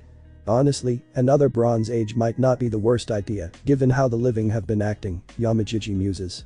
Okay, we'll actively try for that result then, I decide, writing notes on my ideas of how to do so. Now, first things first, how fast are we going to need to move to arrange such a thing? We'll worry about that later. Now, about the Spirit Watch. Yamajiji decrees. Okay, old enemies of theirs have been waking. Nasty ones. We're going to need to fight those if things go wrong, and I don't like the files on some of them. I'll spread the information around soon, so start making and running drills to deal with them, I order. Understood, my officers chorus, and I move on to the next piece of work I have to do, that being arranging for 20,000 souls to enter the world of the dead in order to start bringing in recruits. A cyclical purge of the Rukongai, sending weak souls back into the cycle of reincarnation in order to bring new, stronger souls in, is being carried out at the moment. Troublemakers in the outer districts are being purged first, and hopefully we'll get 1 new recruit for every 10 souls we send back into the cycle. Minimum acceptable ratio is 1 for every 200, but since 8 is carefully arranging who we bring in, I'm hoping my division will achieve the 1 for every 10 ratio. Each division is being assigned to bring in 20,000 souls and purge 20,000 criminals in the Rukongai in trade, which sadly won't even begin to make a dent in our stock of criminals, especially with the likelihood that some who are brought in will replace those we get rid of. Hiroto, I say as I organize the specific targets. Deal with this matter. Funds are already allotted, I inform him as I pass him the papers. Got it. I'm to arrange the deaths for the 1,000 you personally selected and use my judgment for others, right? Hiroto asks, and I signal confirmation as I turn to deal with my next papers. I'll have 8 combat do the Rukongai purge immediately. Good. Now, if you'll excuse me, I only have a small matter as to the division's budget to see to, then a matter of personal business, I inform him. He salutes and leaves, ready to do his job.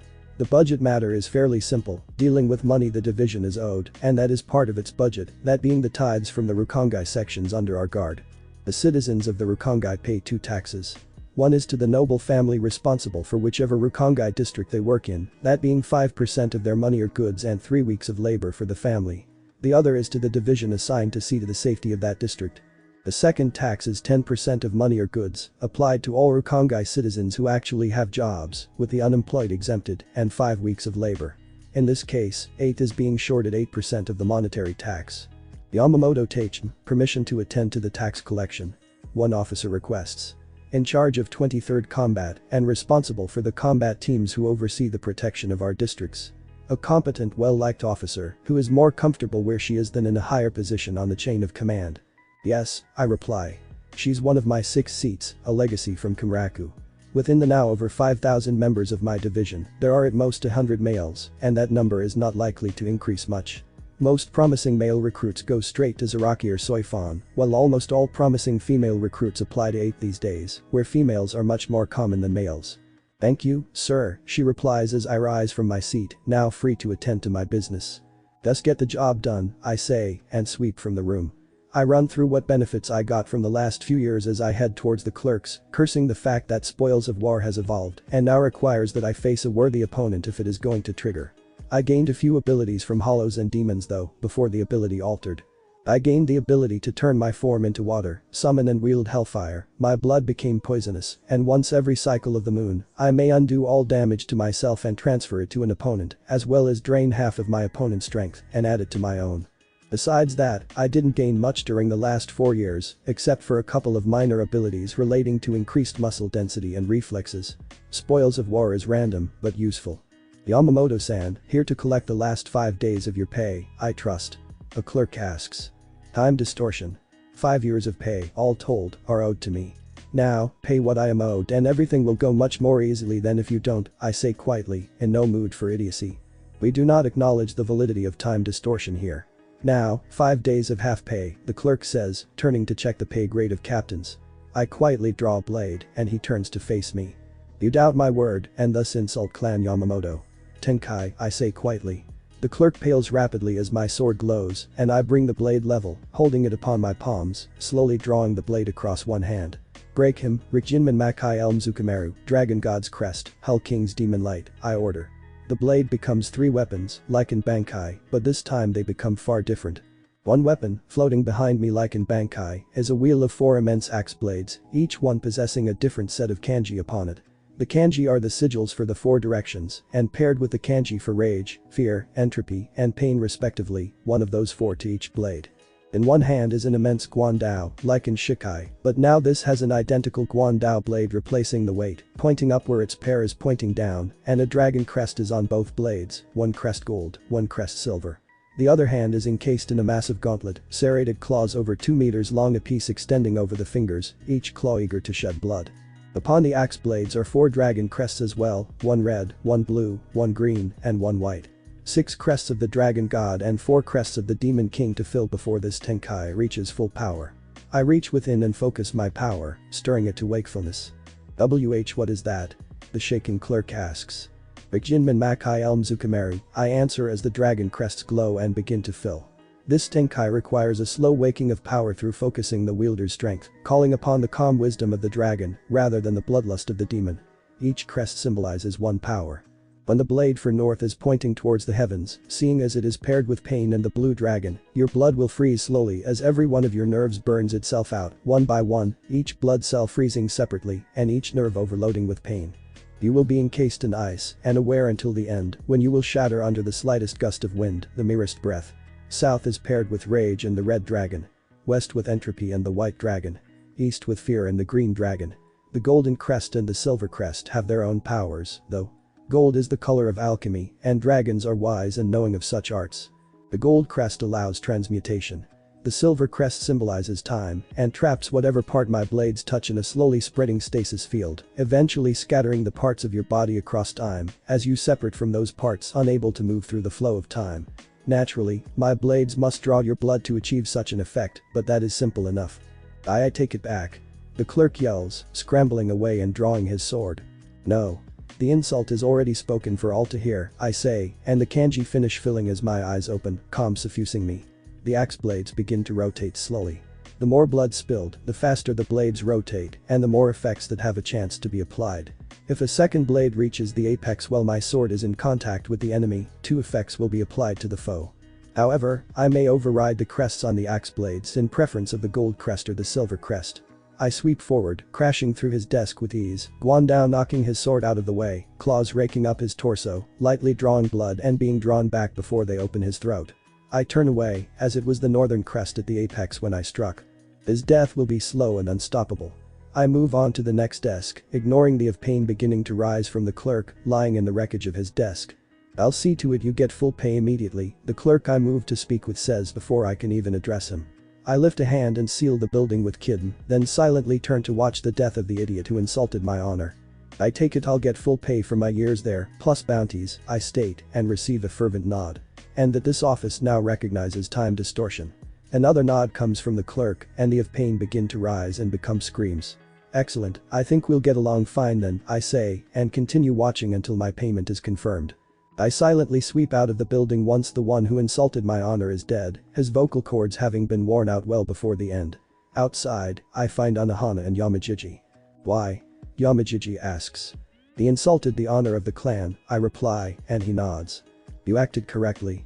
I take it he decided to use the line that time distortion is invalid. Yamajiji asks, and I nod coldly, irritated by the actions of the idiot. "I do not think they'll attempt that again." "They won't," I vow quietly and continue, meaning to get lunch. It's 3 hours past noon, and I intend to at least get something in my stomach before the hour grows later.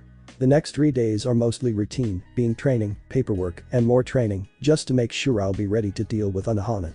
Finally, it is time for the duel, at moonrise 4 days after my return to the Sirte. The arena is the dueling grounds of the 11th, a large open field. Grass has been carefully removed from the field, leaving hard-packed earth behind. Every single captain is watching as Anohana and I stride in. Anohana has her lieutenant, Isane, her lieutenant sister, Kian, the other third seat of the 13th, Centrum, and Kichiki Rukia. Behind me follow my seconds. I have had to make modifications to the list of seconds I hoped for. Urahara was challenged yesterday, and someone who is challenged and who is yet to fight his duel cannot act as a second, even if the commitment to do so precedes the challenge. Sajin was injured by accident in a sparring match with his sister. Baragan was ruled unable to act as a second until he achieves Shikai at least. Thus, I had to find 3 new seconds. Behind me stride Zaraki, Byakuya-chan, Ichimaru-chan, and Hitsugaya-senpai. I see Rukia gulp. "Seconds, name your opponents," Ikaku calls. Now our seconds choose who they must fight first, before they can aid any other member of their side. We alternate, and whoever calls first gets the first pick as to opponent, with second pick going to the opposition, and so on until everyone has selected their opponents. The second may choose to challenge the original parties, or multiple seconds may gang up on one foe. "Rukia," Byakuya calls, selecting first. Ikaku nods as Rukia pales. The process goes swiftly from there. "Is there no reconciliation?" Ikaku asks when everyone has picked. Ichimaru-chan challenged Centrum. Hitsugaya-senpai is dueling Isane. Zaraki is dueling Kiin. I, naturally, am dueling Anohana. However, Rukia speaks before I can deny reconciliation. "I was denied the choice of my opponent, and thus I invoke my right. Though I have been challenged, I may still pick a foe, even knowing the consequences, and I select Kenpachi Yamamoto Ichigo," she declares icily. "Accepted," I reply. She will be able to aid Anohana, but both I and Byakuya may attack her. A foolish move. Again I ask, is there no reconciliation? Ikaku inquires once more. "There is none. My division's pride and my pride alike demand blood, and I will have it," I respond instantly, one hand dropping to a sword. My weapons that aren't Zanpakuto are currently at the ready if it becomes necessary, and will hopefully be useful in the worst case. "Agreed, there is no reconciliation," Anohana says, and Ikaku nods. The moment he nods, the duel begins. I shunpo forward, blade sweeping to meet Anohana. Amaterasu showed me yesterday how to select the size I manifest at, though it requires concentration. The moment I lose consciousness, I revert to my true height. However, this is just a temporary change of height, so it should be fine. Anohana's sword meets mine even as a column of ice comes rushing towards me from Rukia. "Hajik, Tobium," I whisper, and I pivot on one foot to send a fireball towards the column of ice. The fireball shatters the column of ice, and I swiftly follow up. Shikai is the highest release allowed in a duel, to avoid accidentally killing an opponent you don't want to kill. Weapons are as each dueler chooses. Kidm also are not allowed in duels, for a similar reason. Another fireball rushes for Rukia, and then I spin Tobium in front of me as I charge another fireball, creating a flame shield, then a vortex that engulfs a charging Anohana. I leap high into the air to avoid the pressure wave Zaraki sends out with a sweep of his blade, as Kian accidentally cut off his eye patch. Massacre, Kai no Ti no Megami, Zaraki growls, and for a moment, his Ryatsu turns bloody red, and the blade flashes as if it is about to truly enter Shikai. Then his Ryatsu returns to being yellow as he fails to enter Shikai, though his blade has its edges smoothed out. However, in that moment, Zaraki's blade crashed into Kian's desperate defense and threw her out of the arena. Hitetsu-san is out of the arena and thus may not continue. Would you continue in the duel, Zaraki Teichm? Ikaku inquires. Yes, Zaraki growls and charges center, even as the blades of Senbansakura engulf Rukia. I am busy countering Anohana, who is slashing at me madly, clearly entering the berserk rage of a Kenpachi. I divert her blows, applying no more force than necessary to make each strike miss me by a single millimeter, not taking so much as a step back. A few minutes later, my seconds have finished their duels, and I catch Anohana's sword in the prongs of Tobium, twisting the blade. She hangs onto her sword just long enough to be thrown into the dirt, then I twist Tobium, catch her sword again, and fling it out of the arena. My sword is at her throat a moment later. Yield, I say as my seconds set their blades to her. I yield, Anohana growls, struggling to regain control over the Kenpachi's curse. I sheathe my blade and draw the Naginata that is strapped to my back, slamming the shaft into her temple. She collapses, the aura of murder around her receding. The Kenpachi's curse, I explain, and turn away, satisfied. Anohana is an excellent fighter, but a poor duelist. Here, technique won over brute strength, and with a thought I let slip the temporary modification of my height, returning to my true towering height as I stalk out of the arena.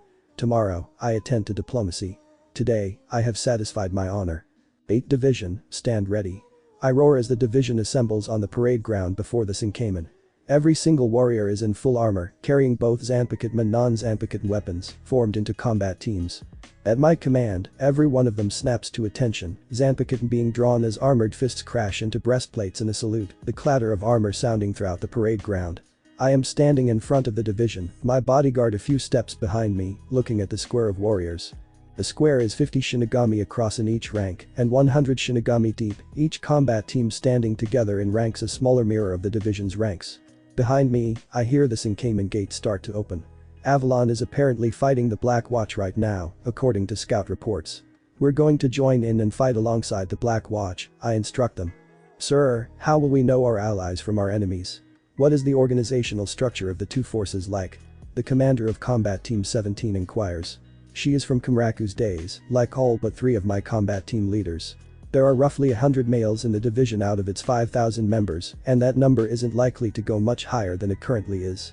Avalon Knights wear full European plate armor. Other than that, they're colorful, I reply. Colorful how? Another officer asks. Most Shinigami organizations wear black or white, as we do. However, Avalon's knights prefer bright heraldry, and every single knight, squire, page, and man-at-arms wears the colors of the Avalon Knight Order they serve, plus its badge. Black Watch warriors wear black and white kilts, black leather armor over their torso, and chainmail vests. Their only concession to color is their clan badge, emblazoned on their kilts, I reply. Knight Order? Clan? A third officer queries me. They're like our divisions. Each Knight Order and each clan is fully autonomous. They deal with their own supplies, guard their own sections of their respective organizations' Rukongai, and attend to their own recruiting. There is no academy that instructs all the warriors of either organization. Instead, each Knight Order or clan attends to the instruction of their new warriors. For the Black Watch, each clan leader has a vote on their ruling council. A new clan may be founded whenever a warrior is strong enough and has enough support from other warriors. The clan council, once every 50 years, selects a leader from among themselves. None may be leader for 2 terms in a row, though they may hold that office every other term if selected. New recruits for the Black Watch fight and are trained as large groups of 30 to 50 trainees. Individual instruction is given only to the most promising students, I inform my division. They nod in understanding of the logic behind such training. What about men-at-arms? I am prompted by Kurenai. From those not strong enough to bond as Zanpakuto but still strong enough for the basics of our art, both Avalon and the Black Watch draw men-at-arms, I continue. They wield spirit weapons that may harm other spirits and purify hollows, but are not Zanpakuto. They cannot use much of Kidm usually. Air walking and shunpo are about their limits, and they are also trained in hand-to-hand combat. As Shikai is not available to them, you need have no fear of nasty surprises from them in terms of power. Groups of men-at-arms serving Avalon are usually led by a squire or act as the guard of a knight, and they move mostly in groups of anywhere from 10 to 100 fighters, I elaborate. For the Black Watch, they are usually led by one of those who has become a full warrior. Warriors are those who have proven themselves in battle and will probably have achieved Shikai. Warriors will often fight alone if not leading a group of clan recruits or men-at-arms. Command structures. Kurenai prompts me again. I suppose I'll be giving all the information away, I lament jokingly. For a clan, the commander is the clan chief. He is accompanied to battle by a piper, a banner carrier, a champion, a kidum specialist or warseer as they term them, a healer, and 5 strong warriors. He will definitely have bankai, and the champion is almost certain to possess it as well.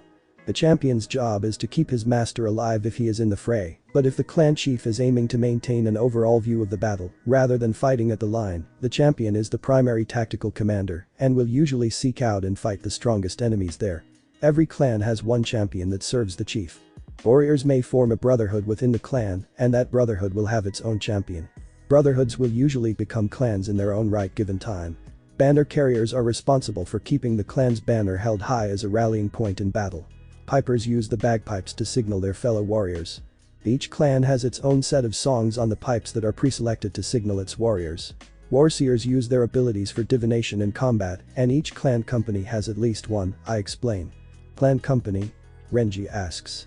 Clan companies are the basic units of clans. Made up of about 300 fighters, each clan company has a commander, a healer, a piper, a champion, a warseer, and a banner. Several companies usually make up a brotherhood. Only brotherhood leaders, brotherhood champions, clan champions, and the chief are likely to have bankai. Companies are usually about 50 warriors, 100 recruits, and the rest will be men-at-arms. That's enough to deal with most small-scale situations, I say. Whenever a larger scale situation comes up, multiple clan companies from different clans might work together, or the clan might deploy. One clan company must always remain at the clan stronghold in case the clan is walking into a trap to rebuild, I explain. Sensible. Now, Avalon. Arturia asks, nodding in approval of the Black Watch's organization. Avalon is formed into Night Orders. Each Night Order has its own name, traditions, and training methods. Pages are those strong enough to bind as Zanpakuto and are entirely new recruits. They learn basic kidum, basic swordsmanship, and more basic techniques over time, proving themselves. Once they have bound their Zanpakuto, successfully forming a spirit, they become squires. Unlike pages, who patrol in groups of 10 to 30 and train in groups of similar size, squires are instructed individually by senior knights and patrol to find and fight hollows in small groups or alone. Squires are elevated to the rank of full, though junior knight, once they achieve shikai. Junior knights lead groups of men-at-arms or groups of pages and train to advance. There are 3 paths open once they become knights, I say. What are those paths? Arturia demands to know, apparently very curious. Those paths are the path of a kidum specialist, a combat specialist, or a paladin. Combat specialists may specialize in fighting without the use of weapons, specialize in the use of their Zanpakuto, or wield advanced versions of the spirit weapons men-at-arms carry. Paladins are knights who dedicated themselves to hunting down a single foe, usually a powerful Arankar or a Juches, and slaying them. If a knight returns from such a quest, he becomes a paladin. Paladins do not take students, but are instead the champions of the order.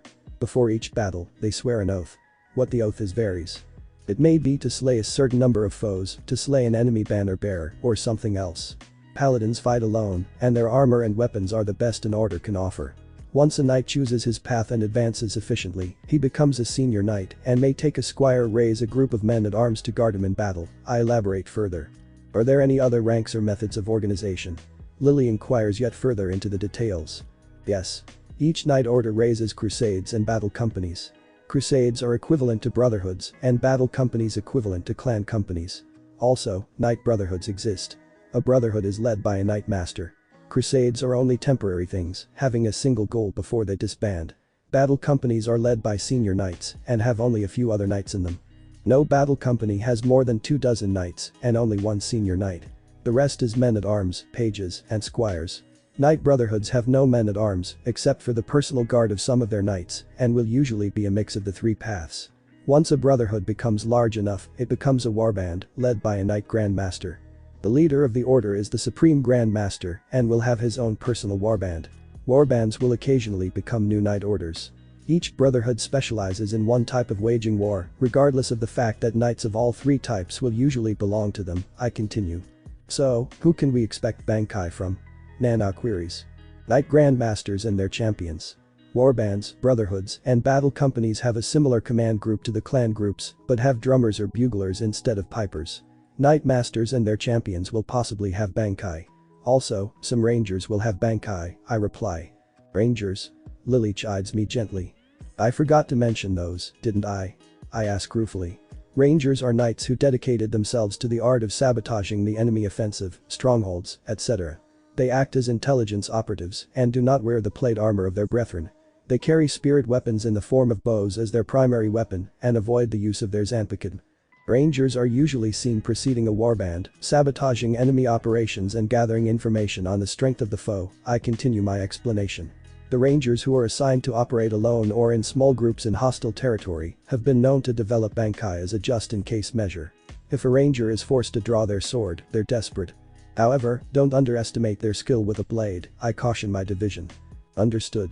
Who's in charge overall? Lily asks what will hopefully be her last question. The strongest order is the Knights of the Round Table, led by the Supreme Grand Master Sir Mordred, who ascended to the position 800 years ago, after killing the previous Supreme Grand Master, who was this world's King Arthur. It rules over the other orders by virtue of strength, and Mordred holds the vows of all knights of the other orders to serve him loyally, I snarl. Mordred, Arturia growls in fury. Correct. Avalon, unlike the Death Guard, is not going to be a pushover. The warriors of Avalon are experienced, deadly, and dedicated. There is going to be no let-up from them in this fight. Knights wear plate armor, as do some squires. Men-at-arms and pages wear chainmail and scale armor. Do not assume the opponent is dead. Make sure. Now, let's go, I order, and turn to lead my division into battle. We emerge and form up a short distance from the battle. The battle itself is large-scale, with my division being outnumbered roughly 6-1 by the Black Watch warriors, made up of 3 distinct clans, and 15-1 at least by the Avalon Knights, made up of 7 distinct knight orders. Our location is fairly easily identified as Castle Urquhart, and with only a glance I find the reason for the battle. I do not want to be involved in living world politics at all, but the previous living leader I met, the United States President, is here, apparently meeting with representatives of both England's royalty and its Prime Minister. My sisters are also here. I curse virulently, drawing attention from the group, all of whom are apparently somehow spiritually sensitive. I do not want my sisters anywhere near this fight. Captain Yamamoto? One of the president's guards ask. Yes, I growl, the division forming up behind me. Combat teams begin to rise into the air, blades being drawn as Kid Mar cast to mask our presence. This is the Captain Yamamoto you spoke of in our earlier discussion? The Prime Minister asks. Whenever English leaders enter Scottish land, Avalon sends warriors to accompany them, and it always turns into a fight with the Black Watch. I take it you're here to try and settle this battle and make the Black Watch stand? He asks of me. Avalon is within its right to send a guard with us, after all. I'm here to follow my orders, I reply as I begin to rise into the air. Ichinai? Yuzu asks. I stop for a moment and remove my helm. You're alive? She asks, and I nod slowly. Please. Don't fight. I can't bear it if you get hurt, Ichinai, she says.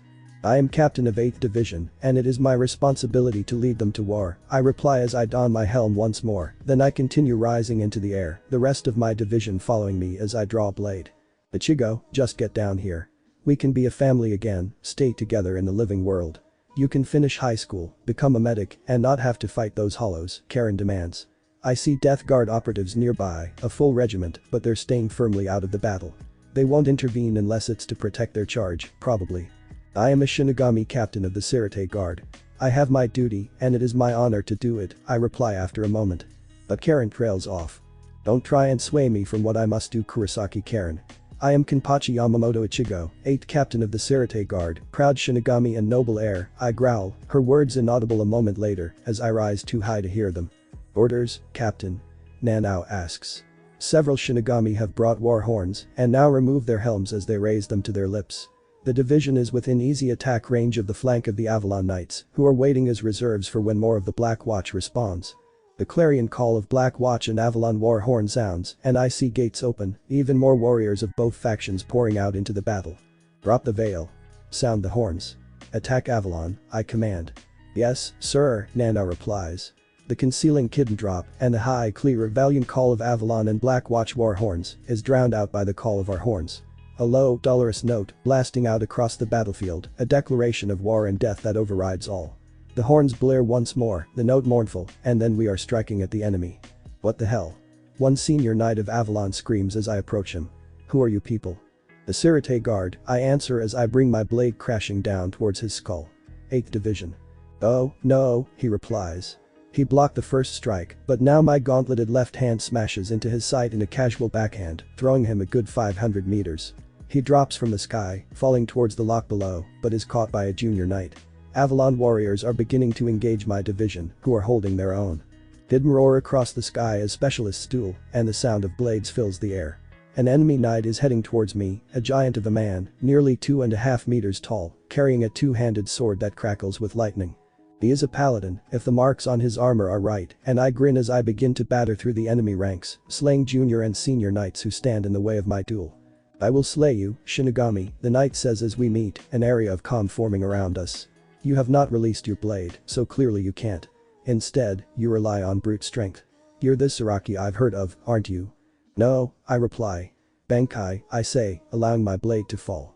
A moment later, it meets the water below, and immense blades rise in a column behind me, emerging from the lock. I am nearly 300 meters up, and the blades extend twice my height. Being in the air adds to my height, apparently. The larger the blades, the more tiny blades I get to start with. Gyre, Senbanza Kurikaje Ashi, I declare, and the blades dissolve into millions of small blades, the clouds of apparent blossoms swarming enemy knights who are winning duels with my Shinigami. Never assume that your enemy is weaker than you, I lecture him. I am Kenpachi Yamamoto Ichigo, I inform him, and he curses. I take it you've heard my name. I inquire and receive a nod from him, then he attacks me with an overhand sweep. I block his attempt with a shield of blossoms, then one of the blossoms becomes a sword and shoots forward, impaling the shoulder of his sword arm. Try not to bore me, please, I request as he shifts his sword to his other hand. He is a junior paladin, it seems, and I'm considering how best to finish this quickly. He roars and attacks me, having every blow parried by blossom shields, even as more of the tiny blades engulf his fellow knights, killing them one by one, and giving my side a much larger advantage. Die. The paladin screams.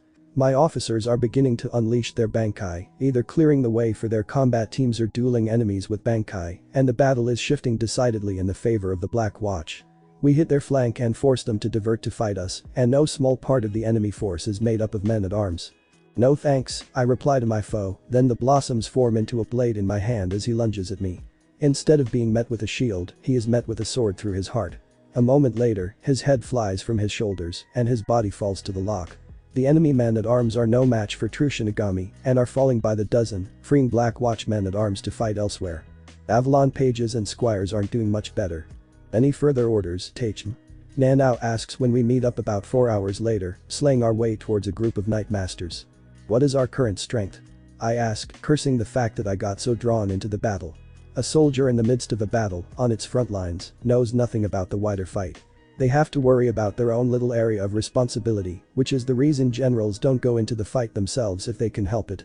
It disrupts their ability to see the wider picture and keep a useful semblance of organization. 17 combat teams are at or below half strength due to injured and dead, Nana replies. Is that all? I ask, curses running through my mind. No. 12 other combat teams have lost at least 1/5 of their strength, possibly up to 2/5, she says. Each combat team has 50 members, so that is not good for our fighting strength. The healers are tending to those they can, and we are achieving a 4-to-1 loss ratio if you count only enemy knights as valid kills, she says. I cheer up slightly. Good. Let's try to make it 5-to-1, I say as I unleash Senbanza Kurikaje Ashi, individual blades slitting throats or piercing through the enemy armor and cutting into their internal organs, severing vital arteries. The millions of tiny blades are proving quite deadly, most of them being dedicated to killing the Avalon reinforcements still arriving here. Prepare to die, Shinigami, the leader of the enemy Knight Masters growls. I reply with a Byakurai, which he dodges. Not happening today, I answer, drawing Hazukimaru. Tenkai. Break them, Rijinman Makai Elm Zukimaru, I command, my focus on commanding the individual blades of Senbanza Kurikaje Ashi, proving quite useful to activate the power of this Tenkai. The axe blades begin to spin, and I begin dueling half a dozen Knight Masters, 2 of them possessing Bankai. Retreat. I hear just moments before the last of them is about to die, 15 minutes into our duel. Another day, Shinigami, the knight growls, and vanishes into Shunpo. Barely 200 Avalon Knights survive to retreat, and that number is reduced by half before they fight through the blades of Senbanza Kurikaje Ashi to their Senkamen. The Black Watch has arrived in force, and my division forms up into ranks as the Black Watch comes to order as well. I note nearly 20% losses, roughly 15% of that in deaths. Bad, very bad. I'm down a fifth of my strength temporarily, almost a sixth of my strength gone for even longer. The depleted teams will need new trainees, some new officers will be needed, and at least 4 teams were lost in their entirety. Every one of my division members has Shikai, and all officers have Bankai. Losing them is a blow to my division. The Black Watch had better be very grateful, or I will be very unhappy, I mutter. Hail, Shinigami. I hear. One of the Black Watch clan chiefs is approaching me. The chief who leads the Black Watch as a whole, actually. A tall man, wearing the usual garb of a Black Watch member without ostentation, the kilt emblazoned with the sigil of a crimson lion alongside a thistle. Clan Wallace, led by the man who founded the Black Watch anew after Scotland drove England from its lands, William Wallace. He died before victory was won and gathered the remnants of the Black Watch and drove Avalon out shortly afterwards. A warrior to be respected. Hail, Lord Wallace, I respond. He is a tall man, over 2.5 meters, carrying a round shield in the Viking style, and a claymore, or claymore as it is more commonly known. What was your strength before you came to our aid? Wallace inquires. 5,000 good Shinigami, I reply, my tone and expression grim as I remove my helm and use a bit of divine energy to temporarily change my size, so I am the same height as Wallace. You took heavy losses for us. 1/10 of your forces at least, he says as Nanao approaches. I have the final casualty reports, Tachem, she says, her voice carrying to everyone through the use of Kitten. Using a bit of power to enhance my senses, I see both the living who observed our battle, the Death Guard members, and the Black Watch members taking an interest. Our own Shinigami stand grimly at attention, blades sheathed. What are they, Lieutenant Ice? I inquire, braced for the news. 30% losses total, counting dead and wounded together. Only 2 combat teams, 1st and 8th, were unscathed. 7 combat teams killed in their entirety, with their leaders. That means 7 Bankai lost, not counting the 6 other dead combat teams lost, which brings us to 13 Bankai lost, she says. Bankai is the final release, correct? Wallace asks. I nod, and he goes pale in shock. Dead? I inquire grimly. 25% losses, Nanao says, and Wallace falls from the sky, barely catching himself in time. He rises back to our level a few moments later, pale and shocked. Why? He asks. Why did you aid us? He clarifies a moment later. Such losses as those. Why risk them? The Sirte needs allies in its war against the Spirit King, I respond, silently signaling my thanks to Nanao for her use of a kitten to amplify my voice and Wallace's, as well as hers. It was felt the Black Watch would be a strong ally. So, I was ordered to lead my division into battle with Avalon. However, I would have done it regardless. This is your land, not theirs, and it will remain so if I have my way. On behalf of the Black Watch, I thank you. My words are insufficient though. They cannot help but be too little, Wallace says. 8th Division, get a meal into you and get some rest. We have our orders to prosecute the campaign against Avalon, and we'll do so beginning tomorrow. If they side with our former lord, we will crush them, I say, vowing vengeance for my fallen. They have sided with your Spirit King. We received an emissary from your royal guard a week ago asking us to join Avalon in fighting you, Wallace informs me. Will you do so? I ask as my weary division readies for another fight. No, Wallace vows.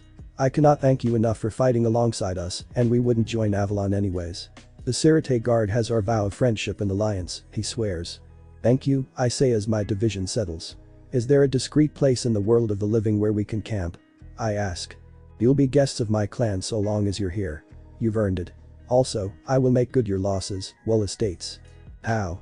I inquire, hoping against hope that my division might be able to recover sooner rather than later. You face 12-1 odds in enemy knights by the count we had. You beat those odds. Most of your warriors are female, I see, Wallace notes. I nod in confirmation, curious. By the laws of the Black Watch, upheld for 1200 years, women may not serve in our forces. However, they receive training. We just never let them patrol or fight. There are enough females of our clans who desire to fight that I may replace every last one of your fallen warriors and then give you another 4 times what you originally came here with. You would bring our numbers to 25,000 Shinigami? I ask, and Wallace nods.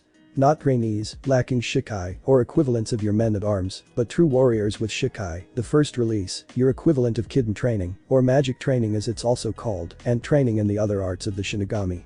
As well as willingness and ability to learn the arts of Japan, rather than the arts of Scotland. I ask hopefully. Indeed. Shinigami, not men-at-arms. I would not insult you so, Wallace says. Every last member of my division has Shikai. Combat teams are made up of 50 warriors, 10 of them Kitten specialists. Each combat team leader is one of my officers and has Bankai, I say, and Wallace nods approvingly and respectfully. Every last warrior I will give to you will have shikai, as you call it. I want my daughters, born as Shinigami, as you call our kind, to have the chance to fight as they wish. Give them their chance, and you will have my eternal thanks, he explains. There are some of them close to Bankai, as you term the final release, and a few who have it. Now, we're going to step up recruitment from the living world and the other worlds, I say. Hi, Teichm, Nana replies. What numbers are we aiming for? We need to match the new warriors we're receiving from the Black Watch. I want to meld them into our division, not take them on as an auxiliary unit, I instruct. Nana nods and writes down my orders. Thank you, Wallace says. I am relieved to know my daughters will have a fair chance in their new home. They will have a fair chance. That much, I guarantee, I respond. But they will live up to our standards of discipline and training. I will not accept slacking in their work, I growl, and Wallace nods in agreement with my words. Naturally. Now, if you will follow me, your division will be found places at the stronghold of my clan, Wallace says. Very well. 8th Division, forward. I order, and my division begins heading towards the Black Watch Sinkamen opening behind the Black Watch forces. The armor of our dead has been retrieved, their bodies dissolved into Reishi. The armor will be repaired and passed on. The Zanpakuto of the Fallen have also been retrieved. Every member of 8th Division who falls in battle has their blade set in our Hall of the Fallen, a place Kamraku ordered built. The Hall of the Fallen is a mirror of the division's compound. The dead require their armories, after all. The Hall of the Fallen is built beyond the borders of the Rukongai, hidden within a mountain range. Every year, the hall is expanded further as more of our Shinigami fall in battle. New rooms are added, and towers are built every time a campaign ends, filled with trophies from that campaign. However, the true secret of the Hall of the Fallen is simple. It is set above a massive well of Reishi within the mountains, a place where immense power collects naturally. The Zanpakuto of the Fallen are placed there, each given its own room, and they become their own beings. Due to a kidney placed on all 8th Division members, Shinigami and Zanpakuto do not die together. Instead, the Zanpakuto spirits are revived and wait for the call to battle within the Hall of the Fallen. If their wielder resurrects and returns to the area the Serite is responsible for in life, when they die and go to the Serite, Zanpakuto and Master are reunited. I know for a fact 1st Division and 13th Division have a similar tradition and have their own Halls of the Fallen, where the Zanpakuto spirits of their own fallen wait to be called to war. Teichm, can we get the blades of the Fallen home first? Nanao asks. Of course, I say. Detail 4 combat teams to take the blades and armor home, I order. It's urgent the blades be in the hall as soon as possible, just to make their being brought out easier. The well of power at the hall is immense, and Kidm are used to direct that power to manifest and strengthen our Zanpakuto, and the sooner the blades of the Fallen are under those Kidm, the better.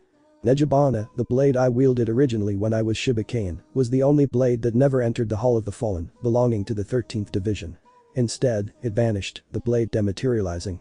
However, it wouldn't have been there in time anyways, as the Central 46 insisted on an investigation into my death back then, when the life of Shibakain ended, and Nejibana's pieces would have been taken and kept for weeks or months.